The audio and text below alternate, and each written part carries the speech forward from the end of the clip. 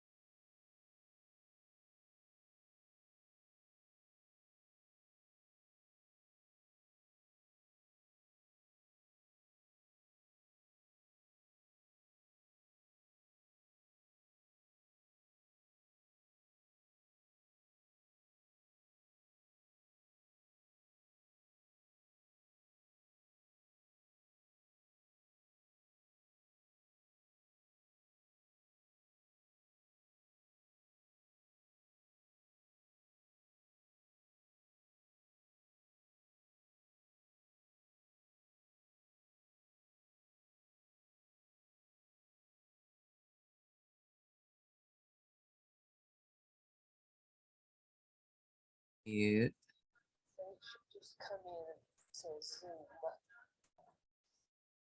Okay. All right. Well, let me sign in. Sign in. I don't know how long the response is. It says enter email and password. Did you have to do that? I don't remember. I just remember that first part. I don't remember. I couldn't think it was. I just thought you fill that stuff in and send it in and then they send back. Yeah. And I'm not about to try to keep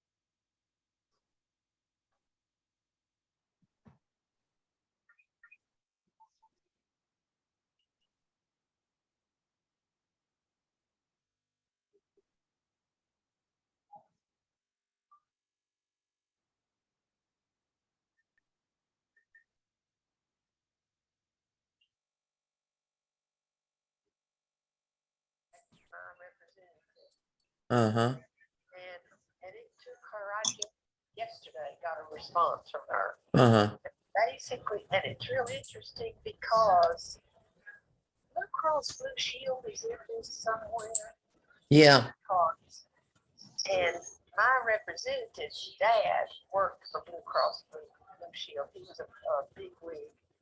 And so I don't know if there's some kind of conflict of interest there or not. I don't know. Uh-huh. Busy Prather's father Yeah. works for Blue Cross. Uh-huh. I don't know if there's a conflict there. I don't know. I couldn't really tell if Lindsay knew about this. Maybe you need to mute yourself.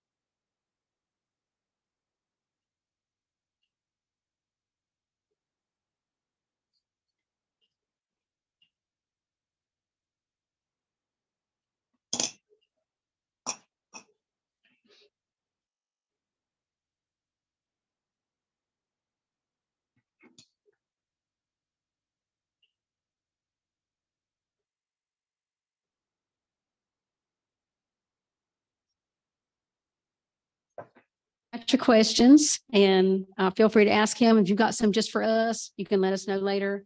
Colleen Lanier at bellsouth.net and NCRSP president@gmail.com. And the real Linda Gunter, not the fake one you get a lot of emails from asking for money. I never ask for money, so don't give that other Linda Gunner your money. I'm gonna try to get them to track it down. How many of y'all got a fake email from me? Okay, it's not as bad as I thought it could be.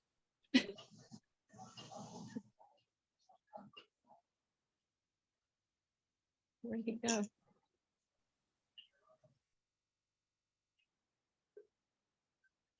I'll check here.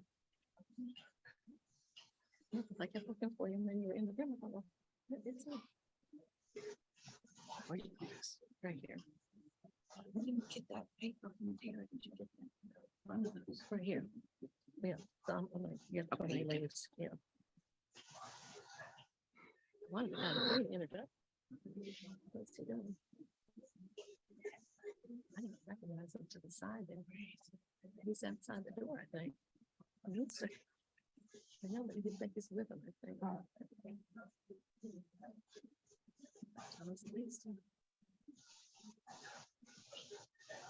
I think those are members. We can all close up the introduction when he comes in, just come to the podium. Yeah, just go ahead. Just tell who you are. Good morning. Amy Bridges and Deborah Cole Jones, your Region 2 co-directors, have the wonderful opportunity of introducing to you Dale Folwell. Dale Folwell sworn in for the first time in State Treasurer of North Carolina in January 2017, making him the first Republican treasurer in 141 years. He was re-elected in 2020, receiving more votes than any other presidential candidate on the ballot in North Carolina. Under his strong economical leadership, the state pension plan is now among the nation's top 5 highest funded.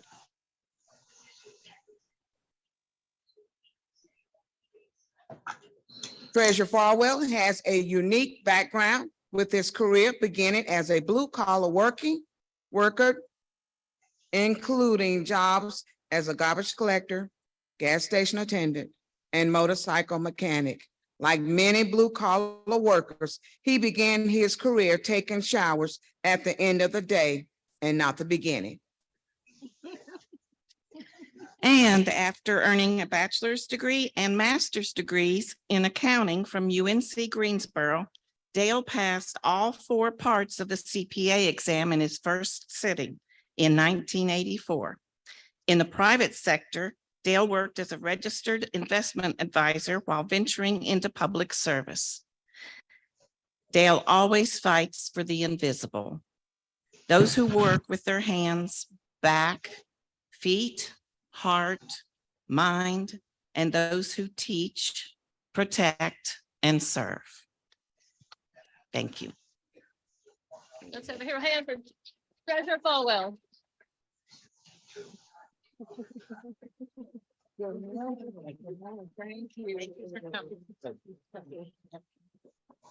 Good morning. I was told to be here 11:30, not by your group, but by my group. So I don't believe in being late, so please accept my apologies. Thank you for that introduction. They left out Winston-Salem State. So for all the Rams out there, that's where I started taking my classes.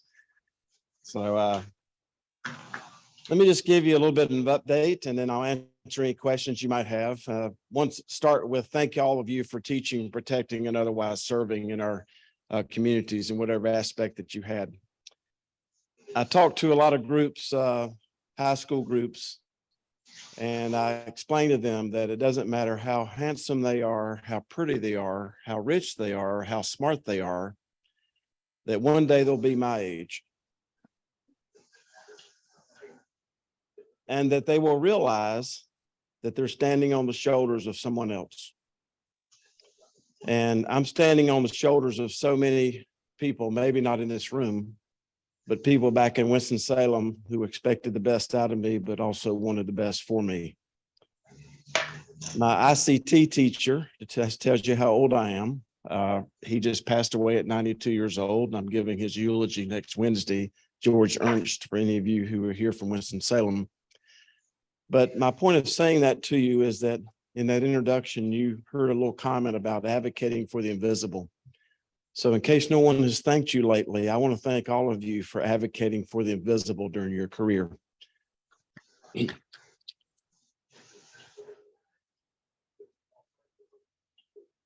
The most important person in my life when I was at Cook Elementary and Spees Elementary and Paisley and Wiley was the person that worked in the cafeteria because I was hungry. And my point of saying that to you is that we've gotten to a place in our society where we've forgotten the importance of individuals that make a difference in people's lives. So I see you have some goodie bags there. I hope there's some Tylenol in there because you might need that in about 15 minutes after you hear me speak. What I'm about to say to you is not emotional. It's not political, because with everything that's dividing our society these days, which is political party and race and gender, none of that exists at your treasurer's office. We focus on the green, GREEN. And my reason for saying that is that what I'm getting ready to tell you is highly mathematical. So if math makes you nauseous, you probably should get credit for this portion of the meeting and take a break. I'm going to talk about a lot of different things at once. But the main thing that you need to think about is that behind your faith and behind your family and behind your personal health, the two most important things in your lives are the things that the treasurer's office is responsible for: the state pension plan and the state health plan. And when I give these remarks to you, I want you to know that I'm standing on the shoulders of the public service workers back at the treasurer's office who take their jobs very seriously, who during COVID did not shut down. We're probably the only state agency that did not shut down during COVID. We found a way through common sense and courtesy to stay in the check delivery business because that's exactly what you needed for us to do.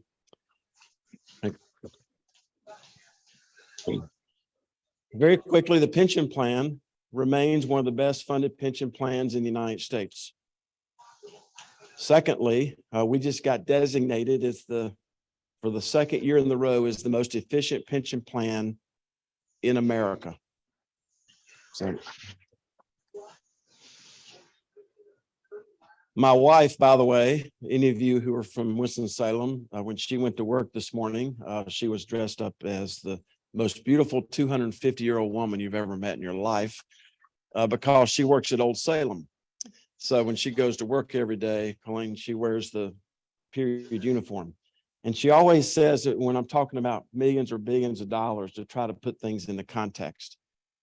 The most efficient pension plan in America means that that's less money that we're sending to Wall Street. That means that that's more money that's sitting in the plan that's available for benefits, because our loyalty and duty of care is to the people in this plan, not to Wall Street, not to big drug companies, not to big hospital companies, and not to big insurance companies. This is your money. The pension plan has some headwinds. These headwinds that I'm getting ready to mention to you are all blessings in your everyday life.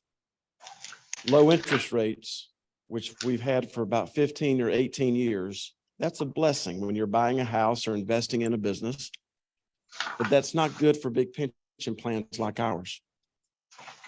Earlier retirements, because there's no minimum retirement age in this plan, which means people can retire when they get their years of service in. That's a blessing to all of you who do that individually. And of course, the best blessing of all is increased life expectancies. So when you have interest rates this low, people retiring this early and living this long, that's why I say this is very mathematical. The pension plan remains one of the best funded pension plans in the United States. But the headwinds are that, and I used to stutter when I started taking classes at Winston-Salem State, so I have to make sure I say this to you slowly.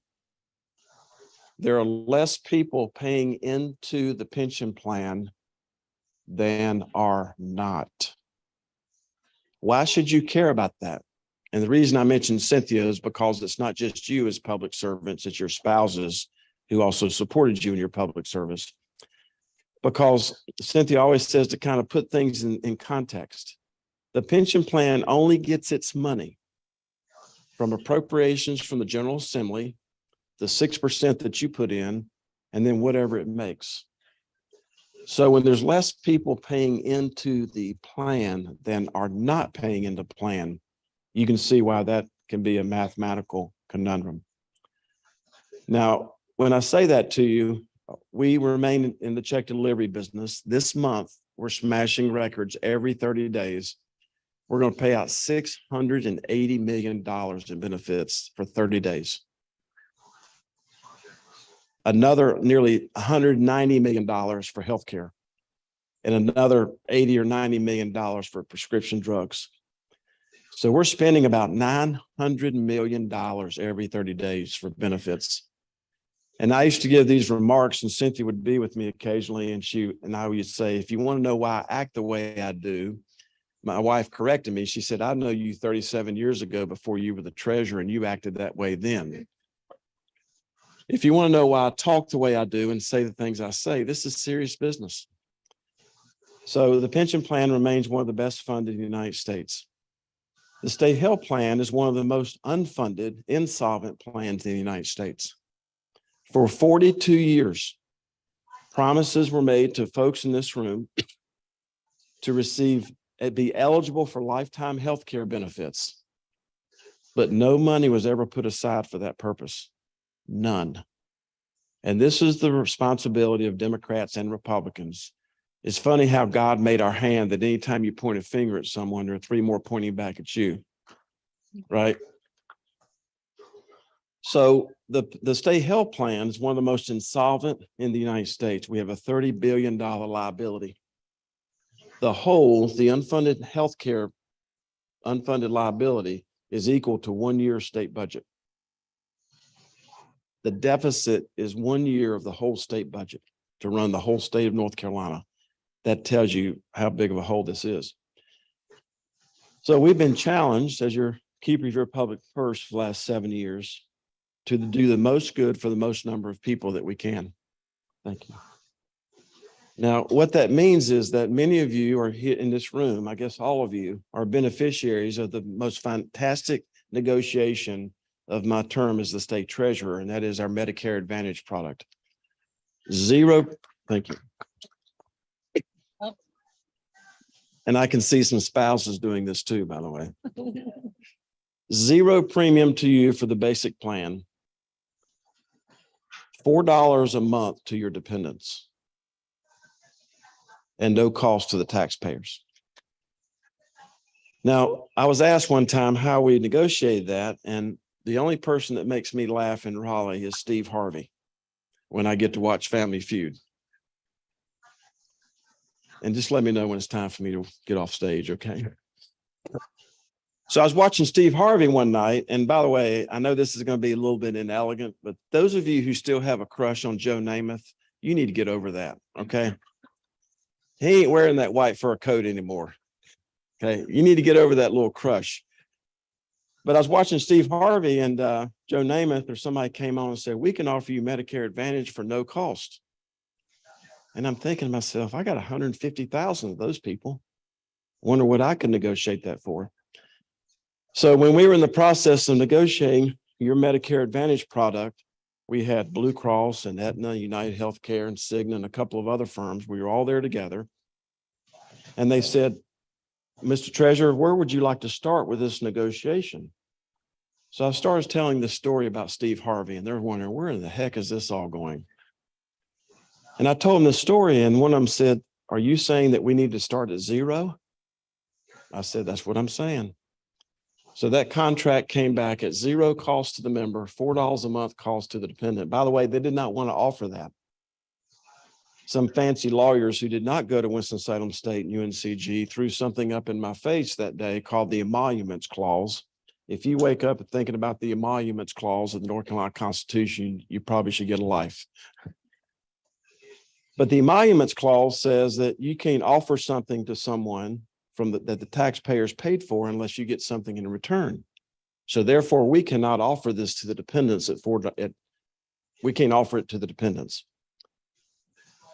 So I said $4. And they said, $4 what? I said, we're going to charge them $4. That way we're giving them something, they're giving us something, and therefore we don't have a problem with the emoluments clause anymore. That's how it went down. So thank you. And I say that because there's IQ and then there's I can. When I was at West Forsyth High School, I was told my IQ was 108. Now, I'd never made 100 on anything. I'm wondering where I got that extra credit points. I've since learned that 108 IQ is not so great. But there's also I can. And that's what that contract resulted in. So that contract is saving $1 billion a year. I mean, $1 billion over the 5 years, $1 billion. No cost to you, $4 to the dependent, no cost to the taxpayers. What did we do with that money? We've been using that for 6 years to freeze family premiums. Because we have folks, the next generation of folks like you, who are having to work 1 week out of every 4 to pay the family premium on the state health plan. 1 week out of every 4. My goal is this, your state treasurer, this is my last year. My goal was to lower the family premiums because we need young, healthy people on our plan to offset people my age. That's what we need because this is an insurance company. So we need young, healthy people to offset people my age so that we can balance this thing out. And when you have a plan, even though we have frozen the premiums for 7 years, when people had to work 1 week out of every 4 to pay the family premium, some of them just don't buy it, or they take the $25 premium and they don't cover their kids.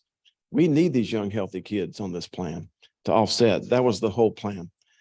But unfortunately, the insurance companies and the healthcare cartel, I call them a cartel because when I stuttered and I was taking classes at Winston-Salem State, I was told that when I was struggling to find just the right word to go to the Webster's Dictionary. The Webster's Dictionary defines cartel as an association which is formed to restrict competition or raise prices. That's what we're seeing in healthcare. Many of you have seen this, I'm sure, in the past, but when I attempted to find out what you were paying for healthcare, this is what UNC Healthcare sent back to me as the price list.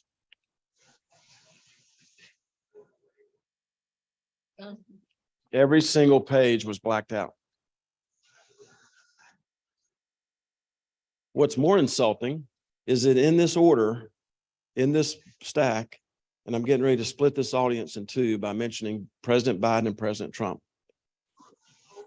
In this order, in this stack are 2 executive orders signed by both of those presidents to get rid of secret contracts. President Trump signed the executive order. President Biden signed the executive order to get rid of secret contracts. You still do not know what you're paying for healthcare in this state. And you can't tell after you get a bill if you've had an appendectomy or a tonsillectomy. And let me just tell you, those are 2 very different procedures. Okay. But just think about not you on Medicare Advantage, but think about the young folks who have an unexpected medical expense where no one is consuming healthcare, is consuming them. So what we've been trying to do is take advantage of our largeness. We're currently in another battle with prescription drug cost. Now, I'm the last person to ever be talking about weight loss drugs. And by the way, since we're just a week out of St. Patrick's Day, I think there should be a law that says that if you have any Scottish or Irish in your blood, that you deserve your own body mass index. I got an amen back there. That body mass index does not work for me. As I stand here, I'm obese according to the body mass index. So I shouldn't be talking about weight loss drugs, but obesity is a serious disease. And I'm in a battle right now with a company called Novo Nordisk. Now, Nova Nordis been charging the state health plan up to $1,300 or $1,400 for this drug here called Wegovy. Okay.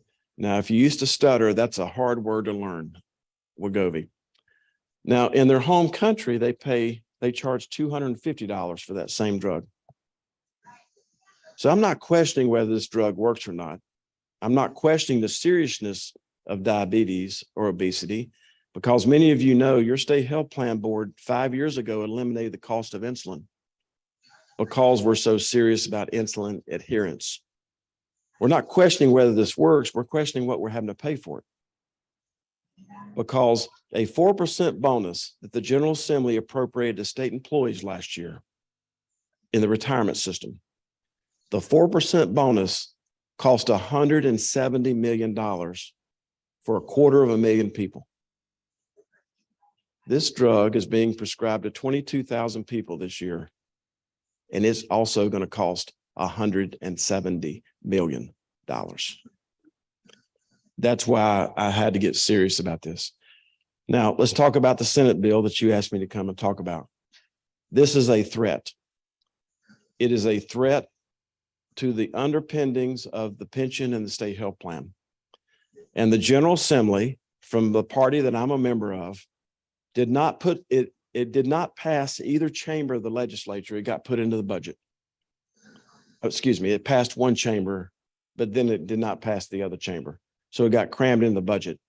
And that provision didn't say we're going to explore, we're going to look at, we're going to consider. It said must or shall, one of those two words. Now, what's happening is UNC Healthcare wants a divorce. And I'm sure there's been divorces in this room or divorces outside this room. And people get divorced all the time. But we have been married to UNC Healthcare in terms of their employees being participants in this pension and health plan for over half a century. They want a divorce, but they don't want to pay their bill. They're leaving $500 million worth of liabilities in your pension plan and not paying it. On the state health plan, they're leaving $1 billion. It's like all of us going to a restaurant and we run up this big tab and then somebody leaves and doesn't pay their bill, and then everybody else has to pay their bill. And I'm not going to stand for it. And the Republicans and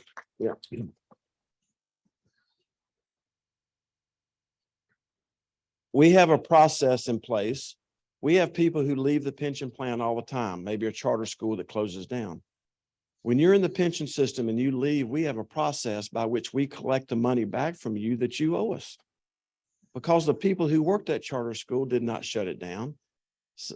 And they're going to expect to get their benefits. So we're going to pursue this in the exact same way that we pursue everybody else that owes the treasurer's office. We're going to pursue it on the pension plan. We're going to pursue it on the state health plan. But it gets more wicked than that. So Blue Cross Blue Shield got another law passed in the General Assembly that was very confrontational, that allows them to set up these subsidiaries.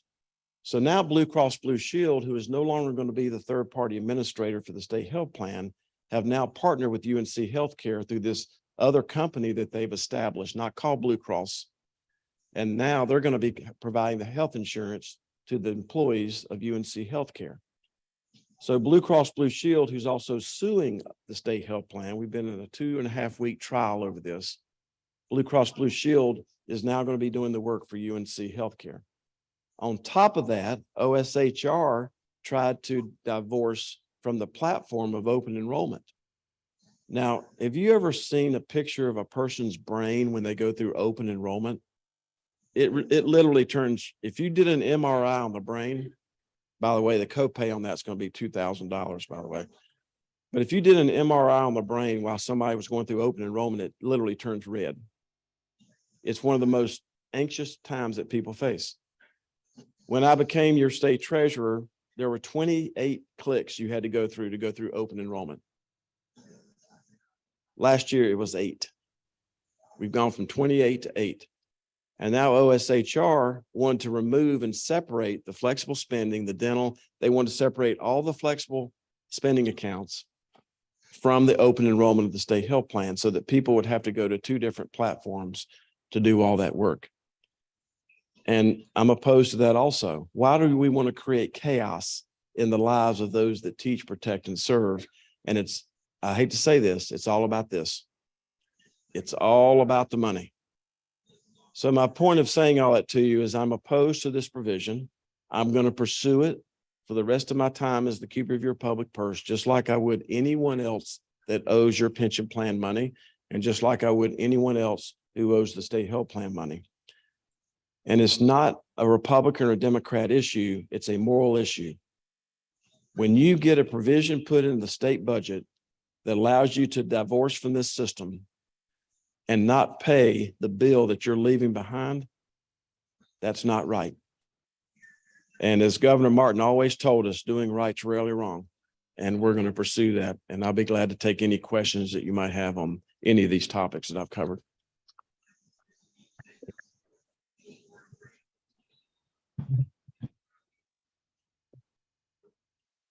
My wife says I don't have good hearing, but I think I do. Go ahead. And I'll repeat the question.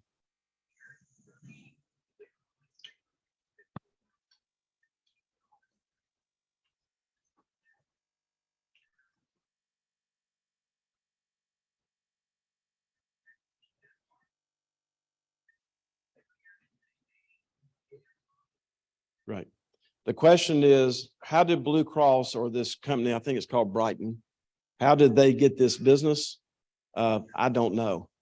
Just like when we try to request information about the thing called the ORP that exists at UNC Healthcare, I'm the state treasurer and we can't really get information on that. What I can tell you is this, is that it's a very serious issue. And the request for proposal was just a way to go around them getting the business. And I think that's something that also needs to be investigated. I want to say one thing because it's very important to me based on where I've spent most of my life. As of 3 months ago, new employees at UNC Healthcare had a choice between the retirement system and the ORP. As of January 1st, that choice was taken away from them.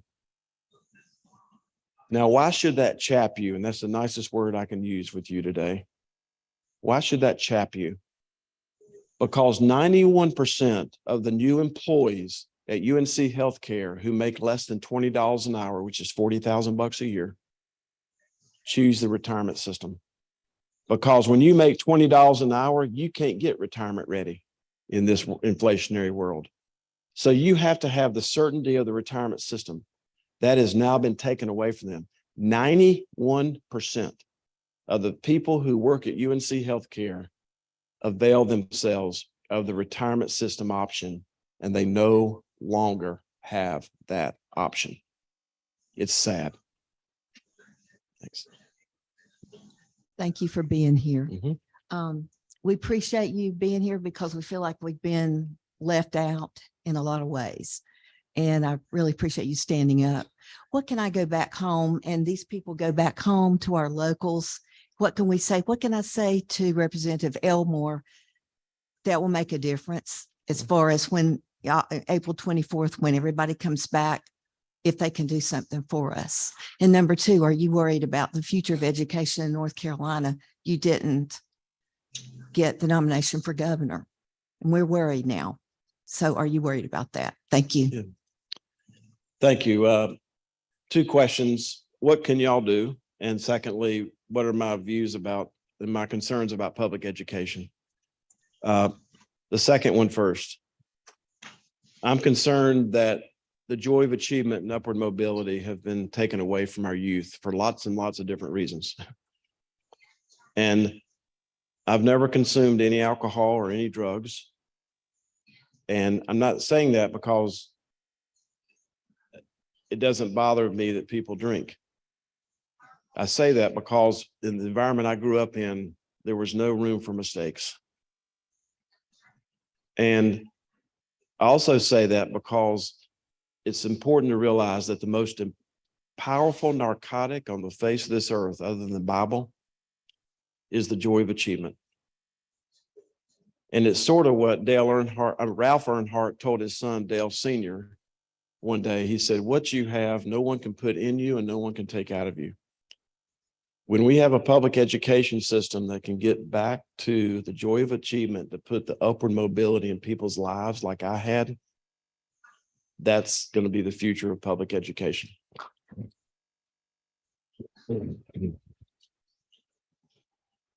It's my understanding that any inquiry that anyone has tried to make to a legislator or to legislative staff on this subject, they've been told no, or we're not going to give you, is that correct?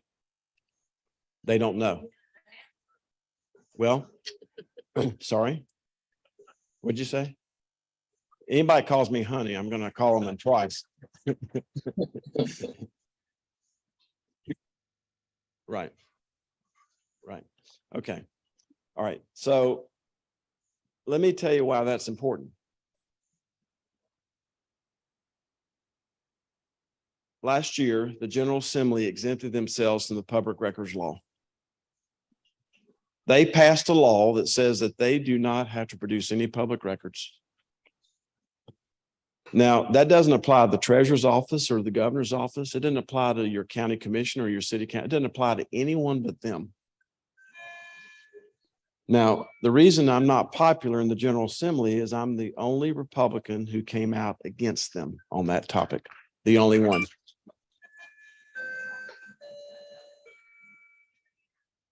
And I didn't do that to pick a fight. I did that because doing right's rarely wrong. And you cannot exempt yourself from public records laws when it comes to public education and funding of your pension plan and how this contract got RFP'd. You cannot exempt yourself from these laws when it's the people's business and the people's money. So since you said amen, I just want to remind all of you with the last name of Folwell, this is going to seem sort of funny, but so many people think the word repent means to say you're sorry.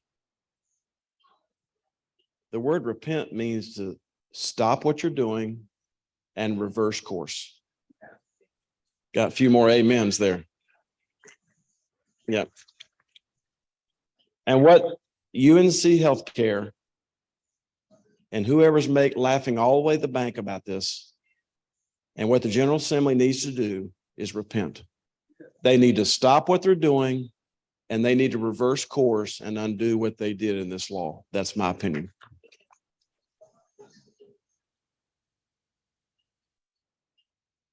Question about legalized gambling in the state of North Carolina. When you agree with it or disagree with it. What does that gambling for? And what amount of money are we talking about? And thank you. The question was about legalized gambling. And the last thing we need in this society right now is public officials answering questions unless they absolutely know the answer to it. Okay. I don't know how much it's going to raise. That's the second answer. And where it's going is wherever the General Assembly intends for it to go. I will tell you that I voted against the education lottery because when I was on the floor of the House, 40%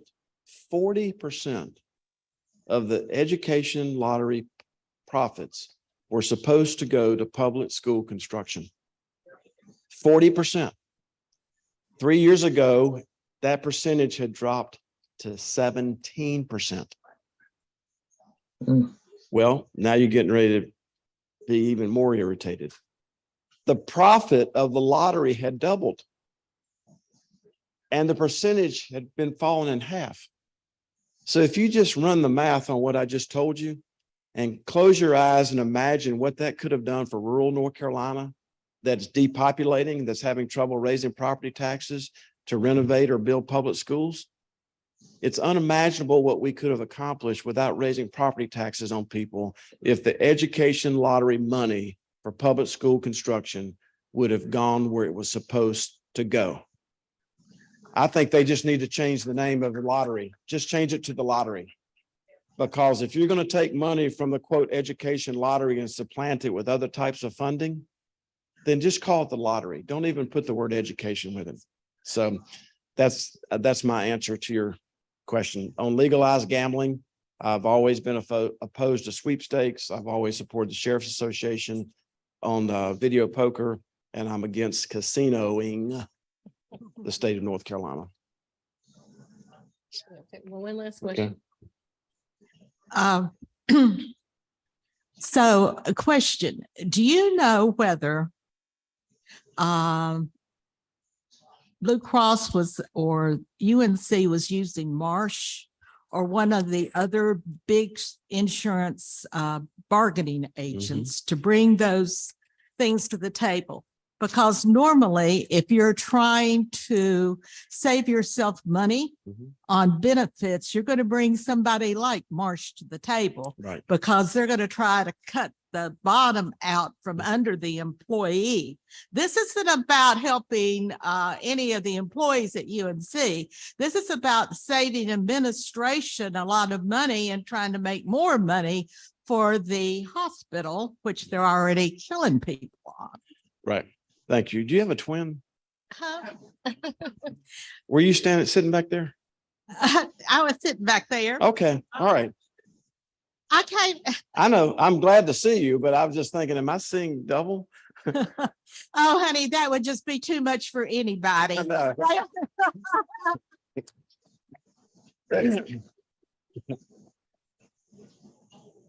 All right. We should get an amen about that. Amen. Well, when she came up here with these 2T handle, with those shoulders go out like that.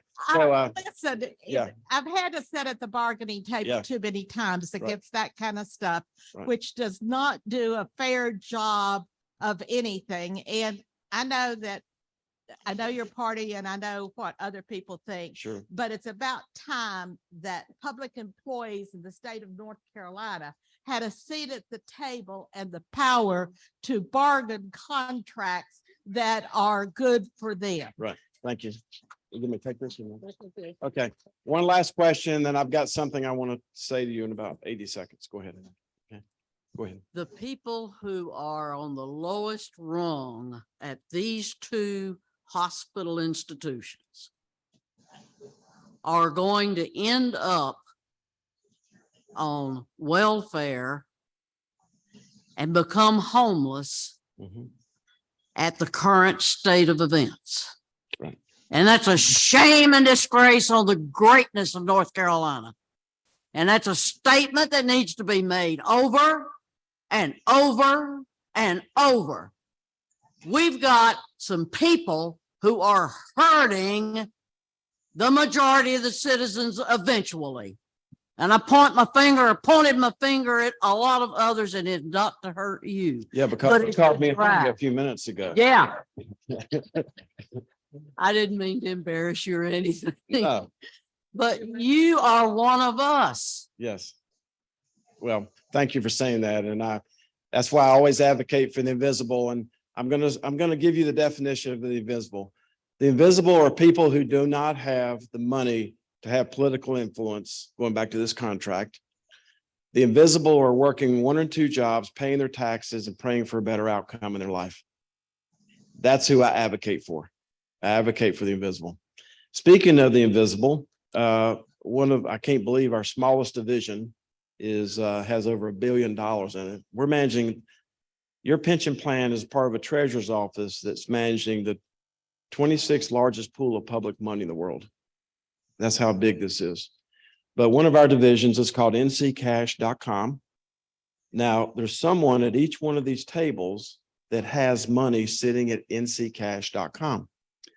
And so I'm going to give you all one of these cards, and you need to go to NCCash.com after your events are over and check your name, your maiden name, your kids' names, your parents' names, your PTA, your Girl Scouts, your church. There's $1 million that belongs to churches at NCCash.com. Your business name. We paid out $110 million this year out of NCCash.com. There's no charge to look it up, no charge to make a claim, and no charge, and the money stays there forever. Now, a year ago, we gave $200,000 to a lady who is the beneficiary of a life insurance policy from an old boyfriend.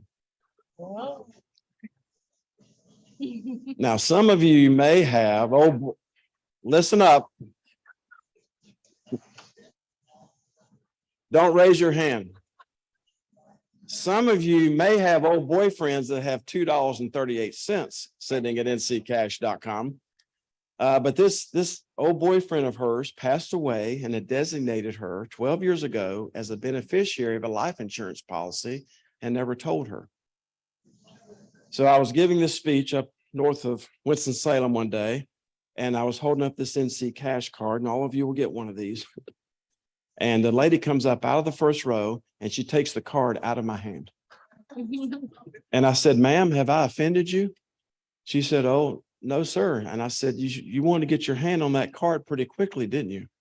And she said, "Yes, sir." She said, "I want to go to nccash.com to see if I've got any old boyfriends."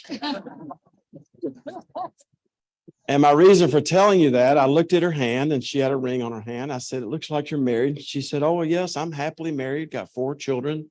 We have a grandchild on the way." And I said, "And you're announcing to the whole crowd that you're going to go to NC Cash to see if you've got any old boyfriends?" And she never missed a beat. And she said, "You know what? It might just be worth it." So I hope my remarks today have been worth it to you. Thank you very much. Thank you. So we can leave the card here. I'm gonna Okay. at the end of the road. At the end of the row? Okay. All right, it's gonna be like elementary school. I'm gonna hand the cards at the end of the row, make sure they get down to the other end of the row.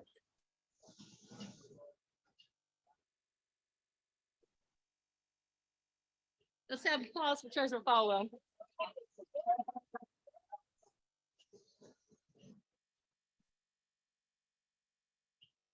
He might ought to look because he might have an old girlfriend. We are due to start right up at, if you want to take a stretch break or whatever. We're supposed to start, oh, I gotta give this a treasurer too.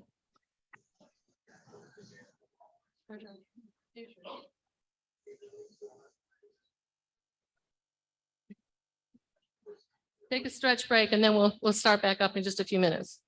I'm up front, like Dorothy Blackstock, Dr. Johnson. Yeah, you're right there. Yeah.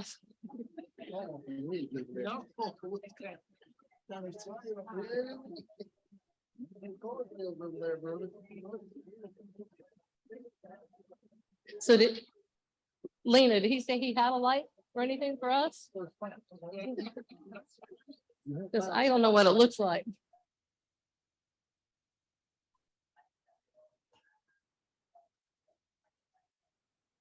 And welcome everybody here. I'm Linda Gunner and I'm your president. We have, I don't know how many locals across the state, probably every region is represented here at the convention. We also have a hybrid. So there's approximately 200 people here in person and about another 100 at home. So let's have a little applause for the folks at home.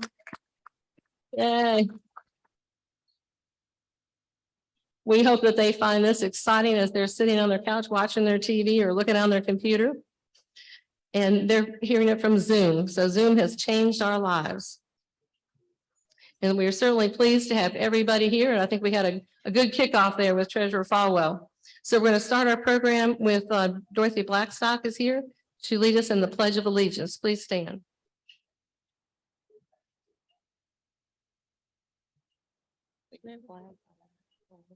Yeah, stand right there and you just read it. You say it. I'll okay. I pledge allegiance to the flag of the United States of America and to the republic for which it stands, one nation, under God, indivisible, with liberty and justice for all. Great. One more thing to worry about. It was dogs and parking. Delegates, if you would please be seated. We have Dr. Johnson up here for the thought of the day. Enjoying the mild warm up for now. Sure. St. County Schools is celebrating a new teacher of the year. Good afternoon. Employees doing some outstanding The thought for the day I'd like to share with you is a poem from Langston Hughes titled Helen Keller. She, in the dark, found light, brighter than many ever see. She, within herself, found loveliness through the soul's own mastery. And now the world receives from her dower the message of the strength of inner power.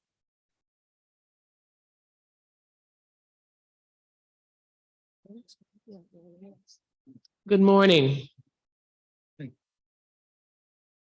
Okay, it's not going to turn. Okay, Zoom logistics. Procedure for virtual delegates. All virtual delegates must rename themselves to indicate their registered names and locals. Virtual delegate recognition. Any virtual delegate who is desiring recognition shall make the request in the chat, indicating the item to be discussed and the position on that item. Virtual delegates making motions. Virtual delegates shall submit main motions in the chat. Virtual tellers. Virtual tellers shall be appointed by the president to count, tabulate, and report votes. Rules of conduct. In the interest of intentionally fostering goodwill and trust and protecting the rights of all individuals to dignity and mutual respect, NCRSP expects all participants in the 2024 NCRSP Convention to respect others and their views, recognize and value individual differences, promote mutual respect, understanding, and cooperation as the basis of interactions amongst participants in NCRSP activities, events, or meetings. Maintain the reputation of NCRSP by conducting themselves in accordance with high standards of professionalism. Thank you.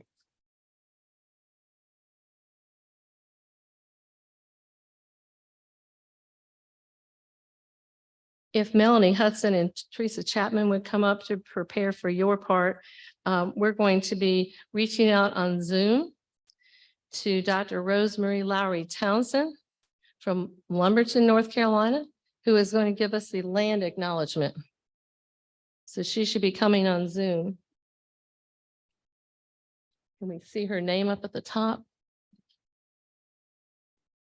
Are you there, Rosemary?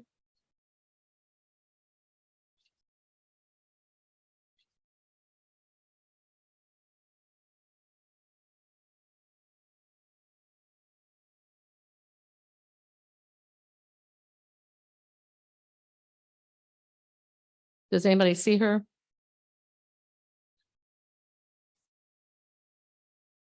And we'll,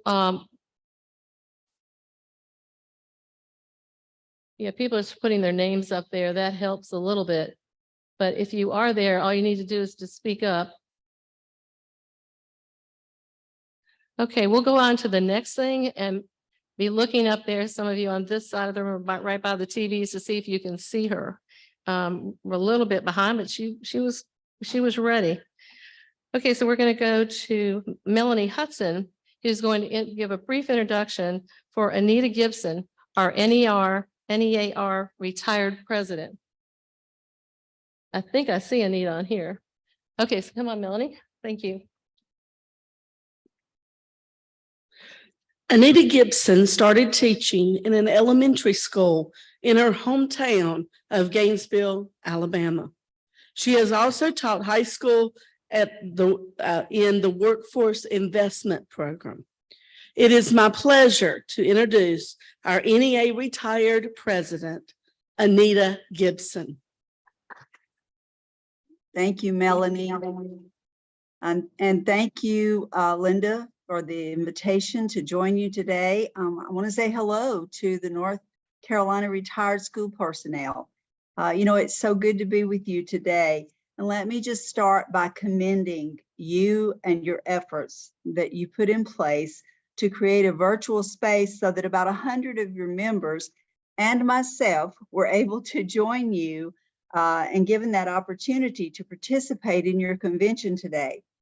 You know, we live in exciting times when we can actually come together like this and conduct business and yet be miles apart. I'm actually joining you from sunny Las Vegas, where it is just a little after 9 o'clock in the morning. And I'm here for the NEA ESP conference, and I'm promoting NEA and state retired membership here. Speaking of membership, I understand that you have recently completed a member-developed membership material and website launch. And you know I had to check both of those out. And I just wanted you to know that they look fantastic. And I know you have to all be so very, very proud of them. It's clear that you understand the importance of not only membership growth, but member engagement as well. I applaud your commitment as you work to improve both in each of your 90+ locals. As your NEA retired president, I share some of those common goals with you. One of those is centered around a revamp of the retired landing page on the NEA website. The initial work for phase 1 has been completed, and it was rolled out to state leaders last week. We're going to continue to update that information in a timely manner, but we all feel that the page is much more user-friendly now. And if you haven't had a chance to check it out, I encourage you to do so. You can just simply go in and type in your search bar nea.org/retired, and it will take you to that page. You know, I'd really like to hear your comments, your thoughts about the page. If you find something that we've missed or something that you want us to look at adding, please just let me know. We'll be glad to look at that.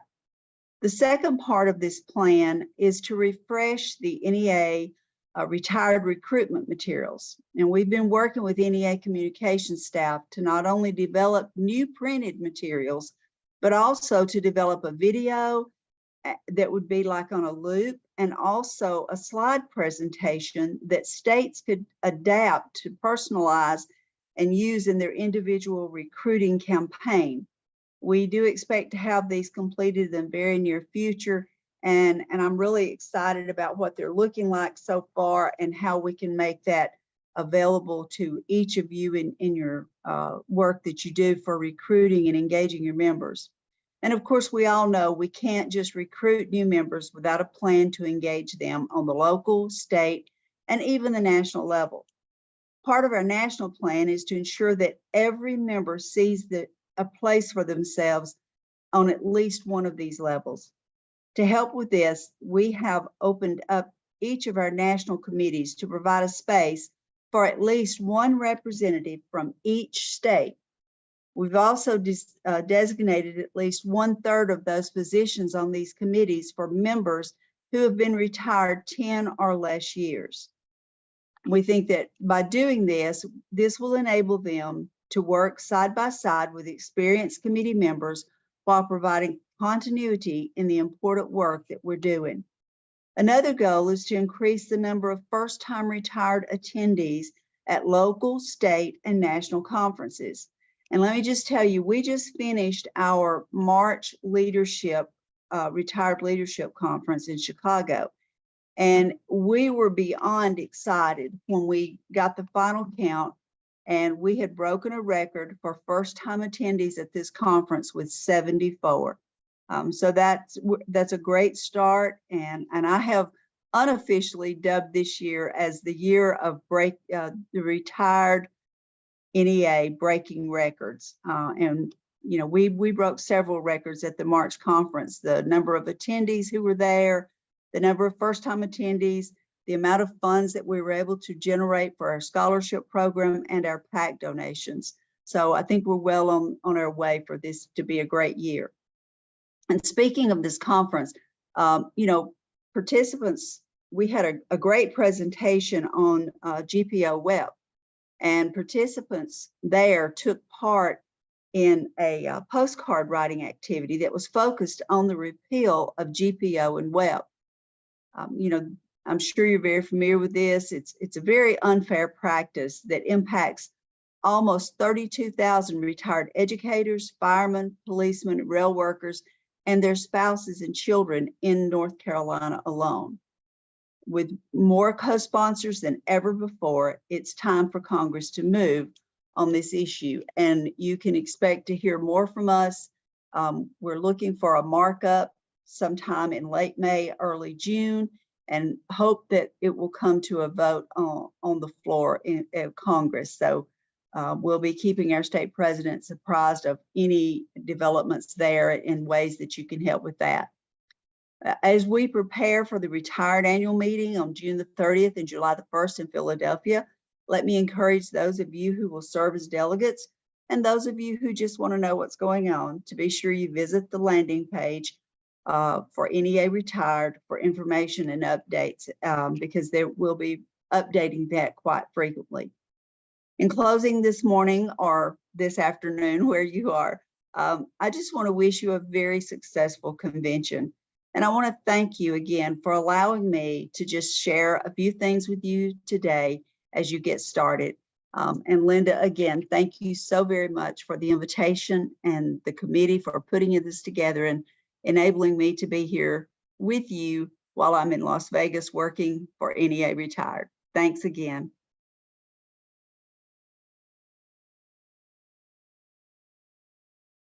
Thank you, Madam President. It's an honor to have you. Maybe next year you'll come in person. Okay, next we have Teresa Chapman with an interesting introduction. The second person to bring us greetings today is a graduate of East Carolina University with a bachelor's and master's in music education. She was a K-5 music educator before embarking on her current job. She now leads the largest organization for public school employees in North Carolina. Let's welcome NCAE president since 2020, Tamika Walker Kelly, daughter of 6A members Emma Walker Source and Joe Source. Stand up.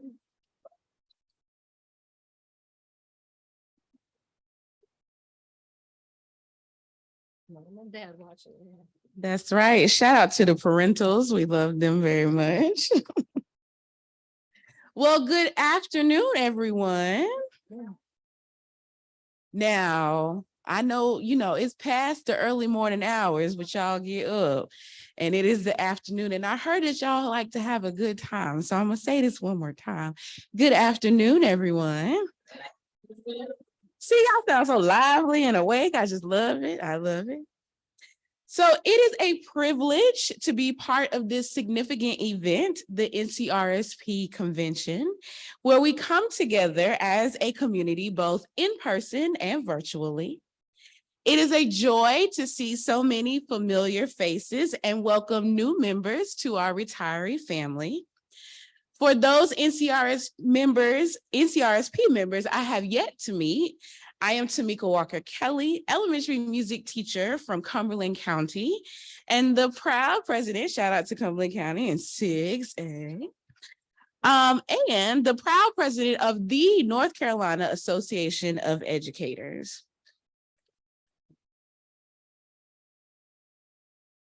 I am deeply honored that NCRSP has given me the opportunity to share a few words with you during your convention.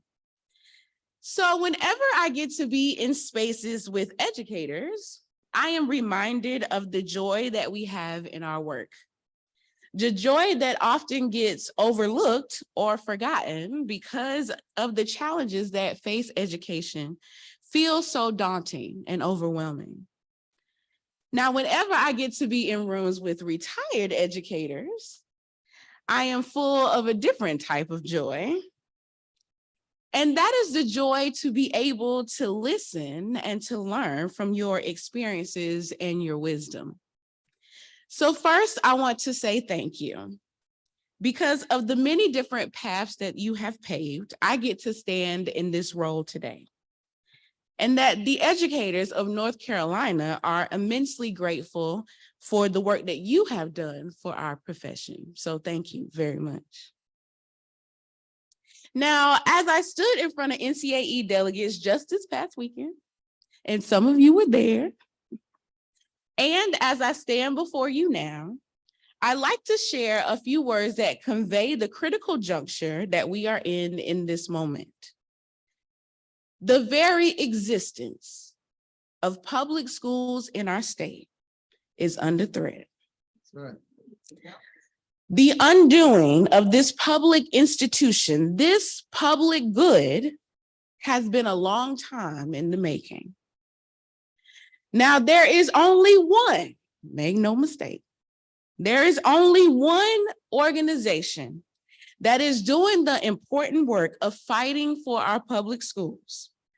The only one that is comprised of all of the public school staff that work in it today, that are in school buildings and at work sites right now.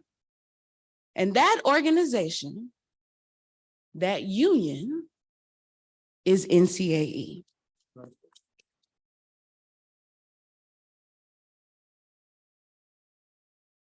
Now, in the midst of what attacks are coming and those that have come, this cannot be a time when division in our house takes root. We must be focused on the bigger goals that lie ahead of us. Now, last year when I was here before you, I talked about the work NCAE was doing to build its strategic plan.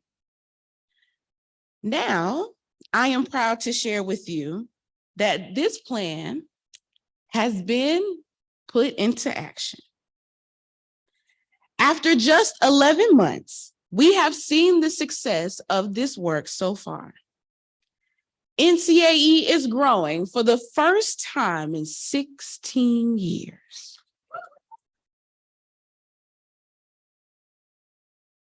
We are taking our place to lead with educational excellence, and we are building a movement to restore the promise of public schools and our democracy.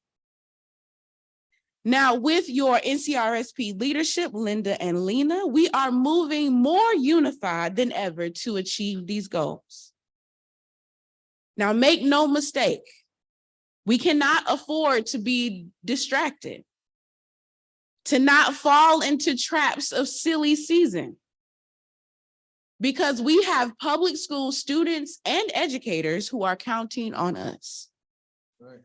Now, moving forward requires us to change a little or a lot, depending on how much you need to change. Change requires us to challenge ourselves, to do things differently than we have done them before, to try new and innovative ideas and tactics. The world around us is changing. Our communities are changing. Our schools are changing. Our students are different. And we must respond and adapt to meet those challenges of today. Now, understand, embracing change doesn't mean that we discard the wisdom of the past. Our traditions and NCAE's legacy throughout the year hold valuable lessons for us, as I shared with our delegates. We must honor our history while organizing the present to win for the future.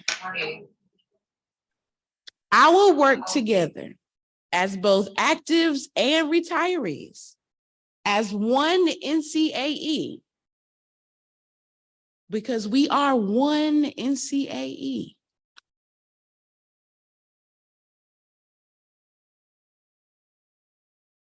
That work will continue to create the momentum that we need to move our plan forward.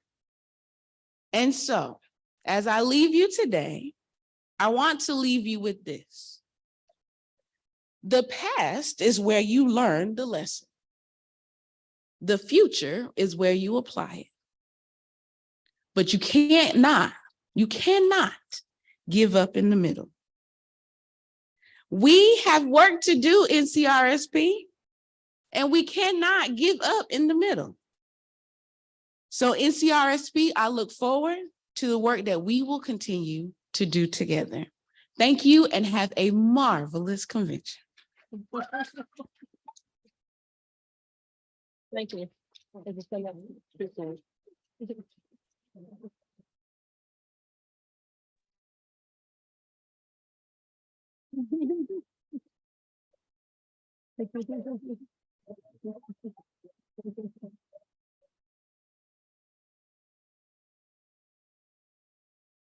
Tamika makes us proud, and it's hard work being an active president, as our former presidents realized down here in the front. So thank you. Okay, I got a message that Dr. Rosemary Lowry Townsend is on there. I think I see her. Rose? I'm here. Okay. There she is. Yeah. Thank you so much. We've asked you several years and they keep coming back saying, we want you, we want you. So this is really important that you are joining us today. Thank you. We begin by acknowledging that we all meet on the traditional lands of America's first people. Here in North Carolina, we are on the land of the Eastern Band of Cherokee, the Cary, the Lumbee, the Hollowassaponi, the Saponi, the Meherrin, the Occaneechi Band of Saponi Nation, and the Waccamaw Siouan people. We honor America's first people and all elders past, present, and emerging, and we are called on to learn and share what we learn about the tribal history, the culture, and contributions that have been suppressed in telling the story of America. Dear Creator, thank you for the gracious blessings that you granted our ancestors on these lands and their learning experiences that they willingly shared. We acknowledge their obedience to you and their labor to hardship and unity with family and community. Thank you for allowing them to serve as first people on these very lands. We ask your continued blessing of protection. Thank you for providing our ancestors with the leadership skills in spirit, work, and community that authentically develop their character as innovative, persistent, and self-determined individuals. We ask that now, Creator, that you give us an unconditional wisdom that allows us to serve you in all ways and to make decisions that only advance your will and kingdom. And all this we pray. I am Rosemary Lowry Townsend, a member of the Lumbee tribe of North Carolina, numbering over 54,000 enrolled members. We are the largest Indian tribe east of the Mississippi River, located mainly in southeastern North Carolina along the Lumber River. There are numerous theories about the historical tribal origin of the Lumbees. In the late 19th and the early 20th centuries, the prevailing theory was that the Lumbees were the descendants of the coastal Algonquin tribe of North Carolina and the English colony that mysteriously disappeared from Roanoke Island in 1587. More recently, theories suggest significant tribal influence from the many Siouan-speaking tribes from the Piedmont and the coastal plains, particularly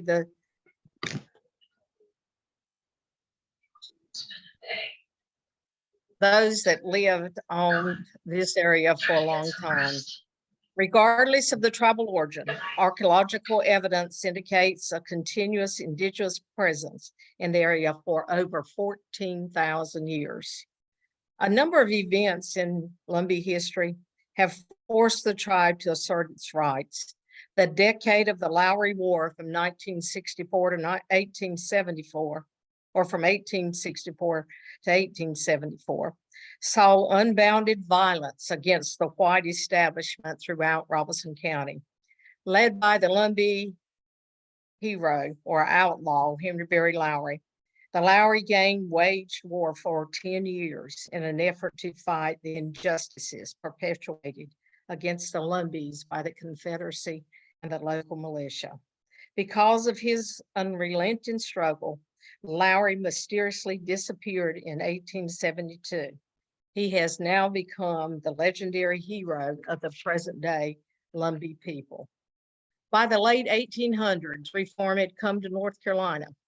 In 1885, the state legislature created a separate educational system for the Indians of Robeson County. In 1887, an Indian normal school was established to train the Lumbee people to be teachers in their own schools.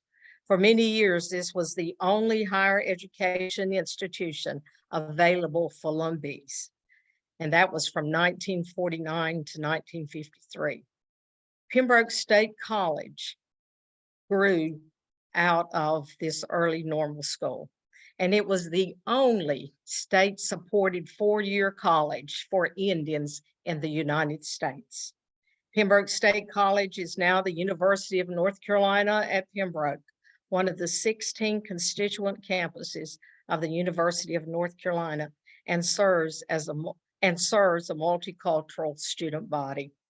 In 1956, the federal government officially recognized the Lumbees, but withheld customary Indian benefits and services. Through administrative and legislative efforts, the Lumbees have continually tried to remove the restrictive language of 1956, but have not yet been successful. On November the 7th of 2000, the Lumbees elected a 23-member tribal government, part of whose focus is to achieve full federal status as a tribe. In closing, I would like to invite all of you to join the Lumbee tribe of North Carolina in our efforts to correct the unfairness of the Lumbee Act of 1956.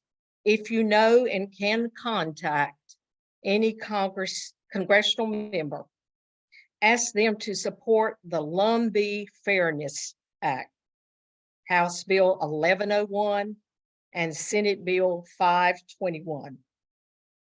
Thank all of you for what you have done. Thank you for what you are doing. And thank you for what you will do for public education. Good afternoon.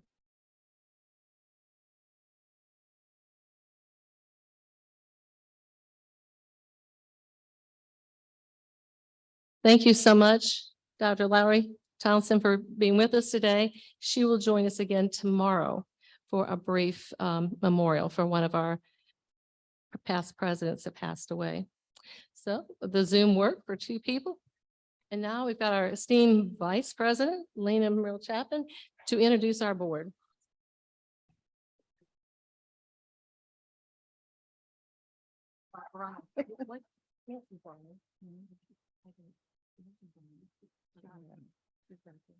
First of all, good afternoon, everyone. It's so exciting to see you, and I need some smiles because this is your opportunity to meet some of the hardest working people you know. Oh, I think that's each of you in here. But we're going to introduce the executive board. But hi, Brian, back there. I want to recognize the NCAE Vice President, Brian Prophet's in the back. All right. If you're on Facebook or you keeping up with everything the NCAE does, that's Brian. Brian, hang around, okay? We're going to take a moment to let you see, and I'm going to ask them, because I only have 10 minutes, but I'm going to ask them to, if they can, to make it down front, because you hear the names over and over again, but sometimes that face recognition and some are familiar. So just get ready. Don't get mad, just get glad, because you get ready to meet the hardest working board there is. Our admin council consists of our president, Linda Gutha, the vice president, yours truly, Lena Merle Chapman, secretary over here, Vivian Melvin Salas, our treasurer, please come down front so they can see you, our Laverne Reed, and where are you from now? What region? And she wanted me to say that. The Region 3, past president, Reverend Dr. Willie Ramey the third. Come on up. We have our executive board. We have, our executive board representative is Geraldine McNeil. We have Mr. Tom Simmons. Come on down. This is our admin council. And now I'm going to introduce you to the executive board members. I'm going to call some names out. So I'm going to say Region 1A, this June Pearson, put your hand up so that your group can clap for you. Okay, we're going to say 1B, Miss Medford, you here? Where? Come on now. Cindy Sellers, I'm sorry, I got it right here. Okay, hi Sydney, we're glad to have you. Amy Bridges, Region 2, Deborah Cole Jones, Region 2. We already have our up here, Melon Hudson, Region 3, Paula Harrison, Region 4, Dorothy Dennis Blackstoff, Region 4. That's my region. Let me hear Region 4. Okay, yeah. Tamer Bouncer, come on down, Region 5. Teresa Chapman, Region 6A. By Miss Barbara Anderson, Region 6B. Vivian Branch, Region 7A. Dr. Oliver Johnson, Region 7B. And we have some standing committees, and those standing committees are the ones who are constantly really asking you to send some representatives. On our membership, we have no other than Miss Nell Burrow. We have Miss Colleen Lanier. We have Sandra Ackley. Okay. Quality of life. Did I see Levita come down? Oh yeah, you're here. Then we have our policy, which is Deborah Cole Jones. Constitution, Mr. Tom Simmons. All right. Communication is coming on down the side. And that's Gretchen. Come on down, Gretchen. Yeah, raise, put your hand up so I can see you. All right. Now, most of these, and I miss anybody. Under these committees, there are other committees that are standing. So if you are part of a committee, a leader of a committee that's not one of the standing committees, please raise your hand and you feel free to walk down front because that's a lot of work. Okay. I want you to take a moment and look across the front of the room. We know that back at home, you are the worker bees. But it takes a good leader to pull out of us sometimes the dedication and the hard work that exists. So we are excited today to know that NCRSP got the best leadership you will ever see. Okay. Thank you so much for all your dedication and hard work. If I miss someone, it's time now to just stand up and come on down. All right, thank you. And we also want to share with you, Roger, can you stand for us? There's always someone who got to make sure we do it right. And he's standing here. And this is, we call it our Roger Harris. All of a sudden it went over my head because I was still thinking about finding a boyfriend with that card. Roger Harris. Roger Harris is here and he is our parliamentarian. Thank you guys so much. I thought I called Bobby. Bobby, how you doing? Go good. Thank you for all your work and service. Let's give them a big hand. They are really dedicated. Thank you. Thank you guys so much.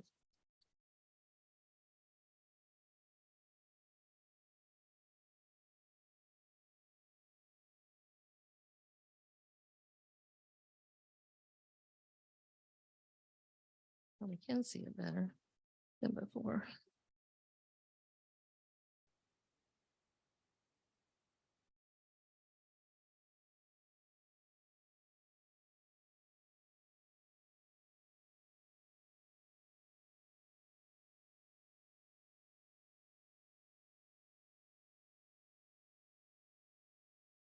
Thank you, Lena, for recognizing all those great people. How many first-time delegates do we have? Why don't you all stand?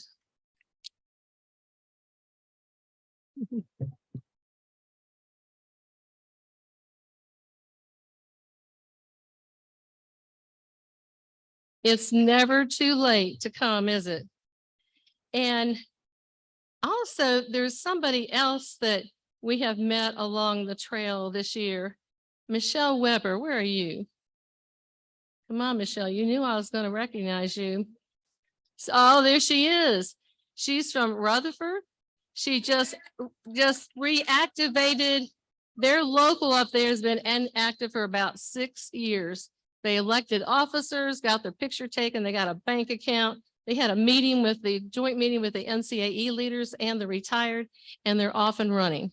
So thank you for coming. And I know Chris Glover is the vice president. He said they were comparing newspapers in the teacher's lounge. And so it was a good thing that ours was there. So I think got a really good group of people, and that's what's going to take. And they know all the has-beens that can join them. I also want at this time to recognize groups that have helped us to make this happen. We have our sponsors, and our sponsors are listed in the program book. One group is Region 5, my region, and they funded the goodie bag items that we're enjoying. So we got the little cooler bags. That was with some money that we had set aside. But this, I think Tama just bought the food that went inside, right? Something like $2,000 worth of snacks, you guys. Is that really healthy stuff? I'm not sure. Humana also sponsored our delegate bags. And thanks to our exhibitor package, we had other sponsors as well. AARP, which I know we had one session on fraud from AARP also. Aetna was here to tell you how they're going to take over for Blue Cross Blue Shield as administrators of the state health plan. So they were there and they're sponsoring. Pierce Insurance was very glad to be here. It's always, good to meet those people because you never know. I have my health insurance with Pierce. So, not health insurance, my dental insurance. So, and some people have LifeLock. So all those things are really valuable. The credit union was back there, had some great flyers. So stop by those tables and talk to those people when we have a break. And I'm sure we're going to have a break here before too long. But we appreciate them being here and sharing that information with you. And so I hope that you'll enjoy the sessions. Okay, I've got Barbara Anderson next. She's on her way. And then next will be Betsy Wells. So Betsy could probably head this way as well.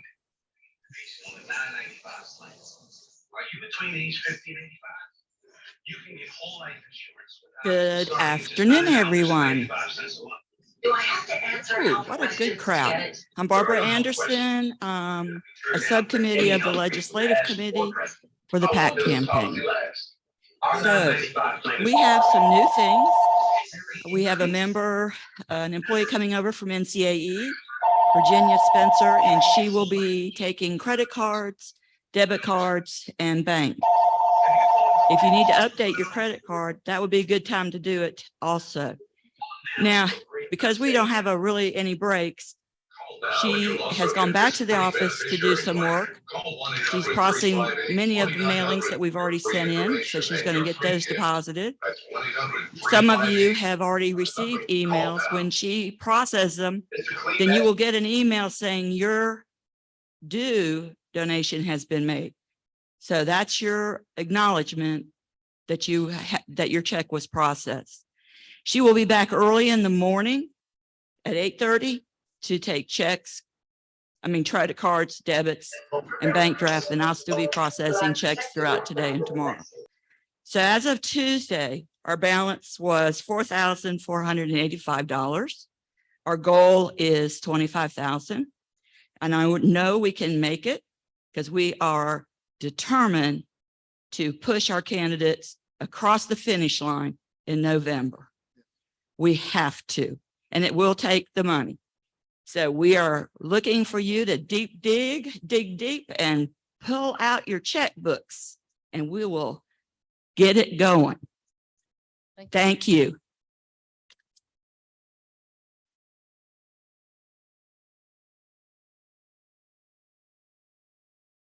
Good afternoon, delegates.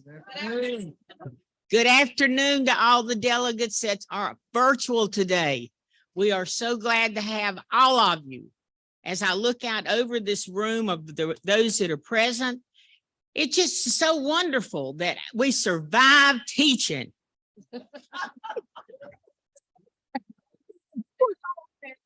You thought I was going to say COVID. And we are now retired. I have been retired for 20 years. You know, I started teaching when I was 12. But it is wonderful. The greatest thing about retirement, I tell my friends, is Monday morning. And if I'm up, I will drink another cup of coffee for those teachers back at school as the school buses go up and down the road. But thank you for giving of your time to be a part of NCRSP and to come and be a part of this group, and also to just have a good time and yet do the workings of the association. And I appreciate President Gunner appointing me back to the new business items. And it is one of those subcommittee of the executive board. In your booklet, I want you to turn to page 29. And if we could have the form up on the TV screen.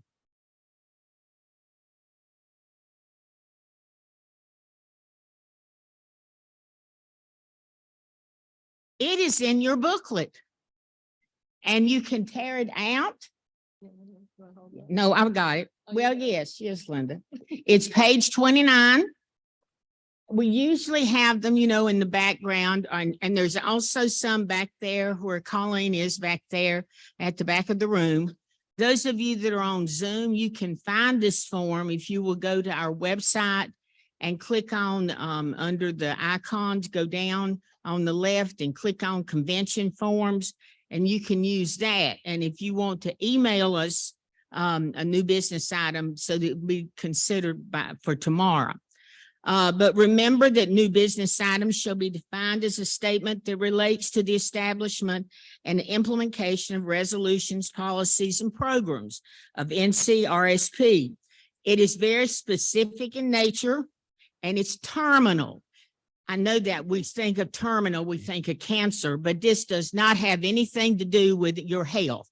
This is just about figuring out some way that we can advance NCRSP and make it run smoother.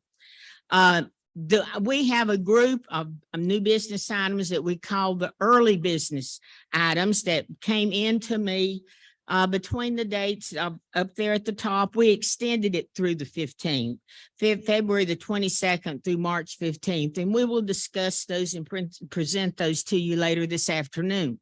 Now, as you came to convention, if you have a burning desire that there's something you feel like can be done better, and you want to make this something that is timely, it's concise, and if you now would look at the tips for writing new business items, and there's also some guidelines that are on page 9 of your booklet, page 9, but these are short tips about them. They are timely. You do not direct, you ask the representative assembly, asks whatever to be done, like the president or the staff or so forth. And you can look over that. Remember, make it concise. Don't word it forever. I mean, I'm an English teacher and I'm very verbose sometimes, but this time make new business items to the point. You have a person that has put this in, has submitted it. That person will also bring it to the floor, and it will then talk about why he or she wants that done. The seconder will also have an opportunity to speak, and then we will do debate according to the rules of the convention. So I would like to recognize my committee now. Ms. Colleen Lanier is in the back, and she is from Forsyth County, And if we did not get, it's wonderful to have to run off a large number of copies and run out, because that meant we have so many delegates here today. So maybe you could share with people around you. Also, Dr. Wanda Dawson from Pamlico County back there waving at you. Jacqueline Green from Wayne, and Jackie, I know you're on and I know you're waving now. And President Linda Gunner from Wake County. And I'm Betsy Wells from Cleveland County, formerly Ashe County up in the mountains.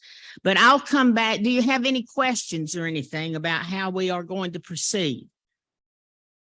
All right, I'll see you a little bit later this afternoon then with the early new business items. Thank you.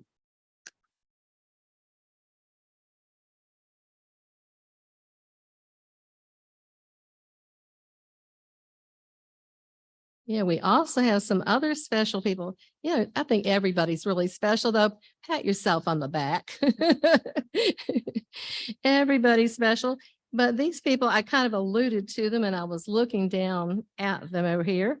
Our past presidents of NCAE, we've got John I. Wilson, who will come back later with the foundation information, Karen Garr, Julia Crone, Sherry Strickland Mullings, I guess let's get it the right way.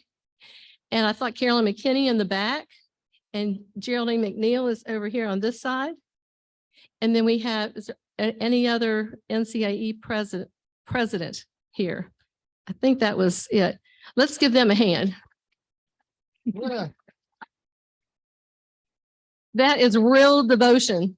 They're still turning out and turning up, and they're helping us, and that's what's so important.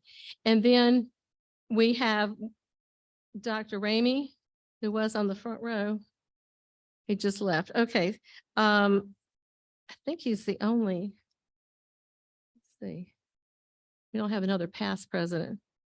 John's not here. And I think Willie's it. Okay, so we'll recognize him when he comes in, and maybe if we're not in the middle of something, we could just like applaud, and he won't, and then maybe he'll figure out that we're applauding him. But he's always there when I need to call him. He's doing a lot of other things in his life, but people have to move on, but yet also to be here to help and support us here today. Okay, so this moves down to my kind of state of the NCRSP world.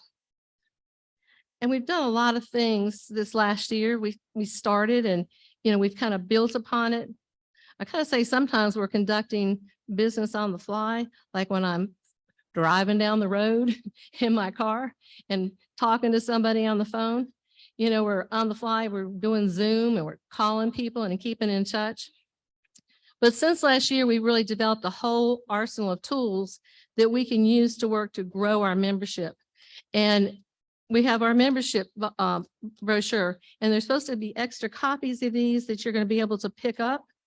And also the 10 reasons. So you can take that home, and that will be good for you. You'll have to pay for getting that done, and you're going to have that last membership campaign in the spring. So this tells our goals. It tells about us. It tells about our charitable work. The whole panel in there about the foundation and all the money that we have given people. Our communication is united also by the panorama. We're now up to 4 versions of the panorama, and all the past versions that we have possible are up there on the website. So you can always check and see what's going on. And that's one way that prospective members, you can send them these links, and then they can read and learn about us before they even come to a meeting.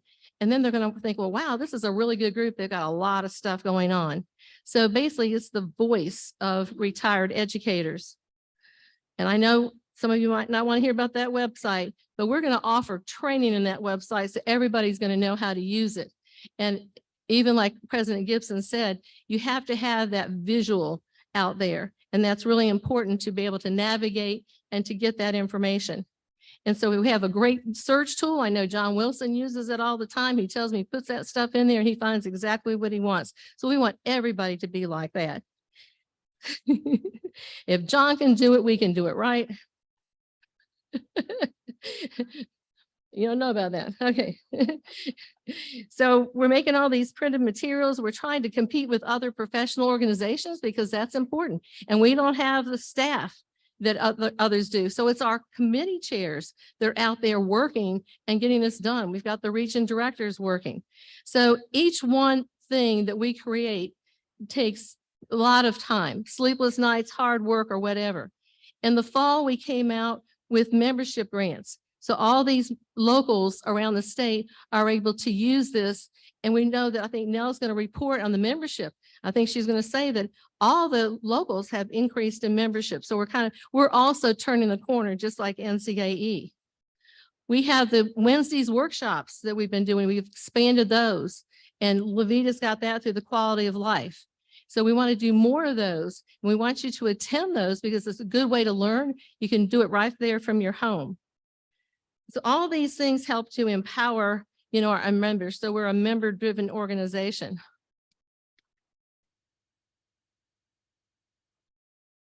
Will you please stand? Dr. Willie Ramey, we're recognizing you.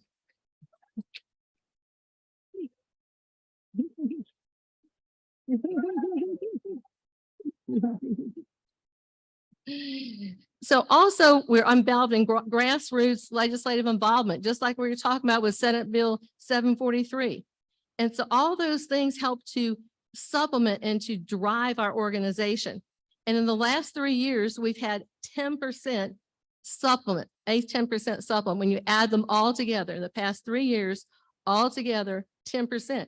When you say 2 and 3 and 4, it doesn't seem like very much, but when you put all your addition together and you add it correctly, it's 10%. That's nothing to be laughed at. But that doesn't mean we're going to stop there because we know we want a COLA, right? Yeah.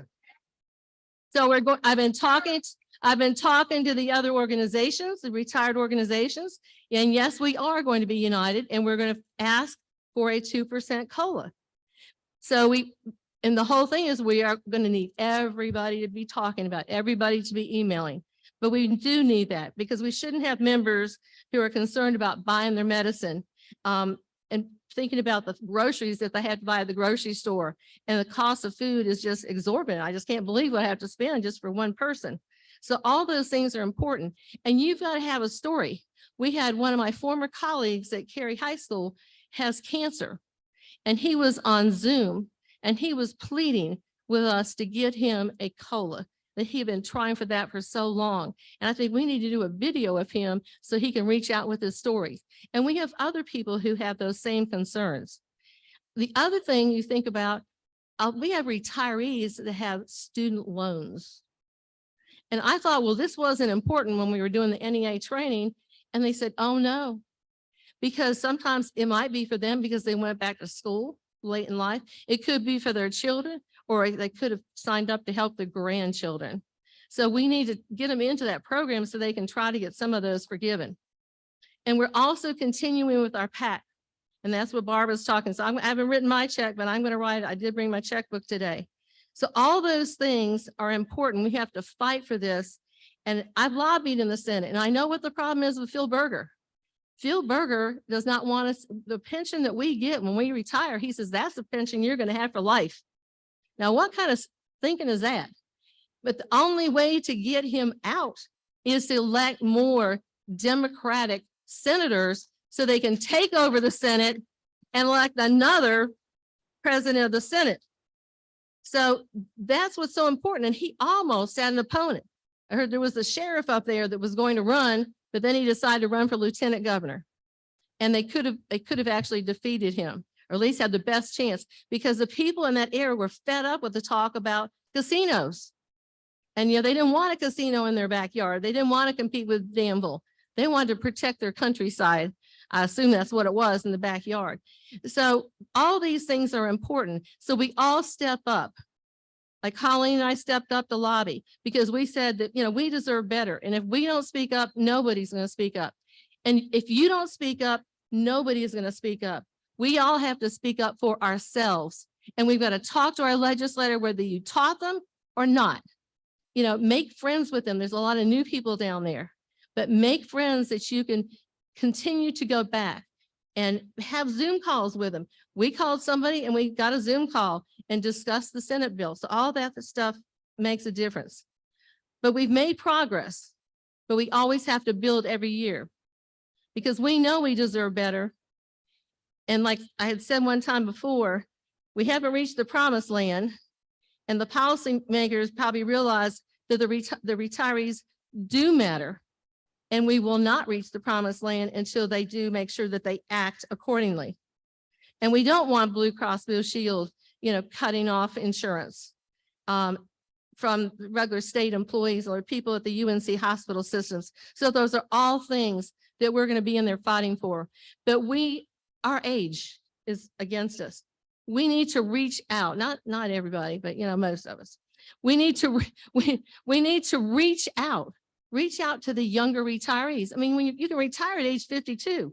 So get those people when they retire, before they join into anything, before they start taking care of those grandchildren, before they start taking vacations or get some kind of extra hobby, who knows what they're going to do, but get them signed up, get them committed, but don't say, we really need you to come and we want you to be like the president. Don't come on too hard and too fast. So we're going to build allies. And I think that is so important in working with the other retired organizations. And we're going to continue our fight because we want respect, dignity, and success for all retirees. And we refuse to be ignored. We refuse to be treated like stepchildren because we're retirees. We worked our whole life that we gave for public education, and surely we deserve something. So right now, talk is cheap, but action is what makes a difference. And what we've got to do is act. And I'm looking for you to give me some action ideas of what we can do as we move forward. Thank you.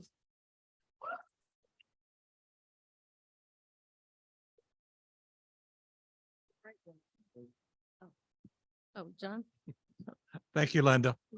Before we have our break, I wanted to remind everyone that you have a charitable arm. It is called the North Carolina Foundation for Public School Children.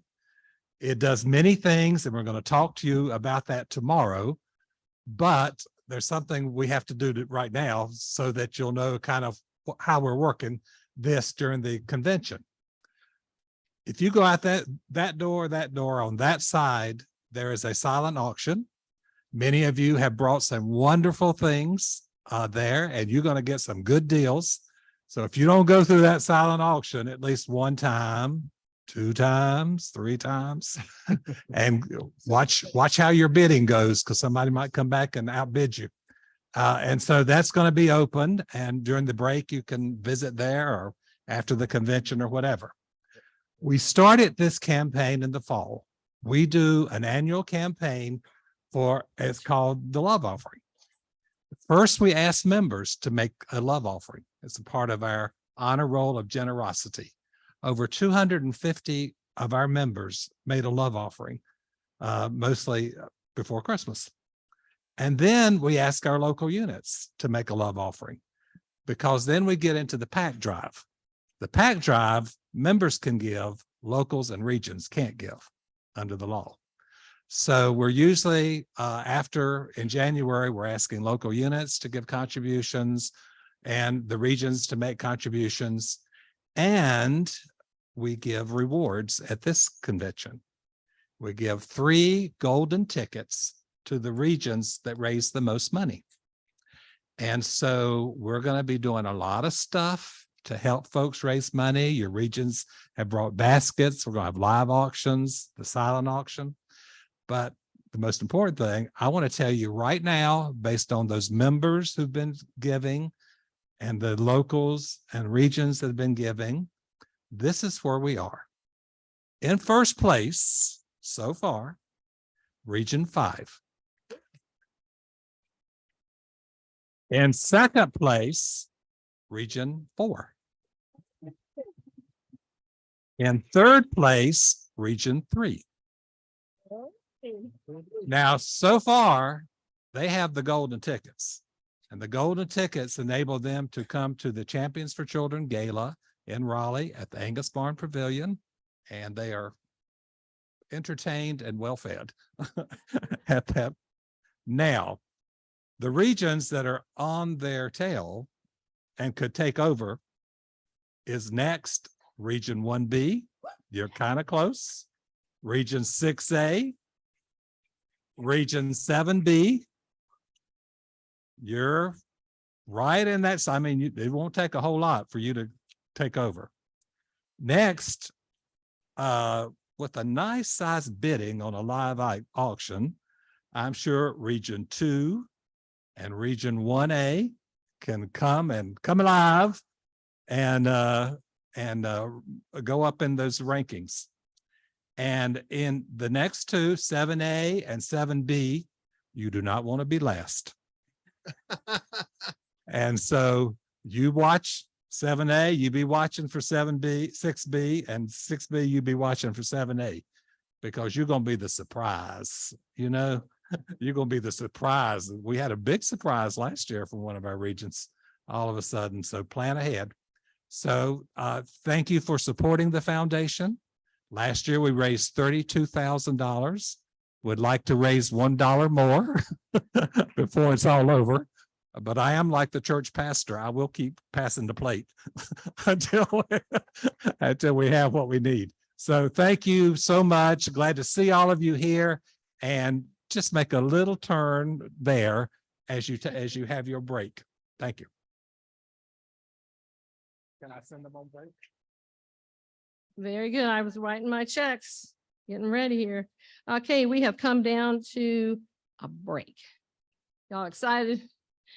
Okay, 15 minutes. Says lunch on your own. I don't know where, I guess maybe they have food out there. Oh, we got the snacks we can eat. We'll have a regular lunch tomorrow. Sorry, we started at a different time. So we'll meet you back here about 1:30, okay? Where's the gavel?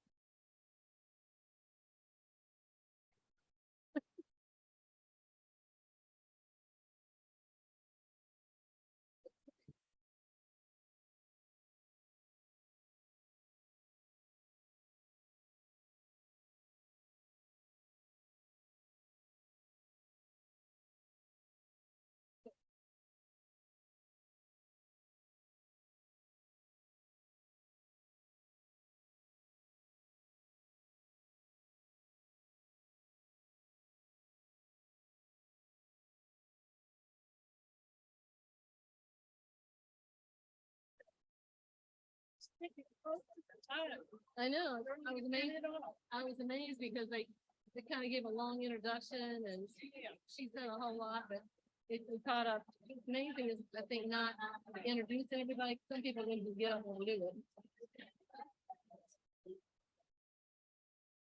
I tend to sometimes talk too much in between.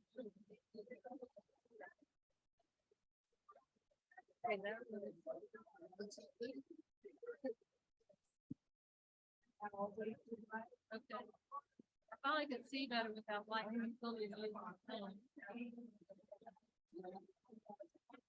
You got my permission to be here today, boo. I noticed. How you doing? Yes. Yeah, I'm kind of, I have my phone on. Trying to see. Okay, thank you.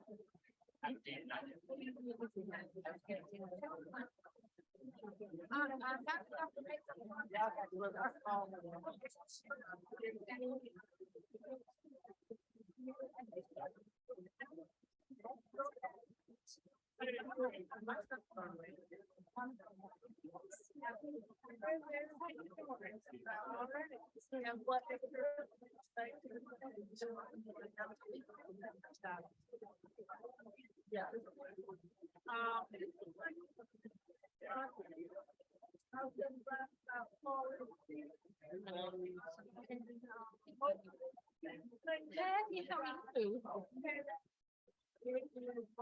Do I know? Tell me who you are. Oh, that's Edith. Oh, because she was. She was. Yeah, no, it's like a right. She just wanted to.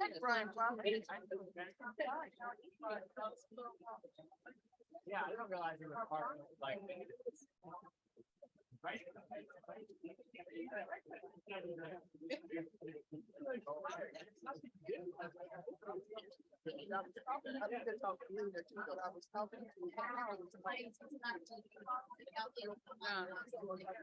Okay, I'm just gonna put this up.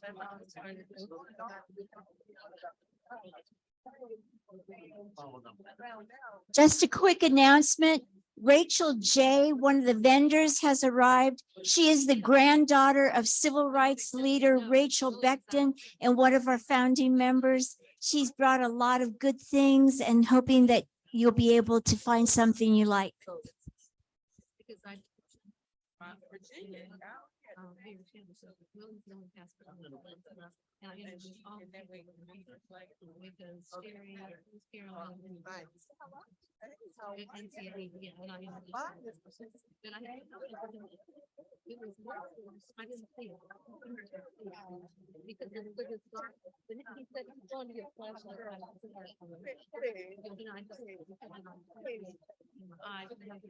well, and I had my, I was trying to keep track of my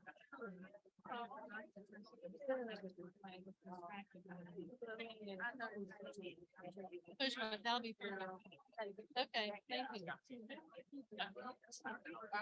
You can do it. Yeah, try to get off. I guess the legal right here is another phone. Okay,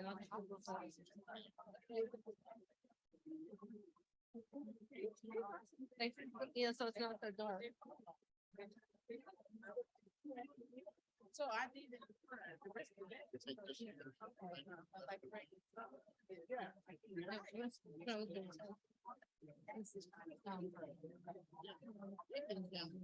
Feels like brown. Like,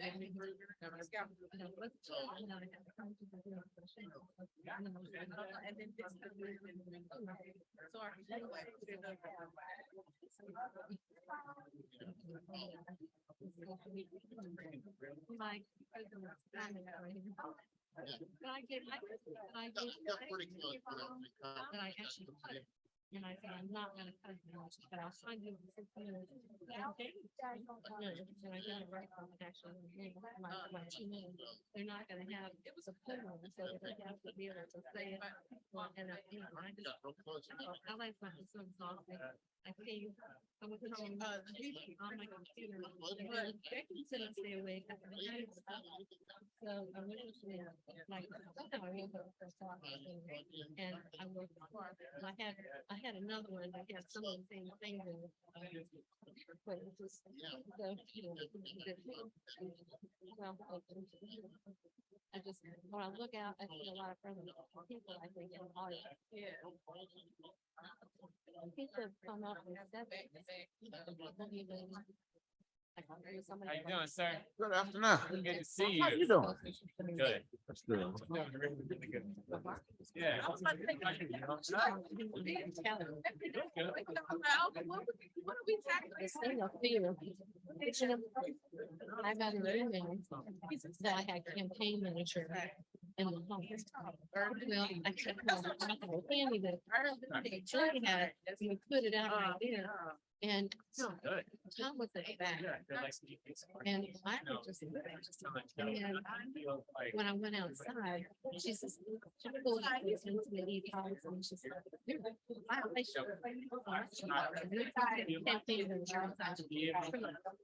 so, and then she took what she took it from me here. That me from picking it up and my blocker something too. And then we went outside and we took a picture there too. So they sent it to him. I saw it already.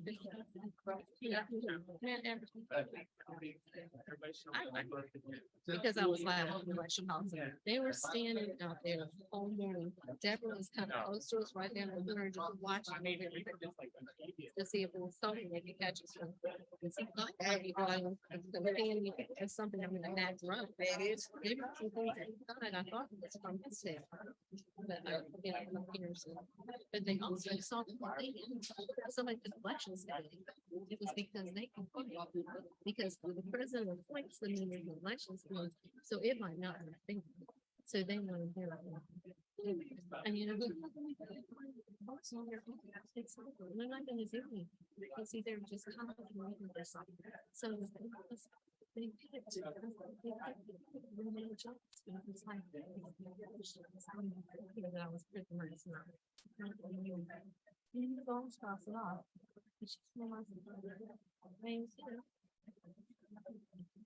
Yeah, good life. Yeah, they had a big open house last night, which you know, in Tom's room. I better get out of here. For us, we'll try to do something whenever we get that audit in. But otherwise, we just need that audit and that, I think we'll just wait and we wait.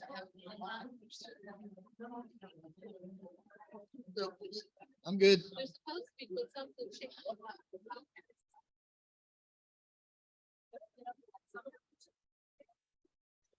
Really?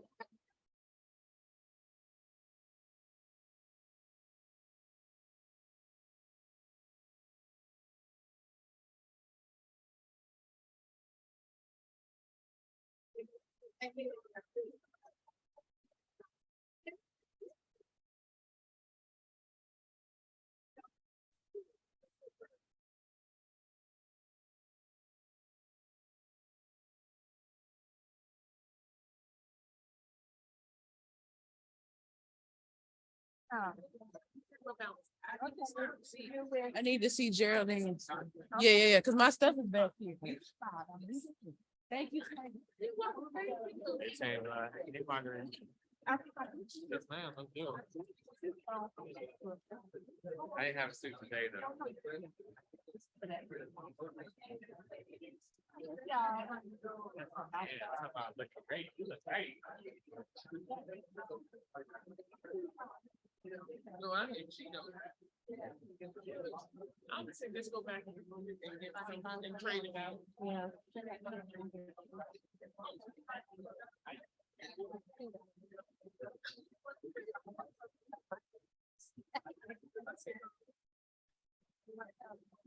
Do we know? I do.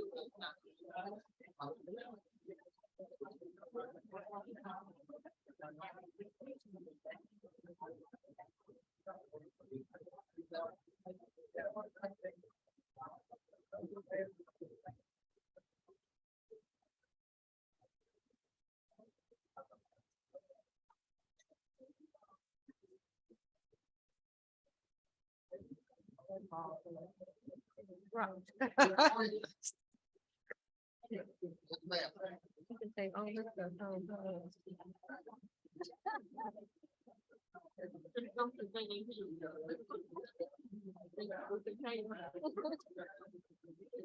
Why you think of the best thing she doesn't have? She didn't leave it with her.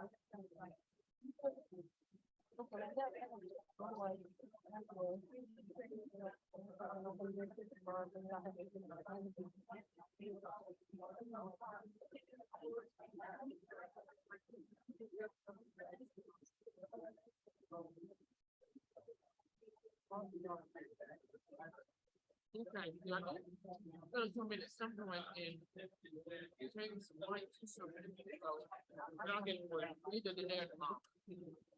It'll get done.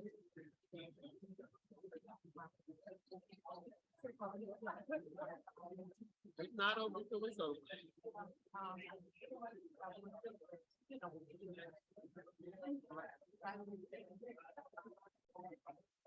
Hold on to it when it's time. Just let me know.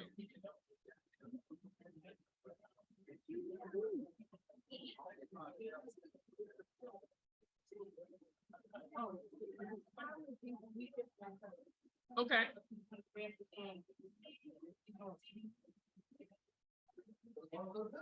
Yes. And that's a good thing. Right one time.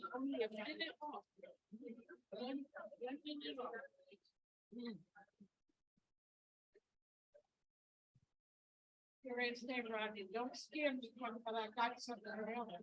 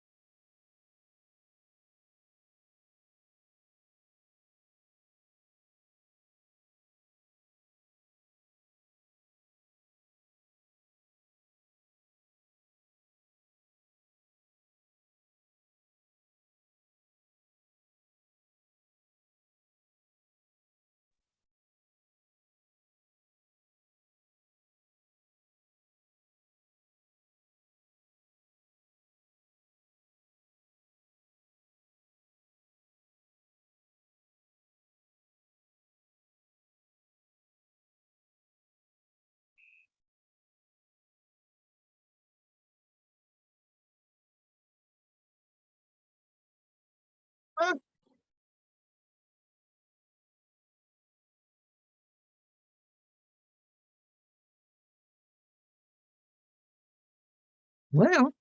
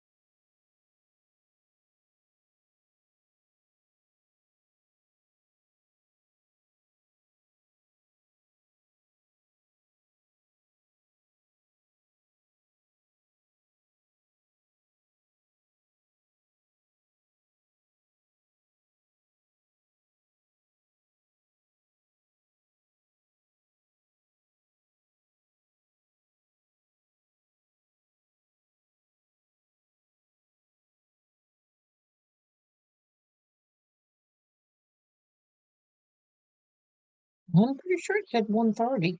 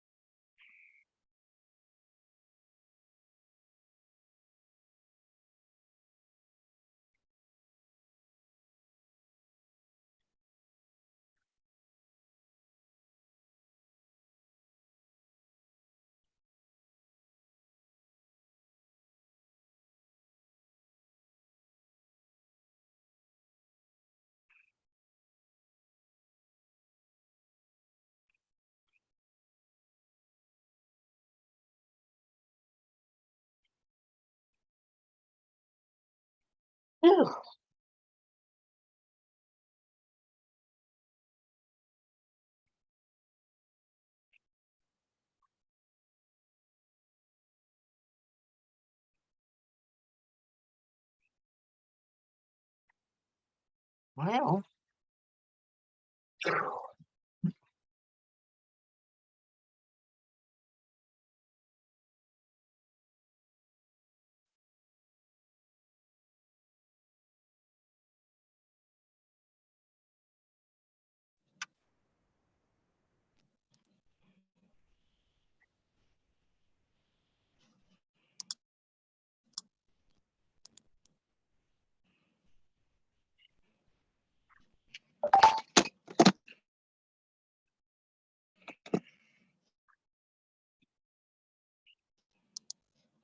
Yeah.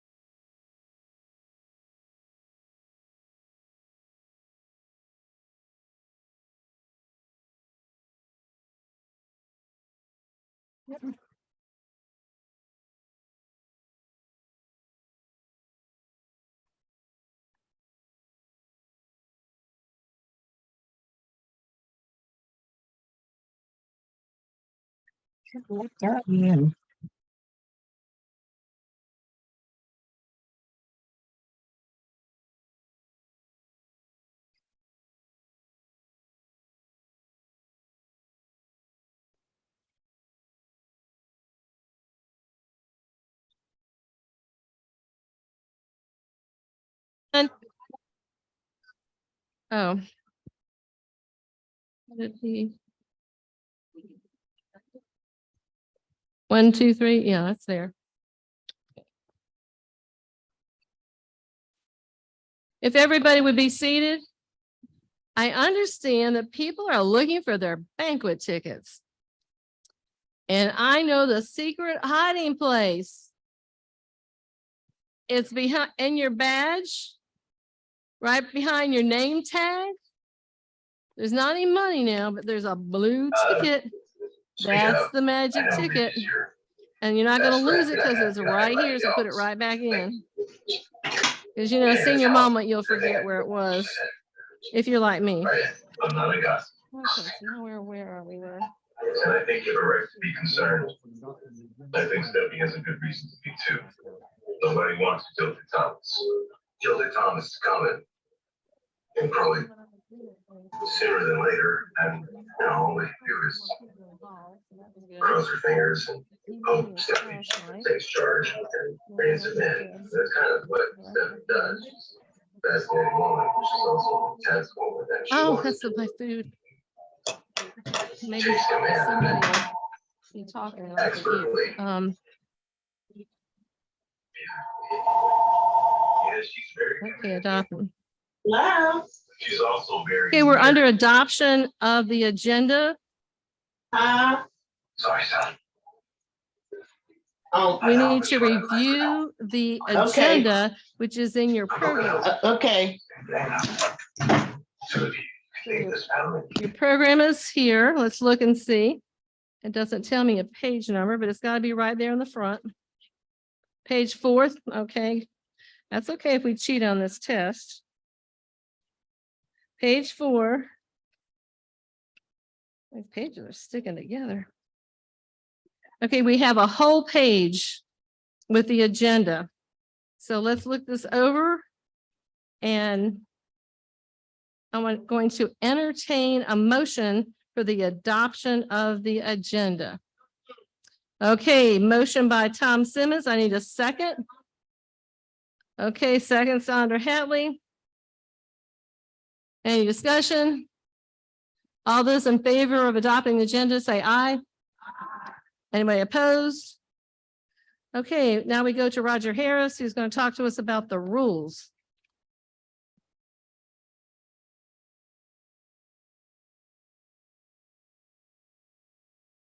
Thank you, Madam President. Delegates, I refer you to page 8 and 9 in your convention handbook. I always hate to read stuff to people that know how to read, but our operational policies say that the rules of procedure shall be read and adopted at the beginning of the meeting. So if that's what it says we got to do, that's what we'll do, but hang on. Listen fast, because I'm going to read fast. Meetings of the convention shall open and close at a time stipulated on the official program. The order of the business shall be followed as shown in the printed agenda, and rules of procedure shall be adhered to strictly. Should it appear advisory to change the order of the business, it should be announced at the beginning of the session. A delegate may secure a change in the order of the business by requesting it and receiving approval of a simple majority of the assembly at the beginning of the session. The president has the authority to alter the agenda due to circumstances. Delegates shall be seated in designated area. Alternates, members, and guests shall be seated in other designated areas. The recording secretary, unless especially directed otherwise, shall not record motions ruled out of order or points of order to which no appeal is taken. No person except those to whom set speeches and discussions have been assigned will be allowed to speak more than twice and not more than 3 minutes each time on any subject without the unanimous consent of the representative assembly. Any delegate desiring recognition by the chair shall go to a microphone and upon being recognized by the president, give his or her name in full and state his or her local unit. Main motion submitted for consideration by the representative assembly shall be in writing on forms provided and signed by the maker and seconder, both of whom shall be official delegates. All persons recognized as delegates by the Rules and Credentials Committee shall be entitled to make and second motions and to vote on all questions and matters properly presented. Certain motions are not debatable. Chief among these are motions of adjournment, taking recess, suspension of rules, tabling, and calling upon other main motions. Motions to amend motions are debatable. They must be disposed of before action is taken on the main motion. No more than one such motion can be made before the meeting at the same time. Persons making reports shall present a copy of the report to the secretary. Time limits shall be set by the president and shall be adhered to unless appealed and given unanimous consent by the representative assembly. A timekeeper shall be appointed by the president, save it to serve at each session. Floor tellers shall be appointed by the president to count, tabulate, and report standing show of hand votes. During a vote count, only floor tellers will be permitted to move about. There. I got party of 15 minutes that went over a little bit there. Madam Chairman, these rules need to be approved by the representative assembly. The parliamentarian cannot make a motion. I refer to the Rules and Credentials Committee for that. Okay, Jackie.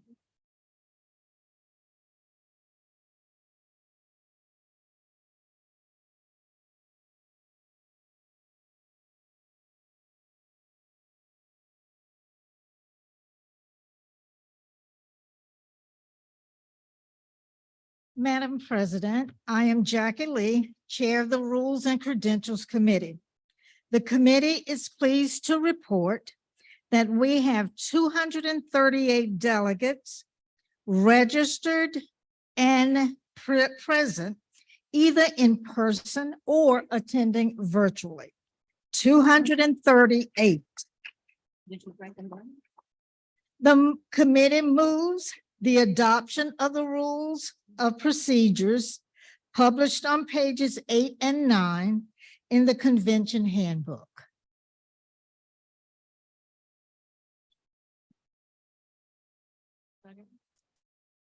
Okay, the motion is from the committee. We don't need a second. Any discussion?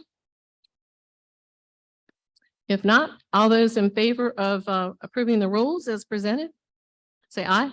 Aye. Any opposed? That's great. We won't have to start over again.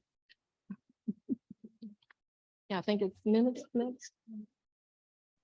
Secretary. You got the approval of the minutes. Maybe you want to get up here?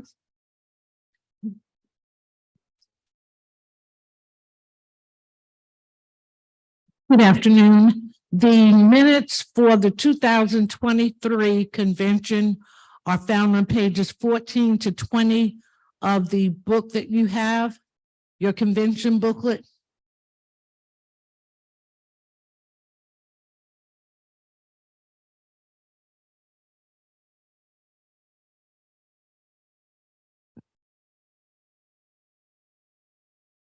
Are there any questions? Madam President, I move that the minutes for 2023 convention be adopted and accepted as written. Okay, Dr. Ramey seconds the motion. Any questions about this very detailed description of exactly what went on last year? Gives you kind of a good feeling if you were here to kind of refresh your memory. Any other additions or corrections? All those in favor of accepting the minutes and say aye. Opposed? Okay.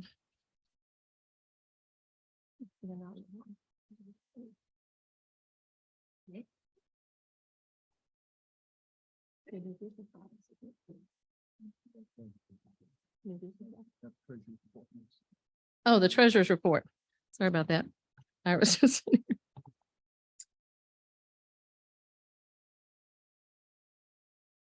Good afternoon, delegates. I'm Ira Laverne Reed. I am your treasurer. Please be assured that we work very hard. We work diligently to monitor and safeguard your organization's resources. This past year, we upgraded our financial software. You know, that's the thing about technology.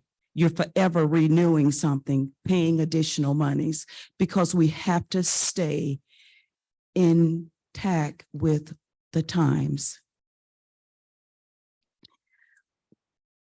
We realized that our former bookkeepers were not the best for us and the utilization of your funds. So we hired a person that's a member to handle and show us the best way to utilize our financial and to correct our financial situation. She is a genius. She has reviewed and reorganized NCRSP's books and spent additional resources on to make sure that our staff gets the correct training with the correct software. Our goal is to follow sound fiscal policies and create transparency throughout our membership's activities. We will continue such preparations in expectations of a perfect, I was supposed to say good, but good is not good enough. Perfect, for a perfect annual audit report. If you have your booklets, the financial report is on page 21 and 22. Please review the balance sheet printed on those pages. And don't hesitate to contact me. My information should be in the book somewhere. And if you have any questions and I can't answer them, I will be getting in contact with our staff and with the person that we hired to help us. We hired her just for a short term, but because she's a member, we can call on her to help us at any time. Because this report is for your information, it does not need to go through the process.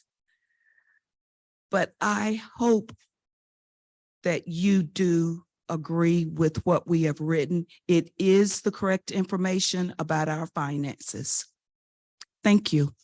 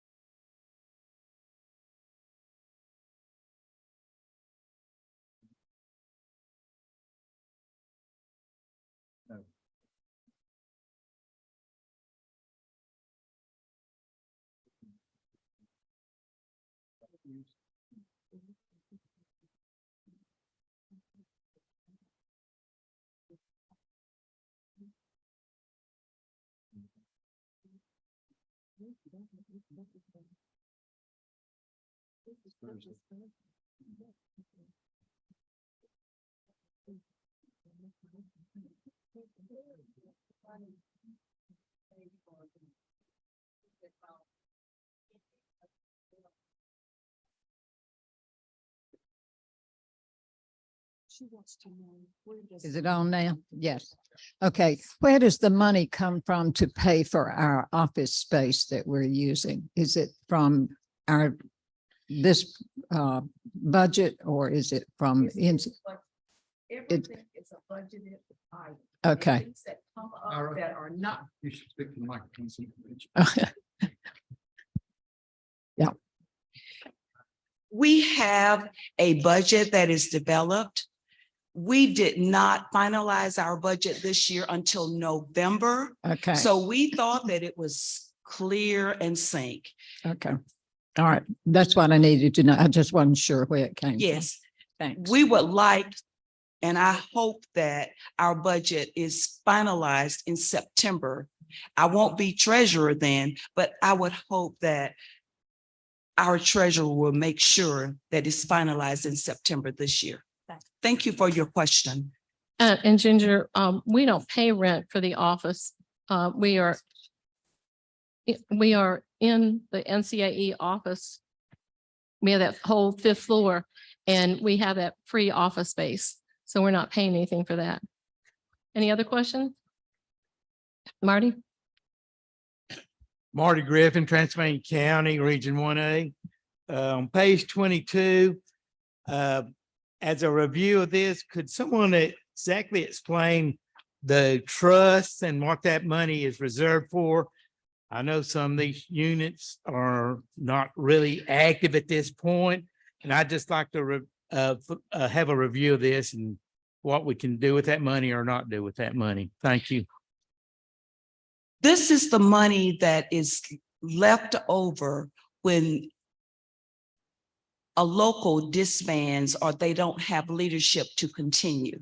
So we hold the money. There's a whole process that we follow, and we hold on to the money until they're able to come back. If they are not able to come back within a 5-year period, then that money goes into the general funds, I think. We had 2 locals that did come back, so they received their monies back. That money goes to general fund, it does not come back to, say, Region 1A. That rest. I'm not sure about that. Maybe the president can answer that question. I'm not sure. Willie? We were just in the process of changing that. So If we go back 10 years, Rutherford County, that policy change affected that money. we're going to organize. Just to look at. And according to the policy, when a local unit is not active, after 5 years, the money is supposed to go in the general fund. Yeah. Rutherford County came back this year. That money was in escrow, and that money went back to them, even though our policies say that it's supposed to go in general fund. Until today, I can only go back 20 years, but until today, there has been no local unit that has been inactive and come back and not gotten that money. They have always gotten that money. I mean, that has been a foresight of the leadership in hopes of trying to do all that we can to get locals reorganized. So when you say, has there ever been another one? The ones that you see listed are the ones that are unorganized now. But we're working hard to try to get a group in those areas so that money is in escrow. Some of these also do not close their account, like Moore County had a bank account. The treasurer wasn't able to handle it anymore. And so I know Teresa Chapman, the region director, got everybody together, got them organized, and then got the bank account active again too. So there was deposits and everything coming in, got treasurers to be on the account. So they're being responsible because you're supposed to have 2 treasurers on each account for the region and the local. And so, and then the whole thing is electing officers to be responsible for that money and to use that for the betterment of the members. Yes. Judy Wiggins, Wake County. I'm not sure if this is even the proper place to ask the question, but in the selling of the building, where are those funds shown in this report? Or is that? We had absolutely nothing to do with that. We are a division of NCAE. Okay, So NCAE has control of those funds. so where would one find that I information? think John can probably answer. John. I can tell you. Oh, you can- I would like to say, oh, we are NCAE, we pay dues to them. So anyway, so it's good, you want to know. The building in Raleigh, that land was worth a lot of money. And talk about the folks who chose that land, they chose well. So any NCAE took the money they sold from the building and they've invested it with name slip, Raymond James Company. It is making significant interest because the stock market is in pretty good shape. The interest that is made on that money comes back to the NCAE budget. So as long as they have that investment, they have a new revenue stream to their budget beyond dues that's about $2 million. And so I will say they have done very well. They've chosen well on the investment. They've created the revenue stream, which keeps NCAE very strong. If there's one thing you can say, they got money. And so I think so far they've done well. Will there be a future building out of that money? Which could be. And they'll decide that later, because right now you're in this situation where offices are really declining and people aren't working in offices, they're working from home. And so I think there's a lot to be determined there before they make a decision to build a new building or continue renting. And sometimes I can give you more information that you want to know, but a little tidbit. The rental of the building that NCA has now is no more than the property taxes they were paying on the old building. So it was a wash. Thank you, John. Okay. Anything else? Okay. Go ahead. Come to the microphone, please. These are good questions. Just one question. Morning. So does Moore County still have 725? Ron Utley from Moore County. So does Moore County still have $725 in a trust? It should not be there. That money should have come back to you because you got organized before we passed other legislation. This report ended, the report that you see here ended in December. So if you all came back after December, then you already, your money has already been given back to you. Okay. Teresa, did you ask for the money? On behalf of the local, or Catherine as the president? We had a meeting in December. We're active. Okay. Yeah. I guess I know your bank account wasn't closed, which makes it easier because Rutherford had to start all over again.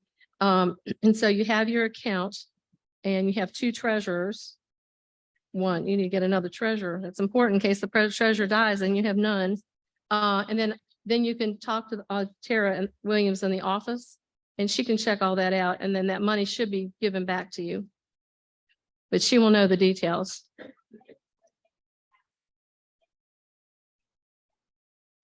Oh, that's right, because that account was open, but you just basically weren't using it. It was just kind of sitting there dormant. And then any dues money that you got would have put in the region. Right. Teresa's on top of all this. She's got to learn all this, with all these inactive locals and trying to get them active. Any other questions? Okay, we'll move on. Ira, you've got your constitutional, no, not you. Bringing a motion to the floor. This report is information. No, I'm talking about the new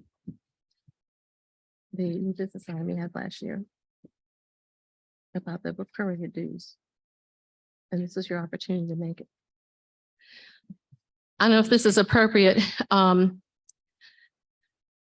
had a new business item last year, John. I'm asking you for a point of information. And it passed for prorated dues. And so she was going to bring it to this assembly to make it permanent, which is amazing. I mean, to have a new business item, it just only lasts for 1 year, but she hit the jackpot because it related to dues. Sure. May I be recognized, Linda, for an announcement about new business items? Okay, really quick while she's getting that. All right, thank you, Ira. I'm in my talking, Betsy, you got to be up to the microphone. let me get here. If you have a new business item that you want to submit for this convention, you have until end of the business session today, not tomorrow, so that the new business items committee will look at it. But you've got to do it, and the form is in your book, in your booklet, and Colleen's back there at the table that has more forms. But I did not stress that a while ago, and that's very important. Thank you. And while she's still looking, we had some questions about the banquet this evening that starts at 7:30. There will be an announcement. It's 6:30. 6:30. There will be an announcement made later. Now, I did say that the tickets are inside your little pocket in your name tag. You might have missed that one. Pardon me? Is it on? I was asked if it wasn't a regular new business item, and I did explain that last year. It passed at the executive board level. And as soon as it passed, all we had to do was ask for it. Members last year new members received, it was accepted to get prorated dues. I was asked to check, and I did. I called NCAE and talked to Miss Henderson, I think is her name. And she said, of course, Ira. As a matter of fact, I shared that information with your staff a couple of weeks ago, and I got right on the email, sent that email, and my understanding was if it was already in process, it would not be necessary for me to get up in front of you again. So yes, we do have prorated dues. For anyone that's not clear on prorated dues, NCAE and NEA allows for their members to have prorated dues. What that means is if you are a 10-month employee, you start to pay your dues for the new year in October for 10 payments. In our 12 months, you start in September. I think that's right. And you end up in June. For us, ours start in September and end in July. And it also depends on whether or not you're paying with a credit card or if you're having it automatically drafted from your pension fund, or if you're paying a check. Of course, you would have to have your check for the total amount. And we have different amounts. I think there's something like 29 different payments. For the new members, they all have to pay $144 for their members. If they join NEA Life, they have to pay $81 a year. Right now, you can buy NEA Life for $300. And they will be going up, I hear, in a year. So if you want to stop having to pay the $35 of your dues to NEA, then you need to go ahead and pay the $300. I bought NEA Life when it was only $100. Okay. Is there still any unreadiness with prorated dues? All right, what, I didn't bring the paperwork because I thought that because the question was, if it has already been enacted, it would not be necessary for me to have a report. And because I didn't know, I didn't see the schedule, I didn't prepare anything to say. Thank you, John. And I think if somebody prepared to help with the motion if needed. Yeah. I think in the minutes that you all have in your book, the action was presented within the new business item section, and new business items that are treated by this group are for a year. So we've started prorated dues. We've had them for a year. It's working great. But different from NCAE, NCRSP bylaws require that you set the dues.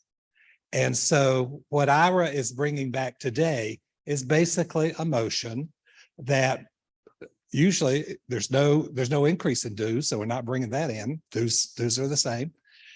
So she's just bringing a motion that basically says within our dues structure will include will be operated on a prorated basis.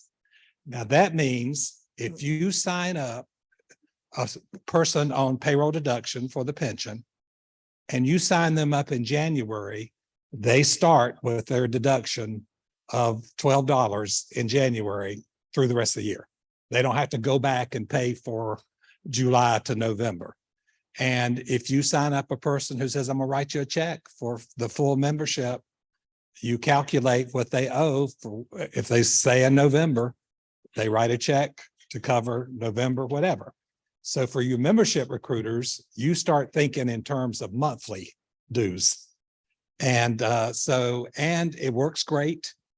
Members, there's nothing like recruiting a member in April and saying, now you got to go back and pay all the money, when they're only getting the service from April to whatever. So it's a wonderful system. It's worked great. The motion that Ira wants to put forth is that the changes of due structure will now include within the policies of the board, the due structure shall be collected on a prorated basis. That's it. You make that motion? We Whatever he accept that. said. And I'll second whatever I said. Okay. Ira made the motion, seconded by John Wilson. Have any further comment? She'll look back up. Okay, we got a question back there.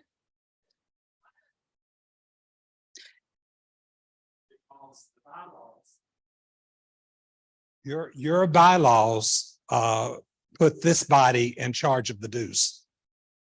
So you can raise the dues, but because you're changing the dues, you're making them prorated. You did it on a new business item, which is a year.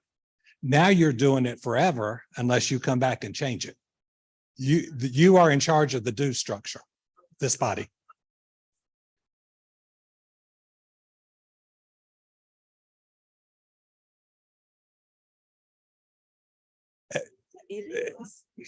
Well,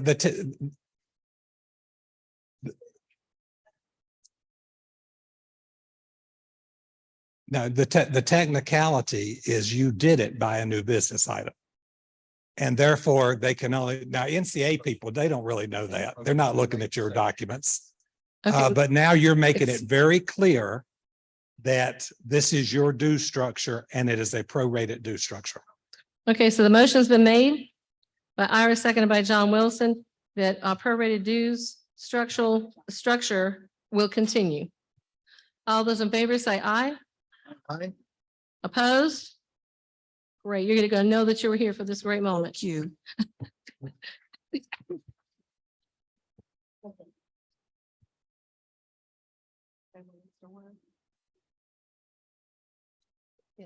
Tom, go ahead. Recognize Tom Simmons, our Constitution Chair, for some things that you're going to have to be voting on today or tomorrow. Thank you, Madam President. I learned a long time ago, try not to call everybody's name out, was on a committee. And I want you to know this Constitution Committee worked for about 4 months to do the most extensive we've ever done in this Constitution, well, in the past 10 years anyway. So if the members of that Constitution Committee will stand and please applaud those folks. I know they're here. There's Sandra. Yep. Thank you, everybody. What I'm going to, on page 27 in your booklet, there are 5 constitutional amendments. I'm going to give you a few seconds to just glance over those. And then the way we're going to do this process, I'm going to say amendment number 1. And if anybody wants to debate that, holler hold. And then we'll move on to 2, 3, and 4. For those folks on Zoom, I will give you a few extra minutes to find your button so you can click hold or raise your hand or whatever, and they'll let me know up here. Okay? Is everybody with me in? Constitutional Amendment number 1. The Executive Board shall have at least 2 meetings each year, one at the time of the state convention and one in the fall at a time and place determined by the president. Special meetings may be called by the president as needed. And we're adding an amendment in there, or by a majority of the administrative council or executive board. And the reason that was added in there is if the president was incapacitated for some reason, we had no way to call a special meeting. So that's why that's in there. Seeing no hold. No one from home. Home is Zoom to me, folks. Amendment number 2.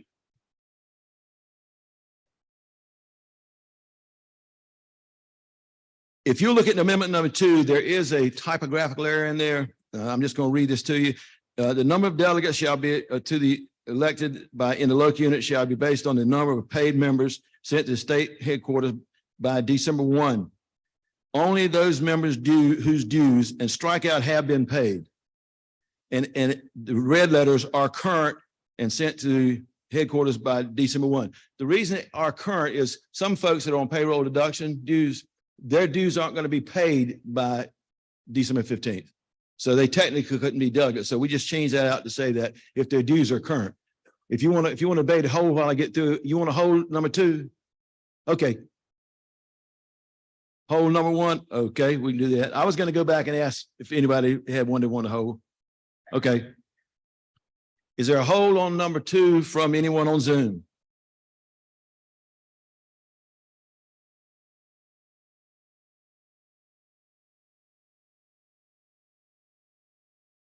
Yes, you're right, Sandra. Thank you.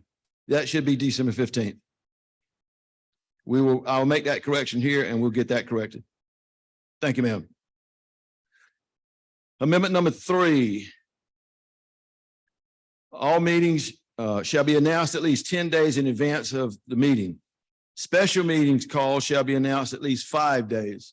We want to make sure that if there's a need for a special meeting, we give all of our members of the executive board or the admin council enough time to make adjustments to their personal calendars so they could attend those meetings.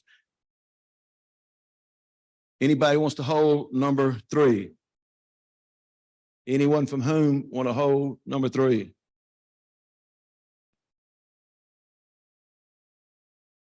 Amendment number 4. This has to do with the administrative council. The administrative council shall consist of the elected state officers, an immediate past president, and 2 members elected by or strike out by from the executive board. These 2 members shall be elected by secret ballot and shall serve a term of 2 years and shall have the option of re-election for 1 additional term. And in this, if you notice in here, we have office manager in red, and we left executive director in there so that if in the future we have enough finances to hire an executive director, we don't have to go back then and change the Constitution again to talk about an executive director. So that's why that's in there like that. And that office manager, executive director will be an ex officio member of the Administrative Council. Is there a hold on number 4? Anybody on Zoom want to hold number 4? Okay, thank you. And amendment number 5. The proposed amendment shall lie on the table following the annual meeting of the Representative Assembly to be considered. In our old constitution, I shouldn't call it old, in our constitution, it doesn't speak to lying on the table. It just says that they'll be printed and presented at the next Representative Assembly for a vote. And we found out that we've been doing this anyway. The amendment's been laid on the table. But in doing that, it was brought to our attention, we were violating our own constitution because it didn't say to let them lay on the table. So that's why we're putting this in there. So we'll be in line with NCAE and with our constitution. And I see Karen nodding her head yes, so she knows. Lie, lay. I'm a PE teacher. I'm not an English major.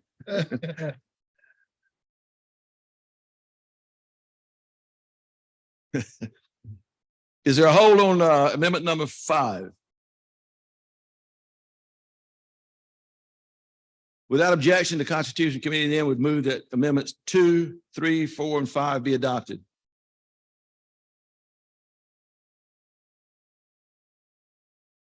Hold number 4. Okay. Anybody else had second thoughts, want to hold one? Then let me rephrase that motion. The Constitution Committee moves amendment 2, 3, and 5 be adopted. Hold 5. All right, sir. Anybody else want to hold 2 and 3? I'll hold you, Tom. Okay. Constitution Committee moves amendment 2 and 3 be adopted.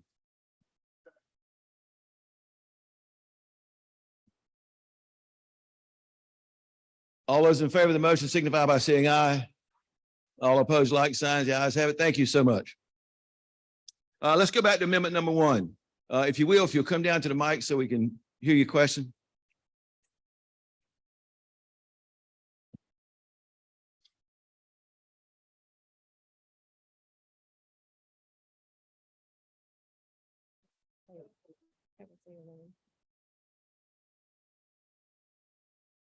Good afternoon. Your name and your local. Huh? Your name and your local. That's what I was getting ready to do. Okay. My name is Karen Slade, Alamance County. I asked for amendment number 1 to be held for the simple fact, if something happens with the president, the vice president automatically steps up, right? Yes. Okay, so why would you need, or by a majority of the administrative council of the executive board, if the vice president steps up, why would you need that in there? If for some reason members of the board wanted to have a special meeting and neither the president or the vice president said, no, I'm not going to have it, we had to have some way that that special meeting could be called. That's why that's in there. Okay, okay. It still doesn't make sense to me, but We hope that never happens, but there's always a possibility. Sister Sandra, come on down. Sandra Hatley, Catawba retired, and I help work on revisions of the Constitution. You have to be prepared for any type of circumstance. If you do not have the correct wording in your Constitution to allow a way forward to deal with that special circumstance, you're stuck. And the special circumstance may very well be a ruination. Not knowing what it might be, because I don't have that magic 8-ball to look into the future. But we realized that we needed to be prepared for anything. Does that make it a little bit clearer than mud? Aaron Slade, Alamance County. So if that's the case, because you just said president and vice president, then your wording needs to state president and vice president, because in here you just have president. That's why I asked the question about the vice president stepping up. Because right now in the Constitution, only the president can call a special meeting. Okay, I understand that, but my question was, if the president is incapacitated, then the vice president steps up and becomes the president.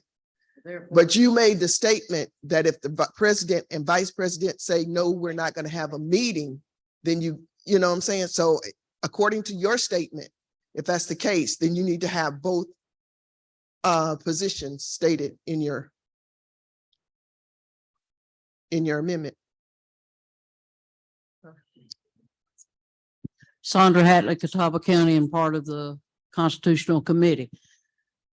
If the president becomes incapacitated, the vice president steps up and becomes the acting president with full duties, responsibilities, and opportunities of that office.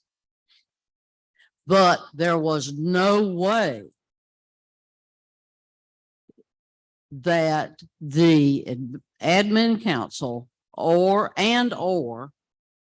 the executive board could intercede if there was a situation that the then lead officer did not recognize or refused to recognize. Therefore, this allows that special meeting to be called. And folks, it is necessary that you prepare for terrible circumstances so that you can take care of them. Thank you. Catherine Sigmund Mitchell, Moore County.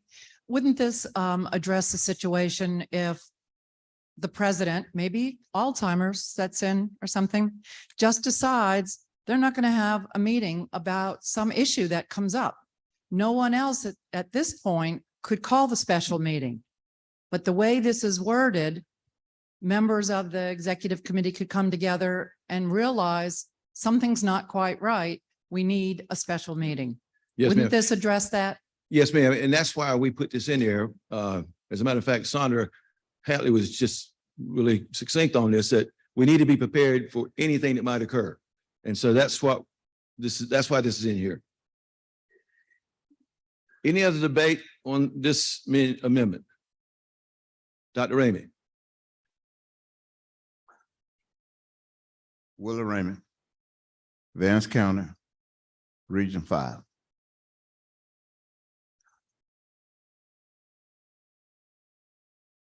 This don't even sound good, because the president does not call the meeting and is incapacitated, as has been spoken about, then it falls to the vice president.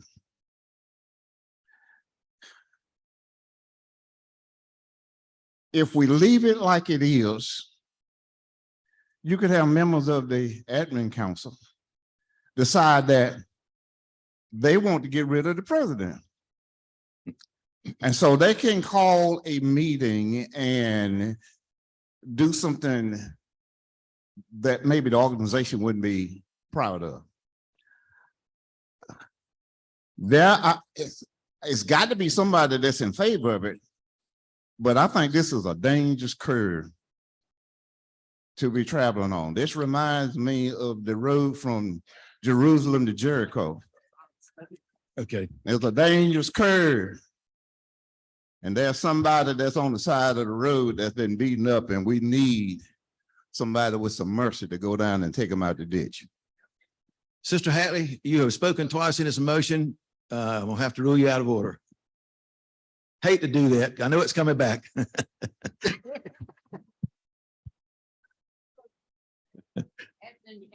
Yeah, I'm going to. It says a majority, so that means that Of the 6 members of the admin council, at least 4 of those have to call for this special meeting. So 1 or 2 people couldn't do it. It says a majority.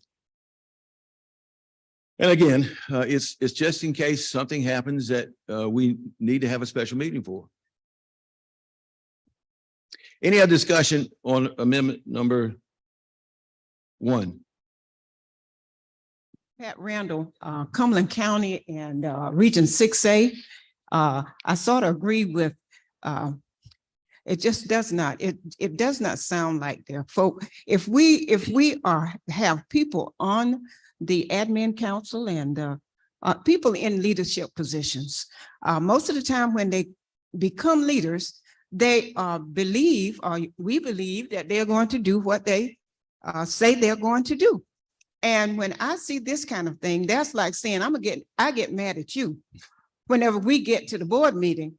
And I decided, Tom, look, now that just wasn't right. I didn't agree with you. When I go home, I'm going to let it, simmer some in my head and all. And then I'm gonna start calling people and asking them, don't you think that that is not right? And our president's on the other side. And if we agree that we want folk to lead us, let them lead.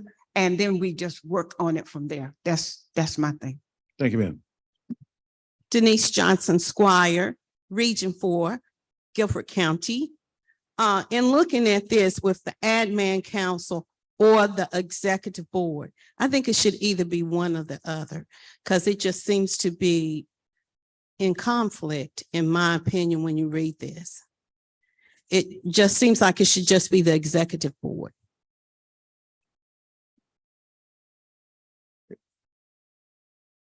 Was that a motion to amend? That's what I was going Yep. Are you, excuse me, are you introducing a motion to amend this amendment?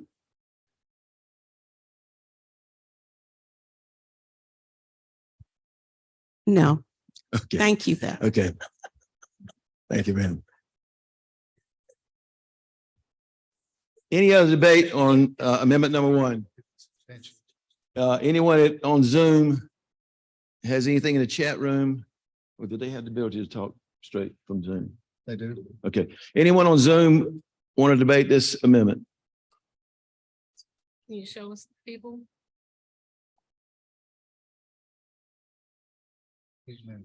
Hearing no more debate, the Constitution Committee moves amendment number 1. All those in favor of constitutional amendment number 1 signify by saying aye. All opposed? Okay, let's try it again. All of those in favor of constitutional amendment number 1, hold up your green cards, please. And help me kind of scrounge, Roger. Yeah, tell them supported.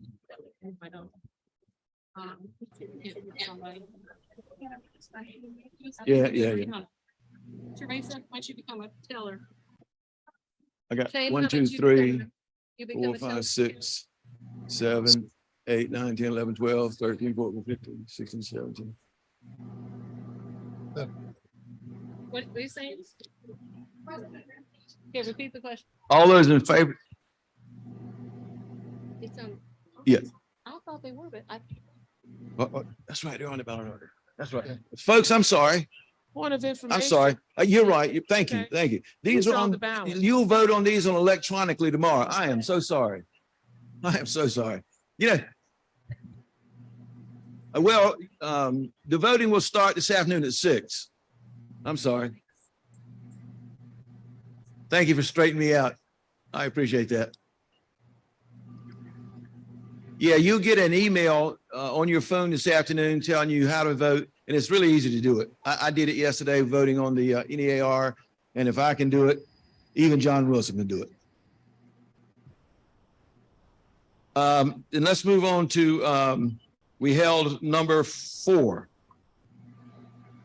Does anybody want to debate amendment number 4?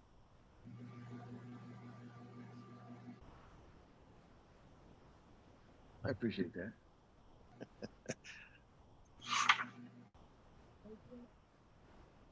Yeah. Patricia Reagan, Region 4, Chatham County.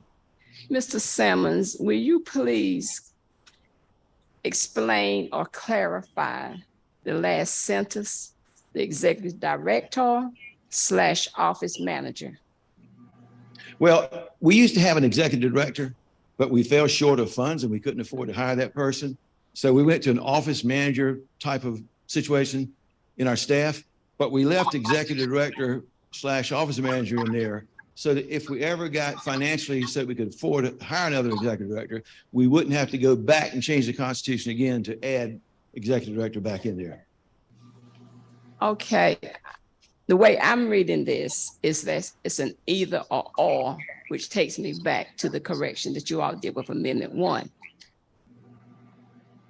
I think it needs to be clarified either or both, because with the / I'm determined that it's either or. Well, it would, you could interpret it that way, yes. But what we were considering is that if we come back with an executive director, then that person would the office manager would not assume those roles of the executive director. You seem a little confused too. Hmm? You seem a little confused too in clarifying. Well, I apologize if you think I'm confused, but the / was in there just to say that either of those positions that are filled would be that ex officio member.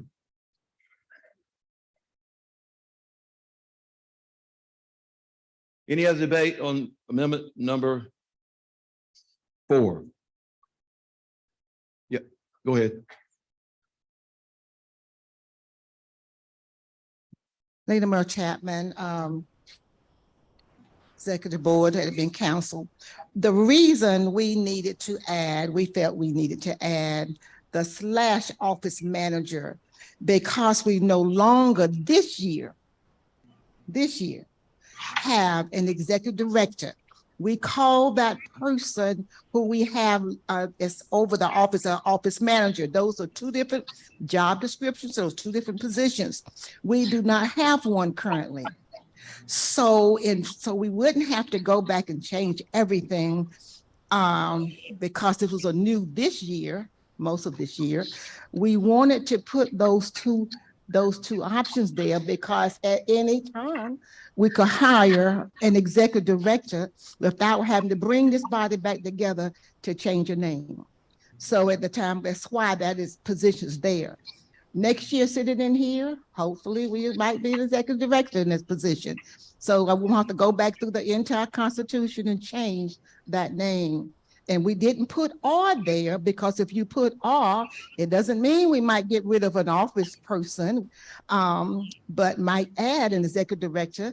If you put R, that means only one of the other positions. So right now, the committee felt that to save from going back, making those changes, that we would put the / because we in the middle of that role as executive director.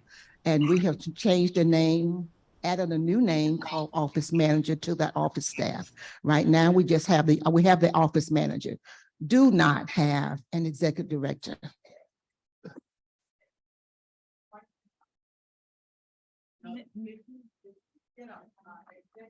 Judy Wiggins, Wake County. Oh, Somebody else at the mic. I think Dr. Raymond was up first. Point of information. As is, the executive director serves as the secretary. So who's going to be the secretary with this particular constitutional amendment? The way it is here, the office manager. The one now? The office manager. The ex officio member. Okay, but your Constitution states now that the executive director was the secretary that would be taking the minutes. So it's plainly clear to everybody that if we have the office manager, that the office manager is going to be the one to be the secretary. Sure, yeah. We had it in there that the executive director would take the minutes quite frankly, we weren't pleased with the minutes that were produced. We thought we could do better. And so now our elected secretary takes the minutes of the executive board and the admin council. Does that answer your question? I heard what you're saying. Think you couldn't hear me? Yeah, he said he Oh, okay. acknowledged. Yes, ma'am. Judy Wiggins, Wake County. So my question is, if we hire an executive director, that person then becomes the ex officio member of the administrative council, and the office manager no longer has the power. No, ma'am. The Okay, executive director would take over. but both of them together will never be No, ma'am. at the same time. Thank you. And they would be a non-voting member of both of those councils. Any other debate on amendment number 4? I'm sorry. I didn't realize he came. Oh, I'm sorry. Senator Stein. Oh, okay, okay. Attorney General. Okay, okay, So we'll just stop right here, okay.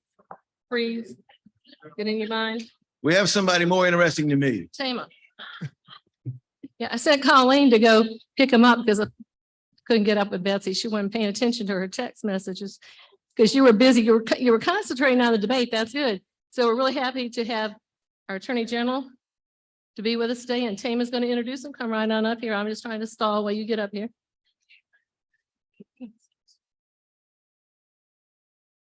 Attorney General Josh Stein learned early on that some things are worth fighting for, no matter the opposition.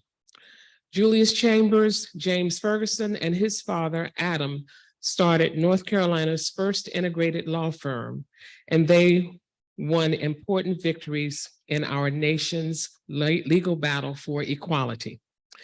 His parents grounded him in our shared values of freedom, justice, and opportunity for everyone. And his faith teaches him that we are called to make a difference.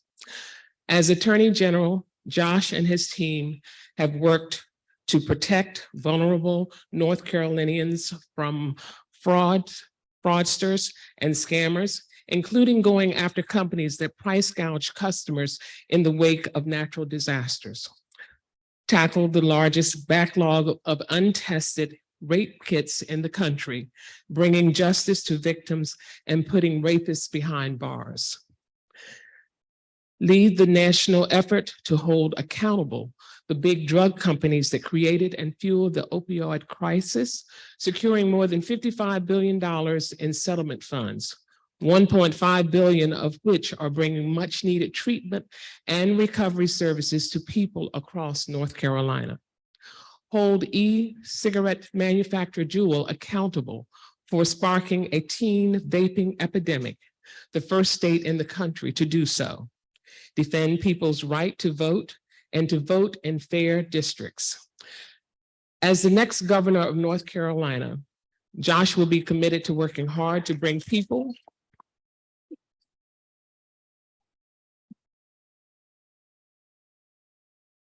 together to tackle the issues impacting North Carolinians, including lowering the cost of living, creating good paying jobs, protecting our public schools, keeping communities safe, and making sure everyone has access to quality and affordable health care.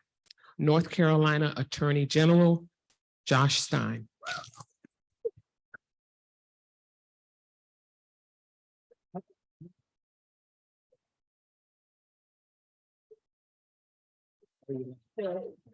Oh, goodness, thank you. Well, y'all know if Tama said it, it will be so. Good afternoon, everybody. Thank you for that wonderful and kind introduction, Tama, and thank you for your decades of service to the state of North Carolina. I want to thank your president, Linda Gunter, my good friend, John Wilson. You all are just wonderful public servants, and I'm so excited to be with you. Hey, Betsy, how are you doing?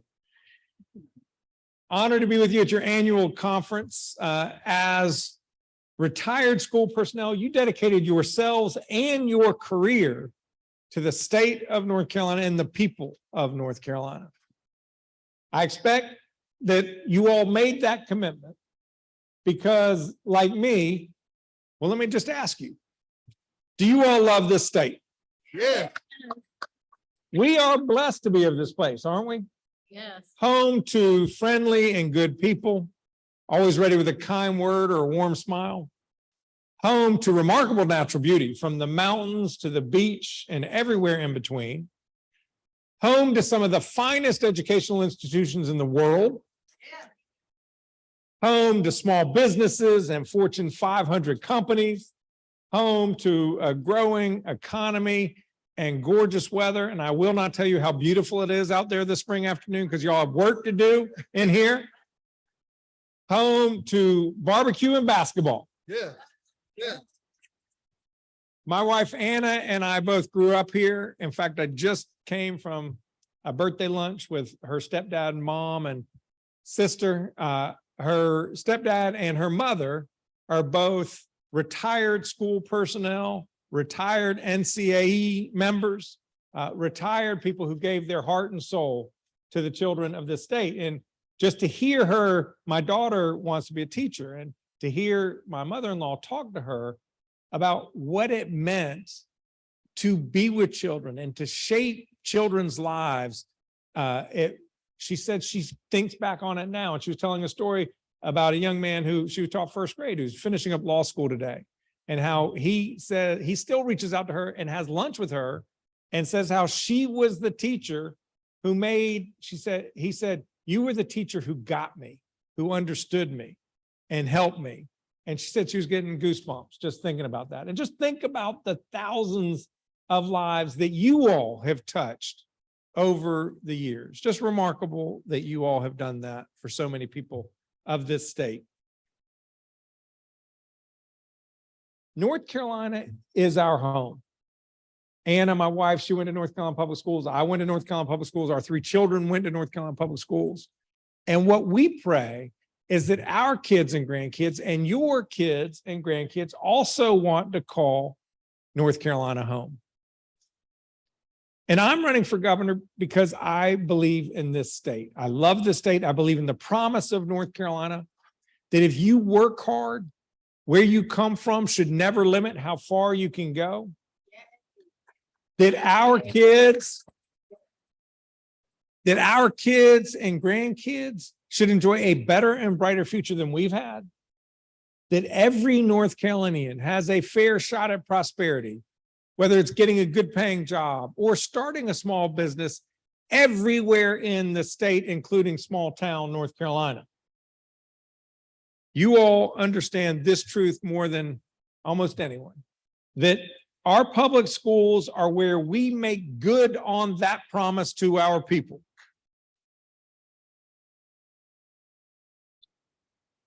But you also know this, that promise is under threat. We have got to fight for our schools, and you all understand this. We have to fight for our schools with every bit of energy and breath that we have. You all have dedicated your lives to public schools and public school students. And I've been honored to fight for those same priorities for you, along with you as first a state senator and now as the Attorney General. Every year, too few of our students get an education that meets the guarantee of our Constitution to a sound basic education.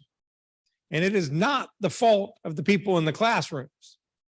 It is the fault of the state for failing to give you all the resources and support you need to do that work. And it isn't random who does and who does not get a high quality education.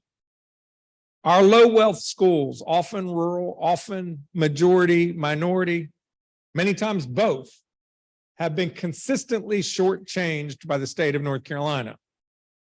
Kids who live within a couple miles of each other can receive dramatically different educational opportunities from the same public school system. Folks who live in rural counties are especially getting the short end of the stick from the state and its budget. The public school system is the lifeblood of our communities. And they are not getting the investment they need, which hurts not only our children, but our future. As Attorney General, I've tried to remedy this problem and get public schools fully funded by the state. We helped to negotiate, along with the governor's office, the settlement in that Leandro litigation that we all know very well. The Supreme Court just reheard arguments maybe 2 or 3 weeks ago on that litigation. My office argued forcefully that the court shall uphold its previous decisions so that that plan gets fully funded and becomes a reality for the kids of North Carolina. Last December, we just achieved a huge healthcare victory for the state of North Carolina. Because of the work of thousands and thousands of people, including many of you, certainly including Governor Cooper, we finally expanded Medicaid in North Carolina. Isn't it about time that we put the same energy and effort into investing in our school children? Isn't it about time we say to our 1.4 million public school children that you too are worth the investment? Isn't it about time we set aside our partisan differences and work together on their behalf? This is not a Republican issue. This is not a Democratic issue. This is a North Carolina issue. And it is time we stand up for North Carolina. Just as you all have stood up for our students, we must stand up for you as well.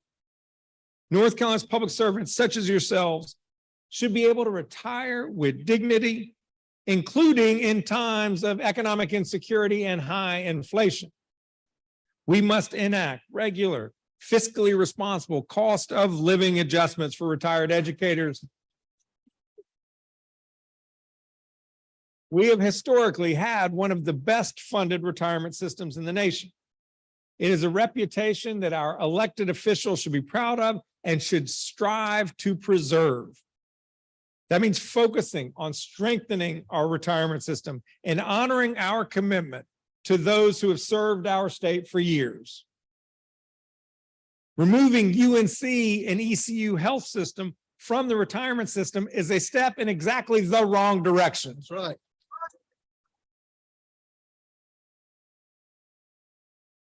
Like many of you, I have been called to a life of public service because of my faith.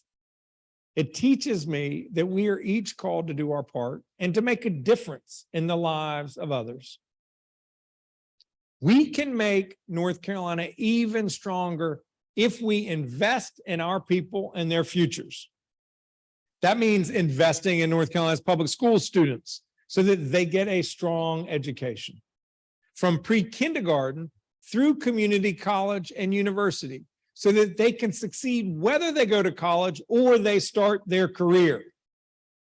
We have to strengthen career and technical education and apprenticeship programs because while college is great for a lot of people, it is not for everybody, and a person should not have to go to college in order to provide for his or her family.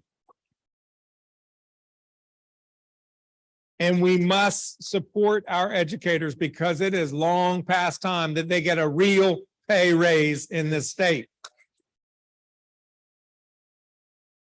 We are 46th in the nation in starting teacher pay, lower than every one of our neighboring states. So it shouldn't surprise any of us that we start each school year with thousands of teacher vacancies. In addition to the vacancies to other critical support staff and school staff. The formula for resolving these shortages is pretty basic. We must fully fund our public schools. Yeah. As governor, I will work to raise teacher pay to attract and retain more high-quality teachers and ensure that we have more well-paid school personnel, including school nurses, counselors, social workers, bus drivers, cafeteria workers, and custodians. Yeah.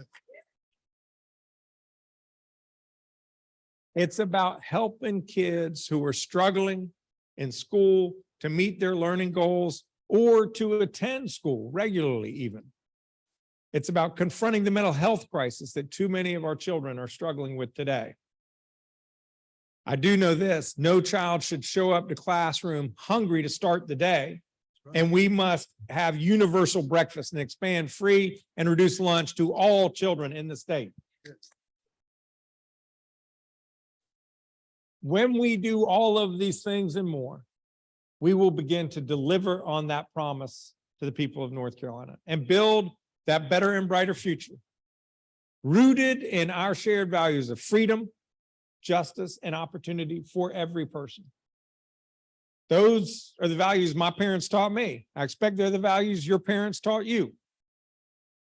My dad, Adam, in Charlotte in the mid-1960s, joined with Julius Chambers and James Ferguson to form North Carolina's first integrated law firm. And those were dark days of division in this state.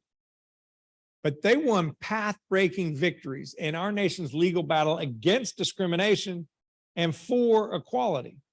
In fact, my dad was the lawyer who got the merger, brokered the merger between the Black Teachers Association and the White Teachers Association back in 1970.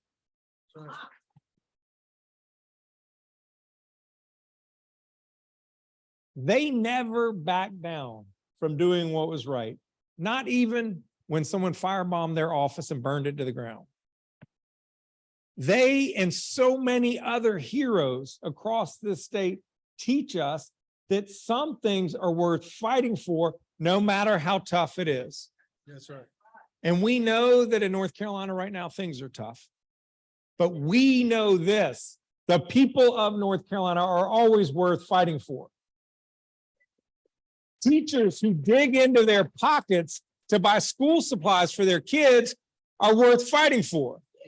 First responders who put their lives on the line for us every day are worth fighting for. Yeah. Parents working 2 jobs to provide a better future for their kids are worth fighting for. Retirees who dedicated their entire career to serving others are worth fighting for. You and your families are worth fighting for. So let's do it. Let's come together. Let's get to work, and we will build a North Carolina that is safer, stronger, and more prosperous for everybody. Thank you all for having me today.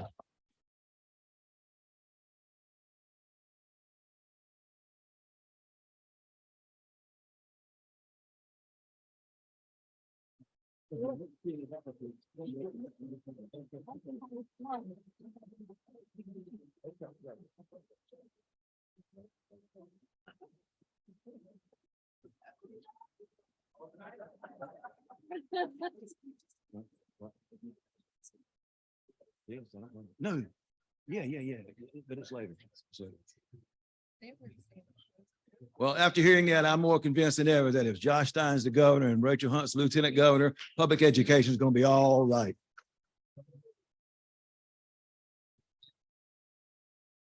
Is there any further debate on amendment number 4? Hearing none. Amendment number 5. There was a hold on that one.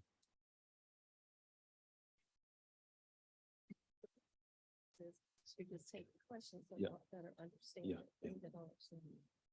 Hi, Joseph Source, Cumberland County, Region 6, first timer. Welcome. Although I retired in 2018, so better late than never. I just have an amendment to this amendment. I think this is mostly grammatic. The first word "the" or "the" should be replaced with "a" or "a."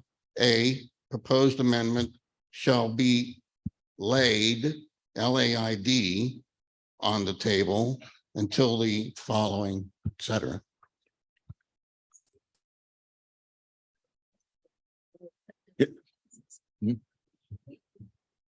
I need a second.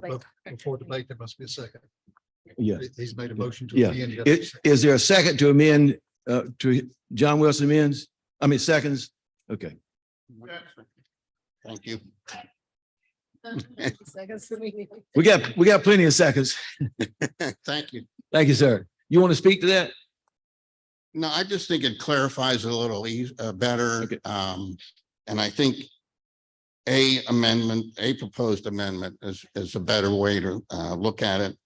And I'm glad you did this because it wasn't really clear in your original constitution. Yes, sir. Thank you. Yeah, thank you. And as I said earlier, I'm a PE teacher. I'm not a grammar teacher. Normally the people on the Constitution Committee would keep me straight on this, but apparently we let this one slide through. Any other discussion? Mr. Chair. It is not the role of the parliamentarian to debate. So I will not debate. However, I will point out that even though it is grammatically incorrect, the term lay on the table is the term that is used in Robert's Rules of Order. That is not grammatically correct, and you can vote ever how you want to, but I just feel it obligated to bring it to your attention that is how Robert's Rules of Order writes it, is lay on the table, even though it's not grammatically correct. But we need to go ahead and do the vote on that motion, right? You need to vote on the amendment. He's got a two-part amendment. Okay. Is there any other discussion on the amendment that was presented? I need to have that repeated, please. What is the amendment that you're presenting? He's saying to amend, take the word. He'll I'm repeat sorry. it. What is? It's on page 27. I think it'll help you. Yeah. I would like it to read, a proposed amendment shall be laid on the table until the following annual meeting of the Representative Assembly for consideration. Yep. Motion has been made and seconded. Debate is still permitted. Okay. The motion's been made and seconded. Any debate? Yes. I know I second, somebody else second, I second and somebody else second. But in order for us to be parliamentarily correct, even though it's not grammatically correct, we need to let it lay.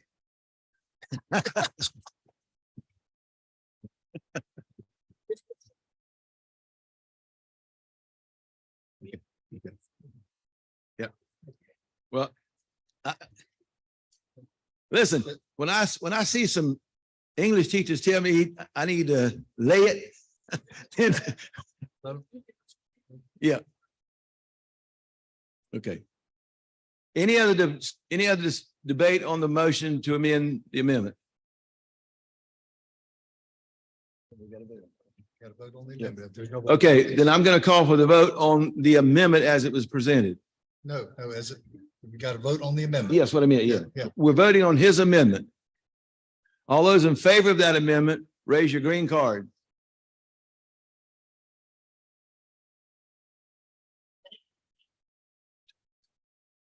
His word is laid. Be laid. L-A-I-D, laid. Yes, he's changing the word lay to laid, L-A-I-D. Is that correct, sir? Tima, will you count that side? Well, I think if you're taking, it looks like we're seeing more no's. Then you must get those. No's, Yeah. get no's, and then I think you'll be able to tell. There's hardly anybody voting. 1, 2, 3, 4, 5, 6. I see 6, 7, 8. I see 8 on that side. There's hardly any, I think.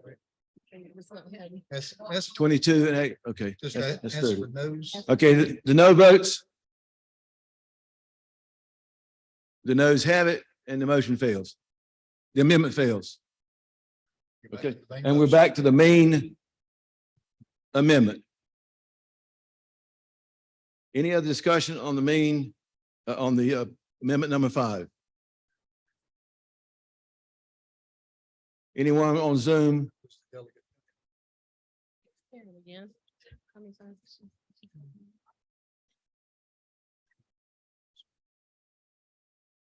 Karen Slade, Alamance County, Region 4. I forgot to tell you that the first time.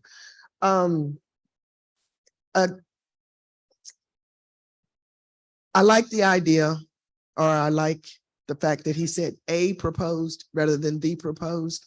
It was just the rest of it. So if we could do the a proposed amendment? I know you just voted on it. I'm making another amendment. The motion is in order for her to make another amendment. So you go ahead. Okay, so, Need a second. okay, so if we say a proposed amendment shall lay on the table. Yeah, it is. It is. Her motion's in order. Delegates, She's just going to second. I Yeah. know she is. the amendment you just defeated had two parts to it. Mhm, You defeated those two parts. mhm. Her motion, which has not been seconded yet, Right. but her motion is to not change both parts, but only change one. In my judgment as parliamentarian, that is a substantial difference that would make the motion out in order, Thank you. Did you say everything you're gonna say, darling? but it must be seconded. Yes. I got a So second. do I need to read the whole thing? No. Okay. Let me second. Okay. Then you can talk. Sandra Hatley, Catawba RSP, I second this motion. Thank you, ma'am. Would you like to talk? Would you like to? No, I agree that it should say A instead of the. Okay. You're welcome, darling. Sandra Hatley, Catawba County. A can be broad. Meaning that one over there, that one over there, that one back yonder. One way in the future. The is specific right here in front of you. That one thing. So you don't have usually just one amendment. You've got several. We got 5 right here in front of us. So you need A. Enough said. Any Would other? the person who proposed the motion, would you say your name loudly for me, please?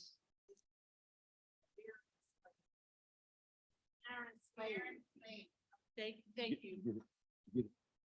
Any other discussion, debate on Ms. Slay's amendment? Seeing none. All those in favor of that motion, signify, raise your green card. Green or red, whatever how they're voting. All right, all those against the red card. The greens have it. That motion is made. We will change that to A. Now let's get back to the main amendment. Any more debate on amendment number 5? Anyone on Zoom?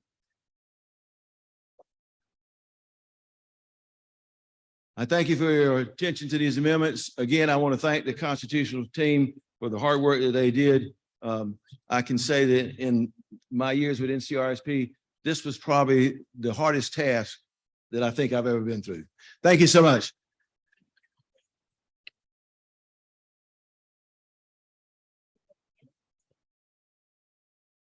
Delegates, while we get ready for the next part, just a reminder, you will vote on this electronically.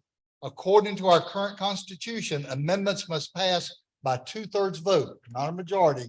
They must pass by 2/3 vote. So just something to be aware when the announcer or when the results are announced tomorrow.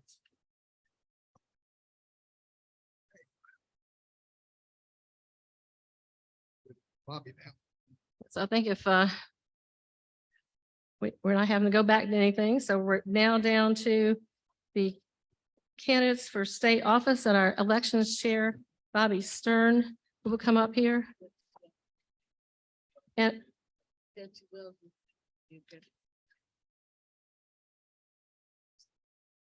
we're going back to the new business items because that was, I noticed the times are wrong on the sheet. So I knew there were wrongs, times were wrong before. They don't have times. They don't have times in there. Yeah. So that's what Betsy was trying to get up here to do the new business items, but we're gonna have to. We got to get the election done. Pardon me? My sheet, some of my sheets are missing, so that's why I'm.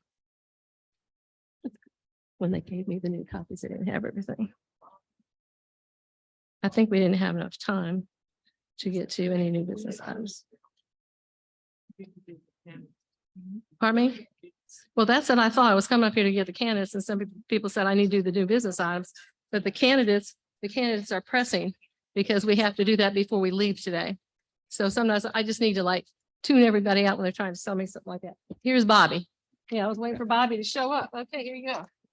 If we can have all of the candidates for our officers to come to the front, there are seats up here at the first table to my right. And they'll be up here so they can come up to the podium when it's time for them to speak. Oh, we're gonna come up here? Speak down there. Okay. They won't, it's up to you. Better up here. Okay.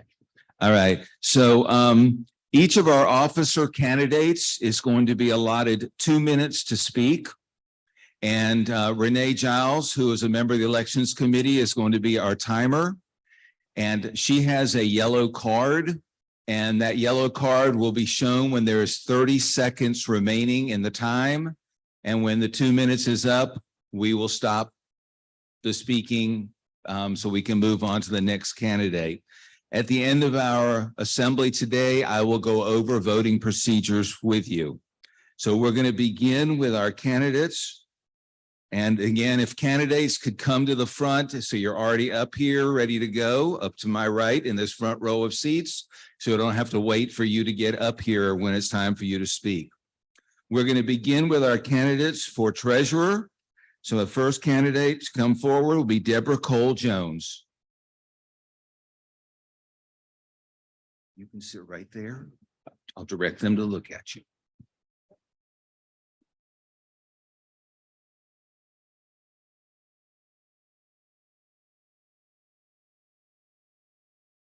Right there in the front row.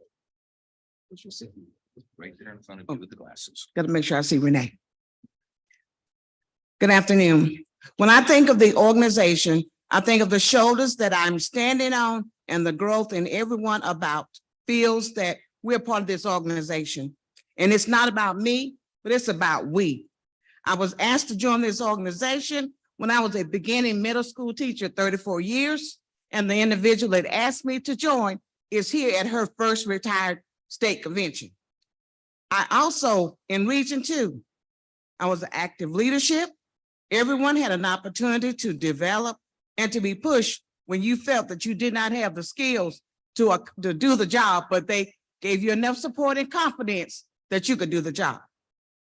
Also, I was a local unit president for Lexington City Schools, and I have received leadership training through NEA, NCAE, but most importantly, all of you in here have touched my life as an educational trainer. I am surprised that, okay, I'm sorry. My support has continued in my leadership journey with Amy Bridges because we are the co-directors of Region 2. You never stop learning. And that's one thing about being a leader.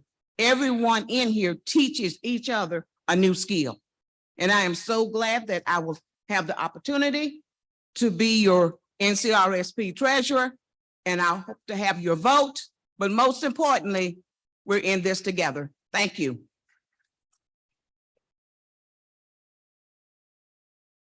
Our second candidate for treasurer is Gretchen Lamb.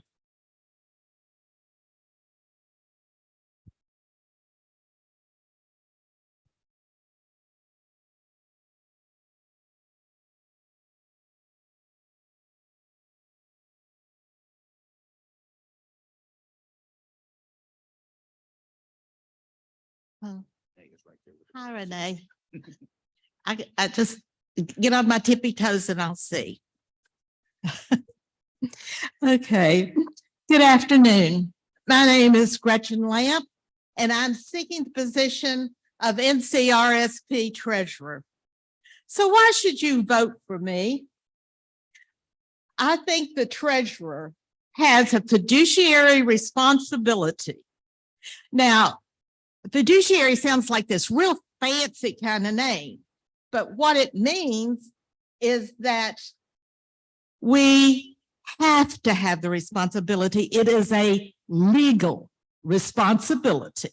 We have over $350,000 worth of assets in NCRSP.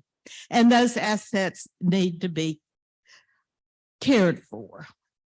For NCRP, it means members' dues money is budgeted to be spent in a manner that reflects the goals and missions of NCRSP.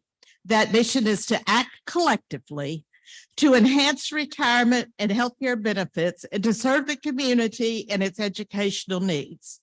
As your treasurer, I will work with other elected leaders to prepare a budget that funds activities and programs that will further our mission. I will monitor our spending reports to make sure that our funds are being spent according to our budget plan. Dues money does not belong to us as individuals on the board. Rather, dues money belongs to our members. Our members entrust us as elected leaders to act on their behalf to make the most effective use of that money. That needs to be assured that it is being done. As your NCRSP treasurer, I will bring that same diligence that I've used my whole career to this office. Our retired educational personnel from all service sections deserve the very best retirement and health benefits because they serve the state of North Carolina and its citizens well. Vote for me for treasurer. Thank you.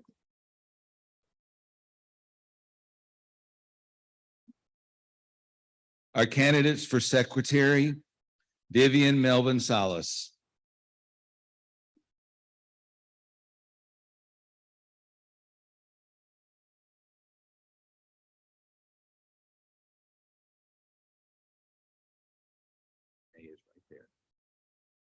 Hi, everybody. My name is Vivian Melvin Salas. I am your current NCRSP State Secretary. So needless to say, I already have some experience. Prior to this experience, I was a secretary for Region 6A, so I think 2 years. I'm a retired administrator from Cumberland County School System. I have 30+ teaching years, administrative skill.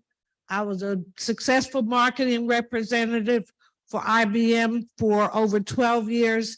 I've lived in 3 or 4 states, taught in all of them, taught in at least 2 countries. And what I'm telling you is I know how to adapt. I know how to learn. I know how to grow. I know how to organize. I know how to get things done. One of my mottos is just the facts, ma'am, just the facts. When I think of being a secretary, no thrills, no frills, just put it in the minutes the way it should be. Follow the rules, make no friends, make no opinions, make no statements, give the people what they want is what your notes. I'm Vivian Melvin Salas, vote for me. Thank you. Thank you. Our second candidate for secretary, Julia Thorne.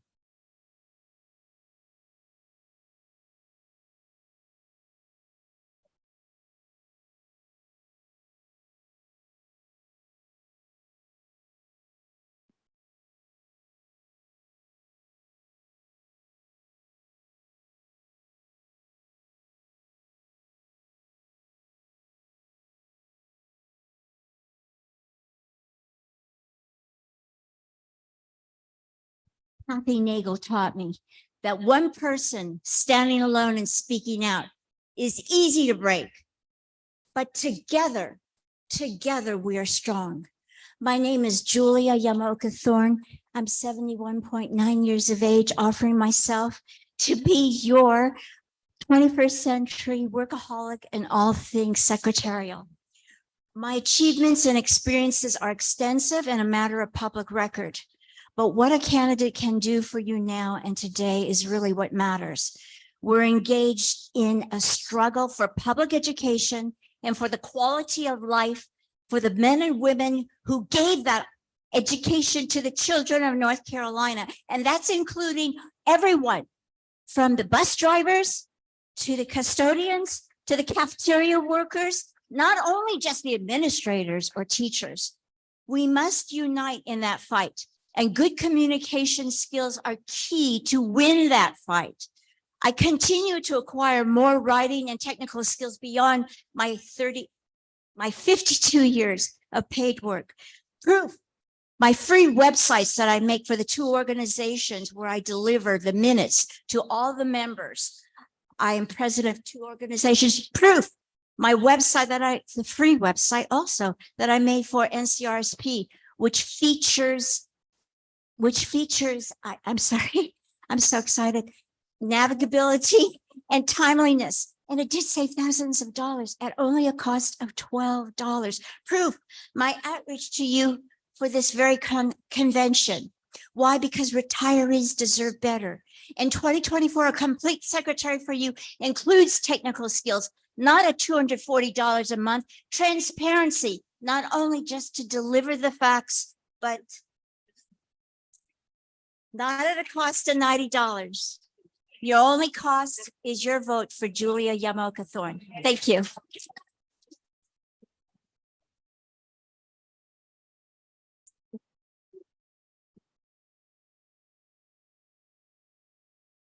Our candidate for Vice President, Lena Merrill Chapman.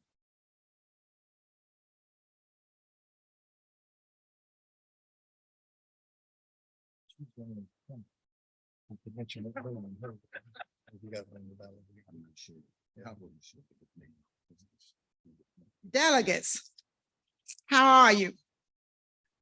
I'm here as candidate, as a delegate this year, and I chose to run for one reason, because I believe that leadership is plural. Because in our role, if each of you in this room cannot be a part of it, one person can't do it alone. I plan to do whatever I can do to honor the role. I am honored to even stand here in front of you, to even apply for the vice president of this organization. I have learned a lot this year, but the more I learn, the more passion you find in what you're doing. And each of you in here, it doesn't matter if I have a candidate running against me, if I win it all, the winner of this organization are the ones who believe that each person in this room has something to give. I have been president of Greensboro. I'm currently president of Greensboro Local. I've been president by every position there is as far as NCRSP is concerned on the local level. I have enjoyed every bit of it because you know volunteer work is free. Did you know that? It is free and I still do it. And I am proud to stand before my own region and let them know that I am proud to represent them. And if I am vice president again, I will represent you. Please vote for Lena Merrill Chapman.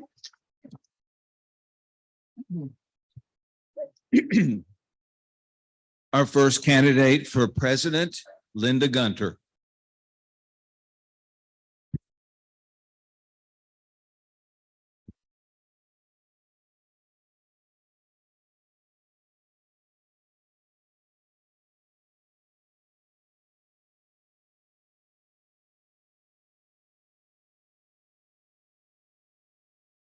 Oh, almost in my face.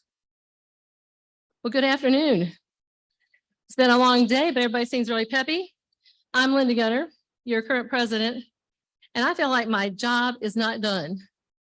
It's when I came in, I had my 5 goals. I didn't know if I was going to accomplish them, but we did because we all work together as a team. And we've continued those and we keep adding to the list to make ourselves the best organization that we can be.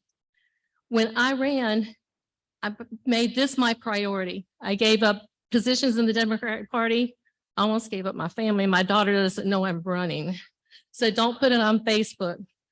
But I really am very devoted to this organization because I think it is so vital for all the retirees across the state and our connections with the nation.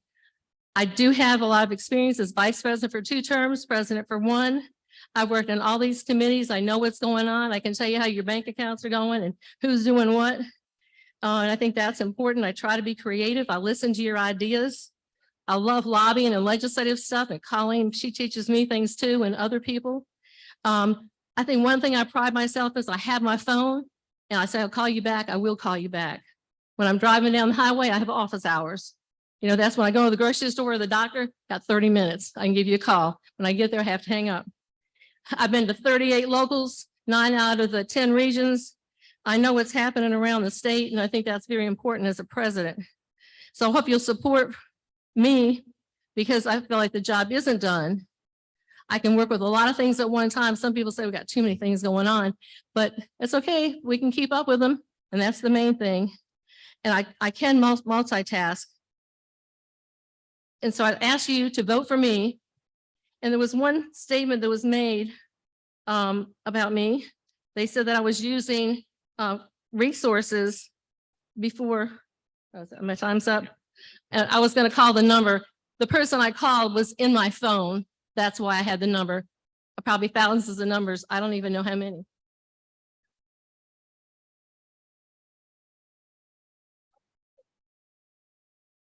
Our next candidate for president, Tom Simmons.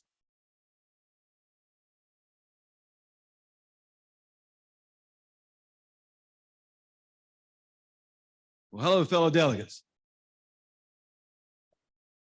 I'm Tom Simmons, and I'm asking for your vote to be the next president of NCRSP. Now, standing here today is an honor. 55 years ago, when I first started my teaching career, I was really excited to be a teacher. And today I feel that same level of excitement about the possibility of being the next president of this great organization. Now, I'm not running for president because I want something to do or need something to do. My wife will tell you I got plenty to do. I'm running for this association because it's time for some bold new thinking. I'm running because it's time for an inclusive, all-inclusive decision-making. I'm running because it's time for transparency in our budgeting process. I'm running because it's time for the small rural locals to get the resources they need so they can grow their membership. I'm running because it's time to build relationships with the other two large retiree organizations in the state so that we can go into the General Assembly representing 100,000 members and maybe get some attention at the General Assembly. I'm running because it's time for a change. I don't want to change the association. I just want to find better ways to do the hard stuff. I stand here before you today to offer that bold new thinking and vision. I have the leadership skills necessary to bring diverse groups together to find solutions for today's concerns. And I've got those visionary skills to plan for tomorrow's challenges. I also know that it will take all of us working together on those same goals to make our dreams a reality. It is time for a change. Now, you've heard that NCRSP aspired to many successes in the past couple of years, and there have been successes, and we should be proud of those successes. But let me be clear about something. No one person should be able to take credit for those accomplishments. Each of you out here working has made those things possible. We can and should be proud of our aspirations. Vote for Tom Simmons. Thank you.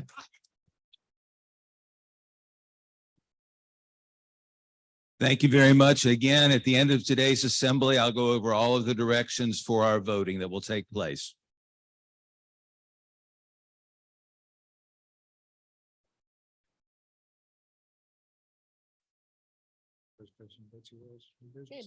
Betsy Wells.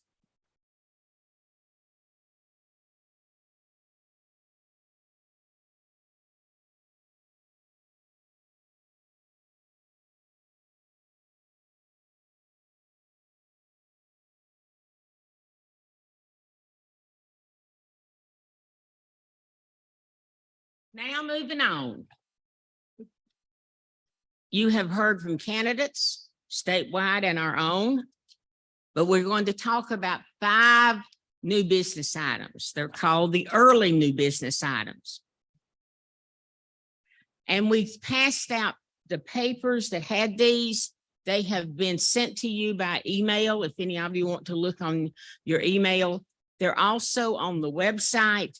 If you go down and scroll down to convention materials, they're there. It just makes it easier for the convention if we can do new business items on the first day and then on the second day also with the ones that came in today. Remember, if you want to submit a new business item, an action item that would help our association or something that you want to tighten up about the association, you have until we close business today to turn that sheet of paper, and it's got to be on that sheet of paper, or you can mail, you can write on it on the website and mail and email it to me.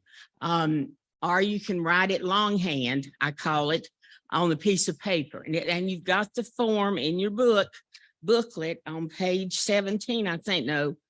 20, that'll work too, page 29. Now, Madam Chair, do you want to say anything about the past business items from last year? They're on our website. They were on the. All the new business items for last year are on the website. They're also in the panorama that you received. It had the statement of what passed, and then it told what action we took, like during the year. Because you don't just ignore the new business item, you've got to take some type of action on it. Or if there's a problem, then put that down. So all that information is there. The details are kind of in the minutes, but if you look at that, it's more concise. Okay. Also in your booklet on page 17, you've got 1 through 5. And on page 19, you have 6 through 9 about a summary of what happened to last year's new business items. New business items are dealt with. They're not just hidden in a closet. And then at the end of the year, they go poof and disappear. But if we could get we got them up. If you want to look at your papers, and then if you'll share new business items with your friends, we're friendly. And we'll start off with number 1.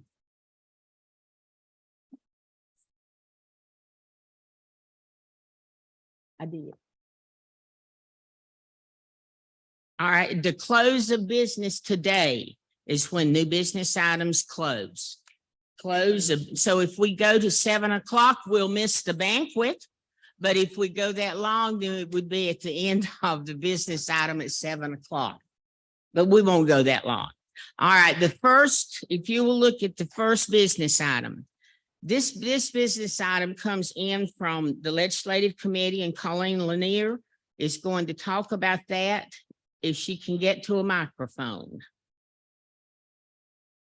If the makers of the new business items would move down towards the front, it would certainly make it easier. It won't take as much time. But number one and number 2 really go together. So Colleen, go right ahead. It's my height. Is this working? Can you hear me okay? It's the right height for me. You can't hear me. Yes, but it's a little bit short. Oh, then that makes sense. How about this one? Better. Better? Okay. So I move the adoption of new business item 1. And my seconder is a legislative committee. Okay. It doesn't really need a second. It's from the legislative committee. All right, go ahead, Colleen. What is this business item? So in this new business item, those of you here this morning know about Senate Bill 743. And we did not know that would hit us this year. So we decided we needed to add an additional item to our legislative agenda.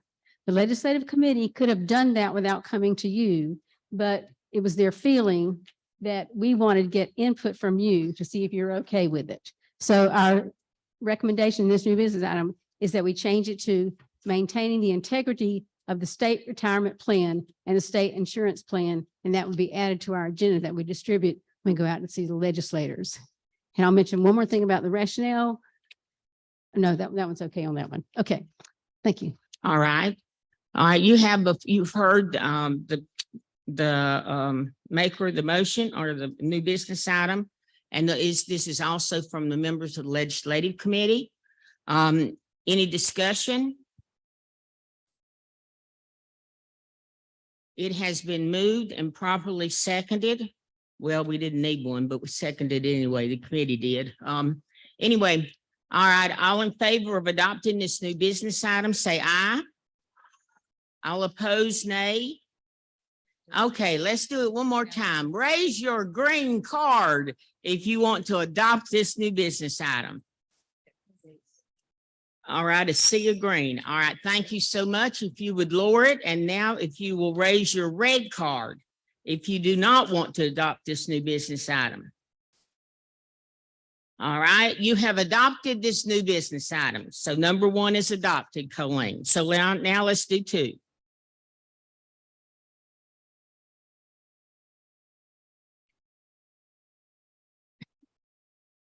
I think you're getting your steps in. Yes, that's great.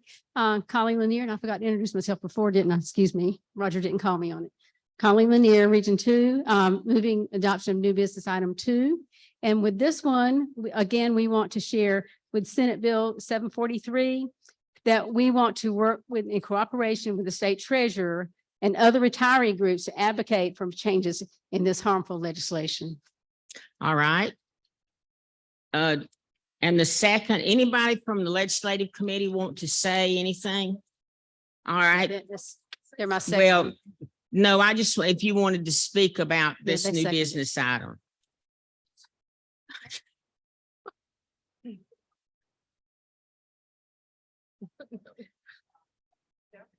Come to this one. Come to this. Pat, Is it working? Okay.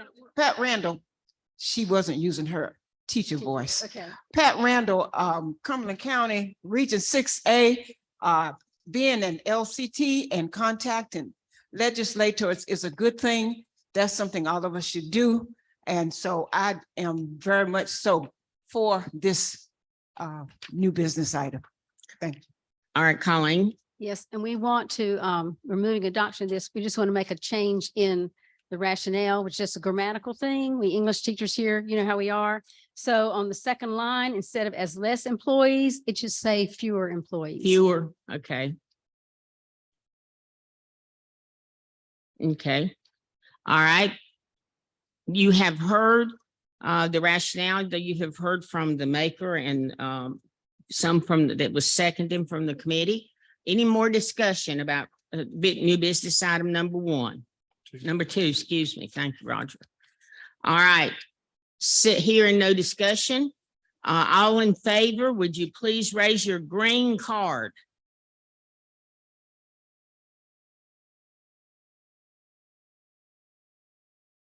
Thank you. You may drop them.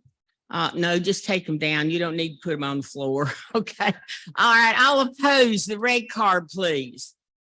All right. 1. Okay. We have it. The new business item has passed. Okay. Thank you. We had 1 that voted against. Okay. All right. Moving on to new business item number 3. All right. The maker of this one is Dr. Wanda Dawson. Good afternoon. I move that the adoption of the new business item number 3.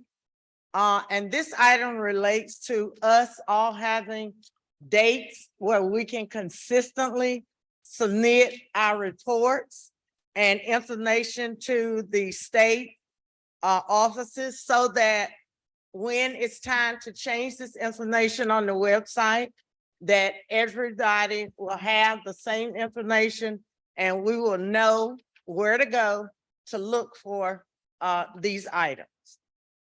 Okay. And I'm the seconder on that. And I certainly will add to that by talking about, it says June 1st, there'll be a list of all presidents or region directors submitted to the state.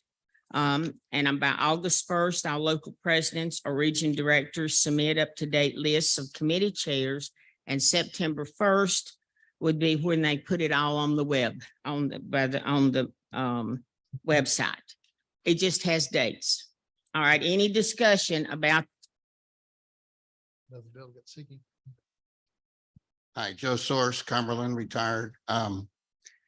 If we address this business item before we address business item number 5.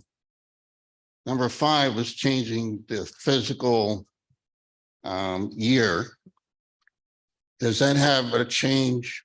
Your dates, will they change? Will we have to? No, may I answer? Go ahead, Wanda. No, it does not. We had that discussion. Okay, Okay. thank you. All right, and be sure and anybody else, All right.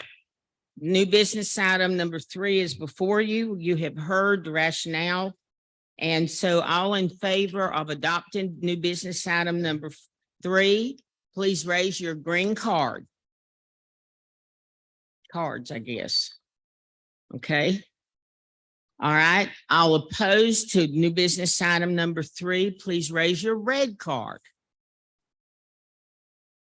All right. You have adopted new business item number 3. Thank you, Dr. Dawson. All right. Now moving on to number 4.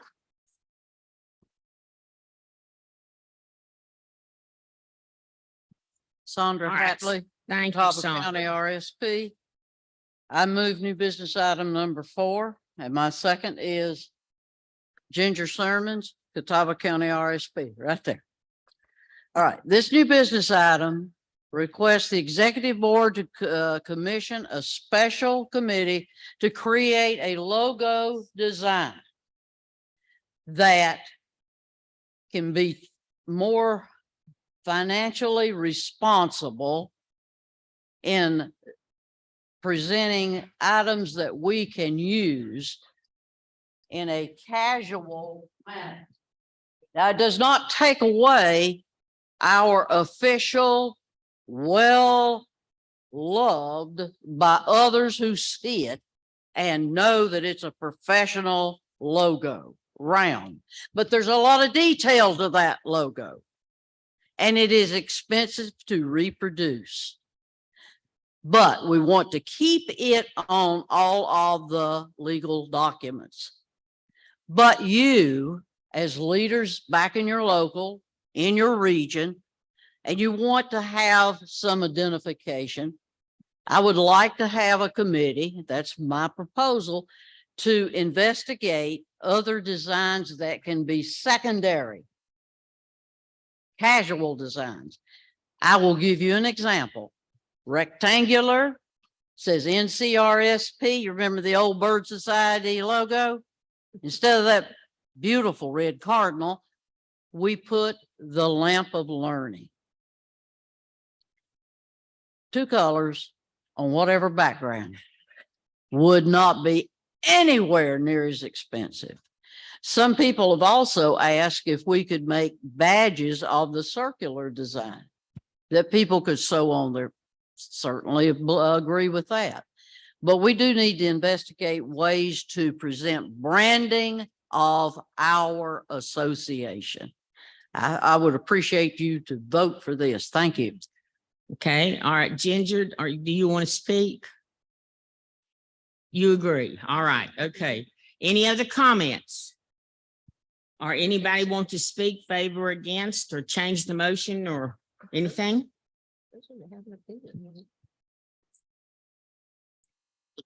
You hadn't thought about it? Okay.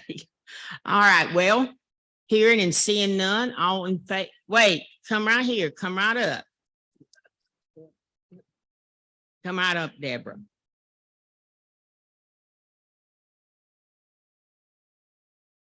I appreciate that everyone wants to make changes to our logo, but think about the people who created our organization years ago. We can always add to it because some people already have shirts and all these things, and the cardinal represents something that they designed when our organization was created. And we don't want to take everything away because others do not like the little circle and going on and all that. But guess what? Things aren't cheap anymore. But the main thing is we are still who we are. And I know some people don't like the cardinal,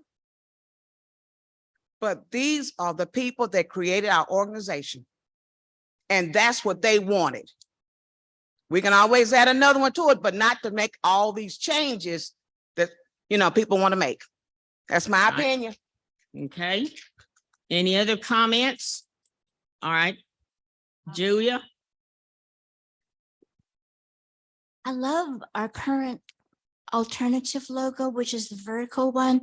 It's useful. However, as was brought up in last year's convention, which was my first one, someone had mentioned that the red cardinal makes a neophyte look at that logo and makes us think that we're ornithologists or we're interested in bird watching, because it's just the cardinal. What was suggested was the lamp of learning, which is more conducive probably to an immediate connection of the symbolism between teaching and what we really are. We're not John Audubon, we're teachers. So what I did was I took the lamp of learning from the round logo and harvested it into a vertical one. So it may be more conducive to communicating who we are. Okay. Yeah, now, remember this, it's a committee that's going to be looking into it, and investigating it, to create a committee. All right, Ginger? Ginger Sermons, Catawba County RSP.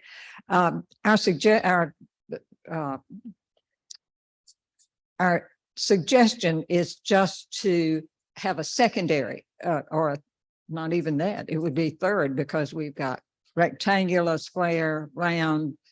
I would keep my cardinal. So this would just be for locals to be able to reproduce and have a cheaper, because you could get something for your local that had just two colors on it. So we're not doing away with the ones we've got. We love those. We're just asking for suggestions for another one. All right, we've had speakers for and one against. All right. Okay, anybody else wants to rise to the mic? You can use that one. Yeah, use that one. I normally don't speak. And I'm only saying this now because NCRSP, all of the locals, we have so much to do, so many activities, so many things to go over. To me, this is just much to do about nothing. We have a logo, and now to create a committee, I just feel we have more important things to do. Okay. All right. Next. Karen Slade, Alamance County, Region 4. Okay. I think I heard the last lady that was at the mic, right? Not you, but the last lady, and I agree with you. But no, I agree with you, but I'm talking about the lady that spoke before you. So are you saying that the lamp of learning would be for like if locals wanted to use it but we would still keep the logo with the cardinal?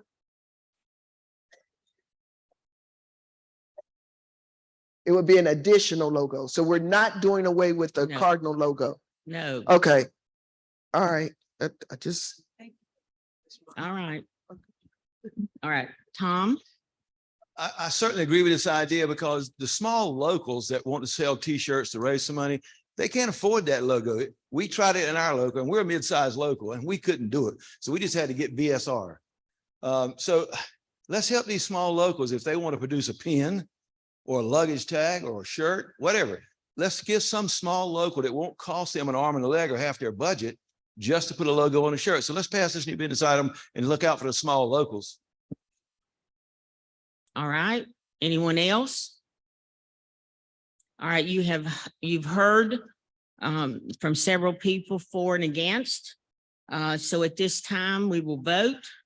All in favor of adopting this new business item, number 4, please raise your green card.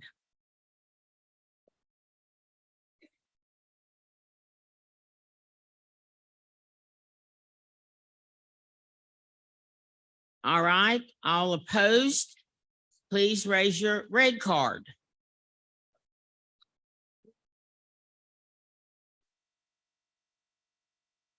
I think you have division that need to count. All right, at this time, please lower your cards and let's stand. You need to stretch too.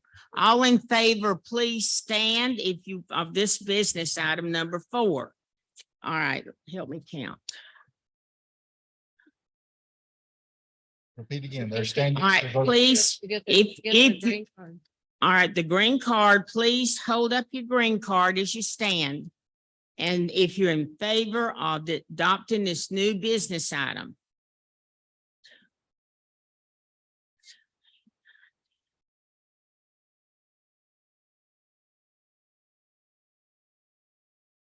Thirty on this side.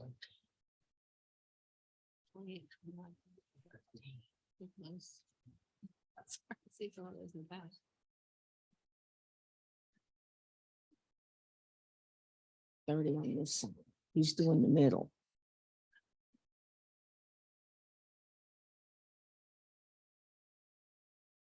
$30 and 30.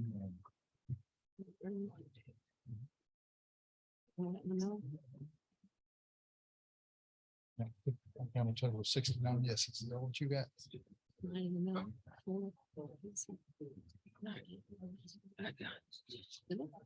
There's more than 9 in the Senate. I did 1, 2, 3, 4, 5, 6, 7, 8, 9, 10, 11, 12. 71 yeses. All right, if you all would please be seated.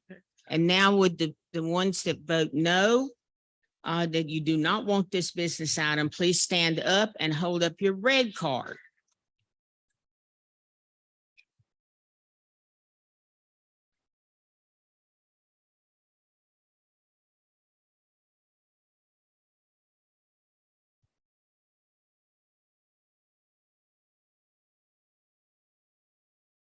$25 on that side. On this side, 5 in the middle. All right, you got 20. All right, how many you get?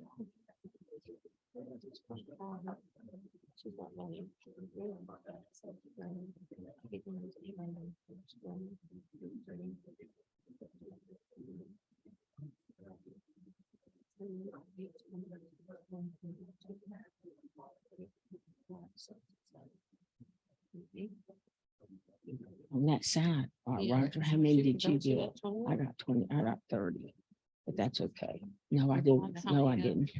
25 over here. 25. 30. That's What's the middle section? 38, that's 60. That's 58. 58 no votes. And there were 71 yes votes. 25, 30, and 5, isn't it? Mhm. I got 6. Okay, and I mean, yes votes, 71. 71. All right, you have, please sit, please. Thank you. Point All of right, information. Ms. Tama. Yes, Tama bounced awake. Are the delegates online being counted? All right, we need to do that. Yes, thank you, Tama. All right. Would the delegates that are online at this time, would the ones that want to vote yes for this new business item, and you are so right, we have not done that on any of them. Okay, number 4, the new business item. Please raise your hand online, and who's going to count them? Who's going to see them? I think Bobby's over here. I think Bobby's. You can't see it? Okay. All right, is Bobby counting? He said something. He said he cannot see them. Tara can see them. Tara can see them. Tara? Tara must be in another room. Text him.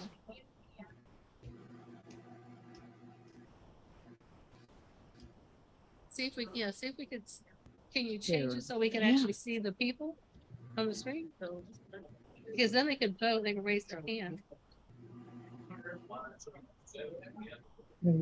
Yeah, Tama's gone. Maybe she will find out, yeah. Okay.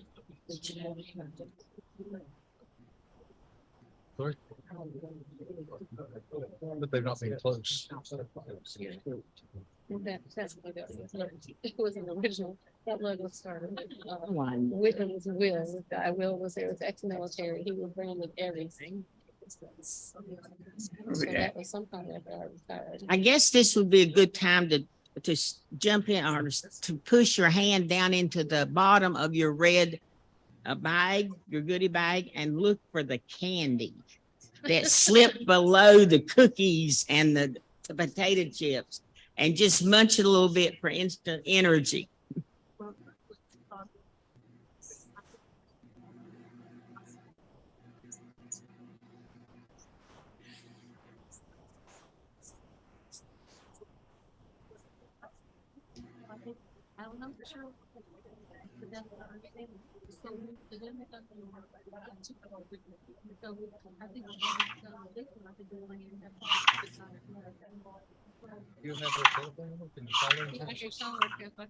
Here comes Tama. Let's see what Tama says. All right. What? 15 voting yes. And 15 yes, that's 71 and 15. That's 86. How many voting no? She's good in that, I guess.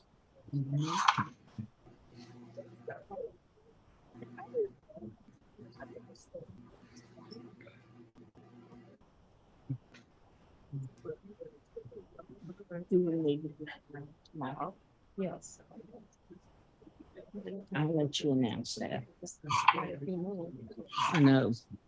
Remember that the deadline for new business items for the convention is at the end of the business session. What are you asking for me? The time when they can turn in new business items, we're not gonna have anything to do with hardly one. I know that. I know it. So that's what you got so far, Vince. You're right. 71 live, 15 online. Yes. And we're waiting for the no's. Got 60 no. Did she give us that? No, this is live. People in this room. Is that what you got? I got, yeah, it's 6. They're waiting on mine.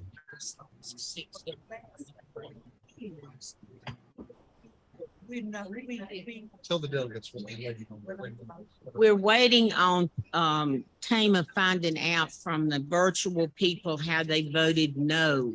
We got the yeses.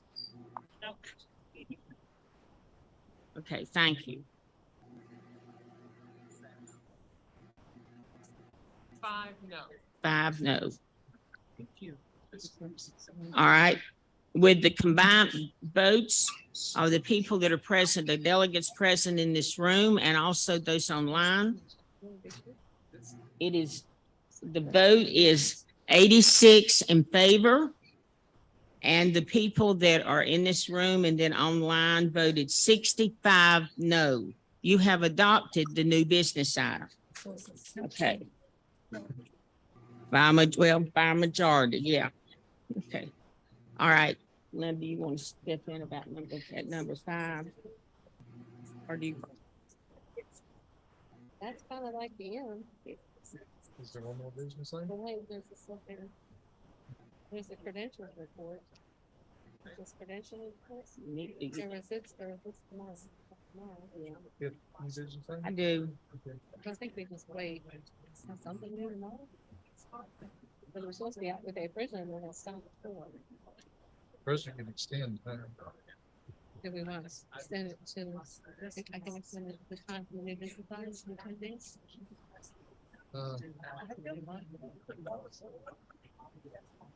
Yeah, I guess you could. Do you want to go ahead and do the new business? I guess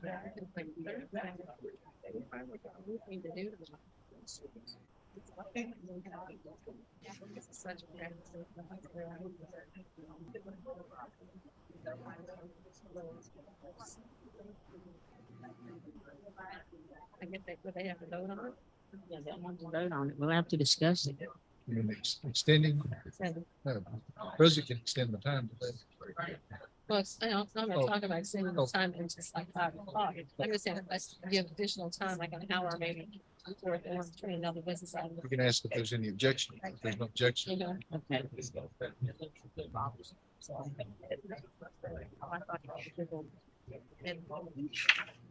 Okay, usually we have a few more business items, but we don't. And we were originally, I mean, I don't exactly know myself because they told us that we were supposed to be out of this room by 4 o'clock. That was what we last heard at the board meeting. And that they would tear everything down so they can have the banquet in here, but the banquet's not here. It's next door from what I understand. So they're not gonna have to tear everything down. I think we could go ahead with we could save that last new business item. We've got a credentials report because I guess we have to do that before we leave. And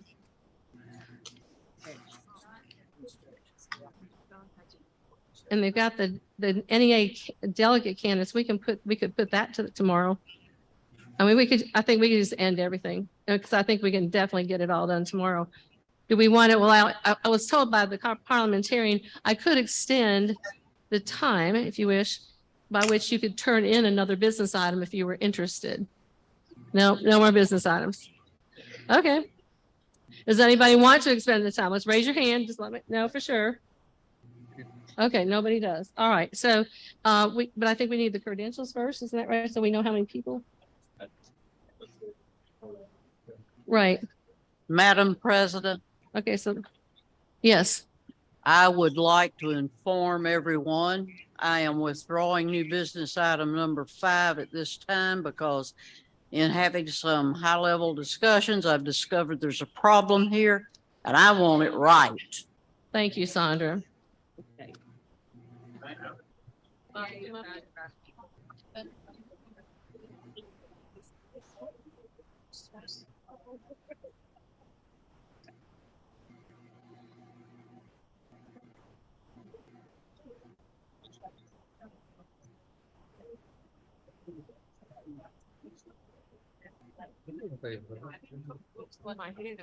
Okay, go ahead.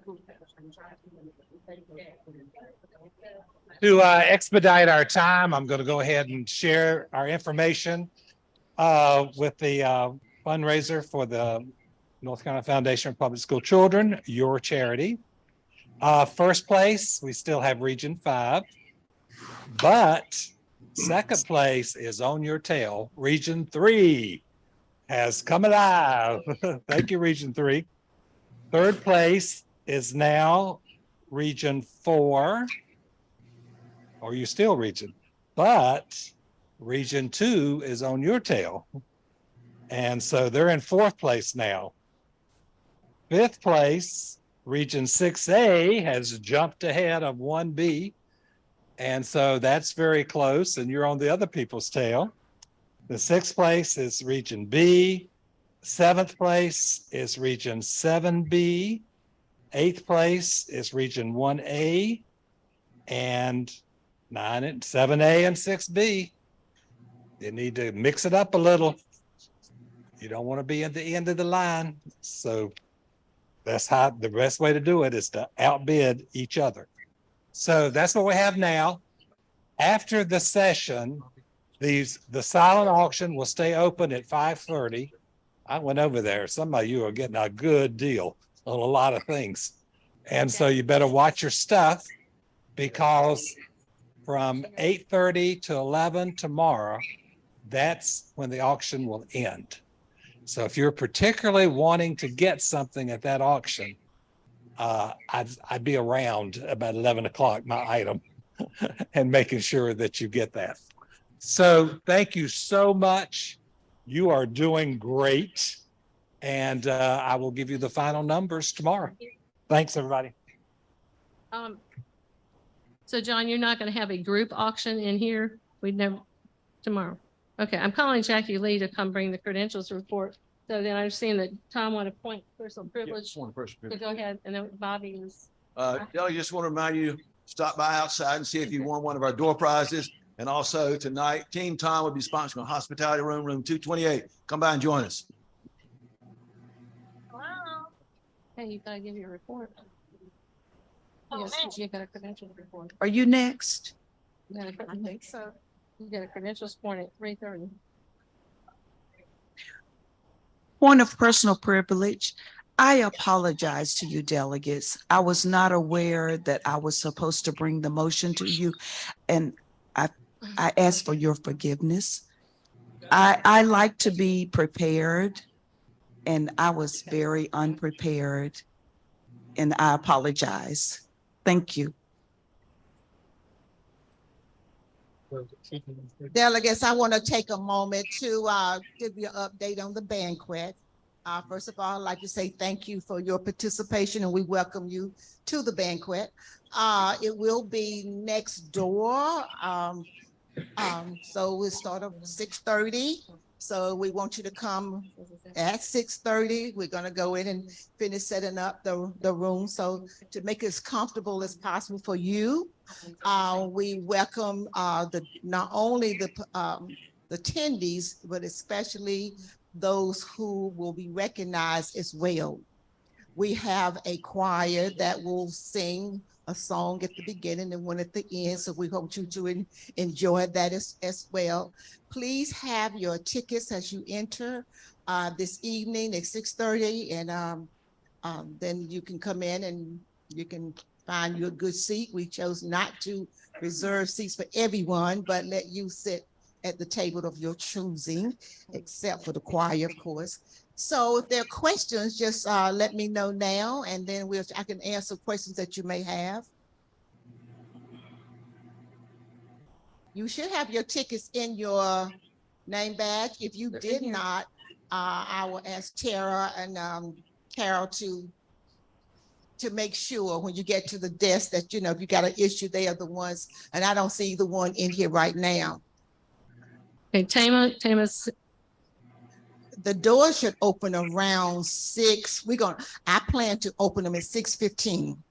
And because they're setting up and we want to make sure that we're ready.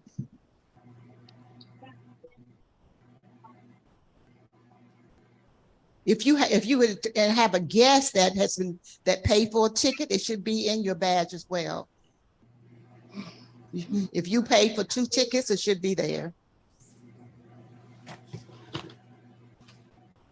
Yeah, name tag, badge. Yeah. Any questions anymore? Point of personal privilege. No, you can choose where you want to Yes, sit. make it. Okay, have any questions around, just ask, okay? Is she wanting to buy another ticket? It sounded like, or That would be a Tara question. When I asked her last time, there were no more spaces. right. So, but that was the last time I talked to her. So if anybody wants a ticket, you'd have to find Tara. Right. She might have some extra for someone not showing up, but yesterday she was saying we don't have any more seats, but if I see her, and she'll be at the door as well, please ask that question, because someone could have just said, I can't make it. Personal privilege, Madam Chair. Yes. Carteret County has an extra banquet ticket if somebody needs one, and I won't sell it to you. You may have it. We already paid for one of our delegates. And the second, are you recognizing her? She said she Go ahead. wants the ticket. She wants the ticket. Okay, all right. Please see me in the back corner. And then second thing, choir members, some of you haven't checked in yet. So in about an hour, I'm going to meet you next door, not this room, but the second room. And we're going to establish a practice. If there are any problems, I'm in room 635. Okay, and we do have Linda Powell here tonight to take pictures. We'll try a dress up version for the board. So you're pretty much dressing up anyway, and we'll take a picture. I forgot to mention that immediately after the banquet, remind you that we do have a DJ coming to start around 8:30. That's why we set a tight schedule for the banquet, because we want you to dance until you get sleepy. We also have a table full of games that you want to stay and hang around and play some games with your friends. So we want you to leave there thinking positive and be ready for the next day. So please come out and enjoy yourself this evening and help us get through tonight with a lot of good food and a lot of good fun. Okay, bring your attention up here to Bobby. Okay, just want to give you directions. Directions on voting. Voting for officers and the constitutional amendments will be completed online. Following the close of today's assembly, you will receive 2 emails from the outside voting vendor, Simply Voting. It will be sent to the email address that is the state has on file for you. The first email will have your user ID and your password, and the second will be your link for voting for both the officers and the amendments. On the ballot, the constitutional amendments will be numbered 1, 2, 3, 4, 5, just as they are in your booklet on page 27. So you'll just have a number, so it'll say Amendment 1, Amendment 2. Voting will begin at 6 o'clock tonight and will conclude at 11 o'clock in the morning on Thursday. You can vote on your phone, a tablet, or a computer. In the Smith room, which is to my left, there will also be computers set up in there for anyone that has difficulty being able to vote or does not have a computer or a smartphone. In addition, if you do not get an email and do not see it on your device, there will be someone in there who will be able to help you with that has a master list of all of the people who are registered and has their user ID and their password. Thank you very much.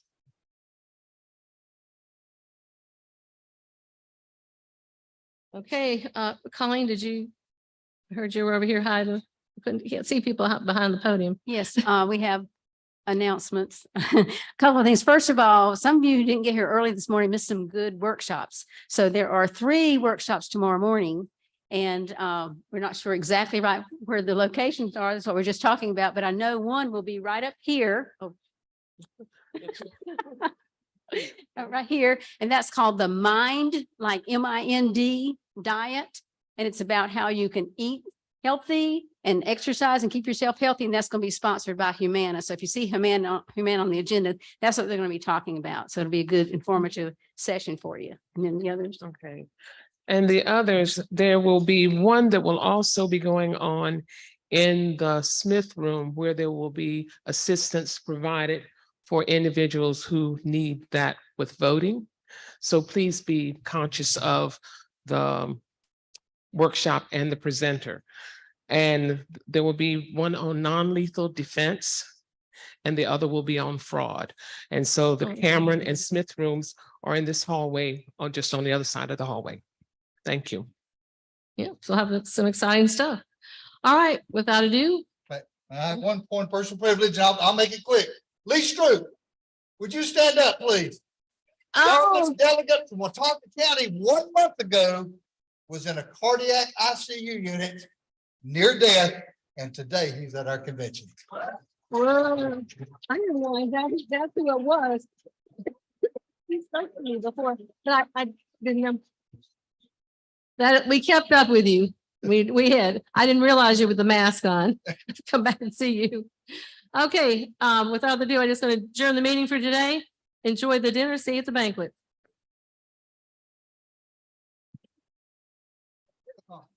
Yeah. Well, Spirit House. Folwell, where did he come? He came from some different direction.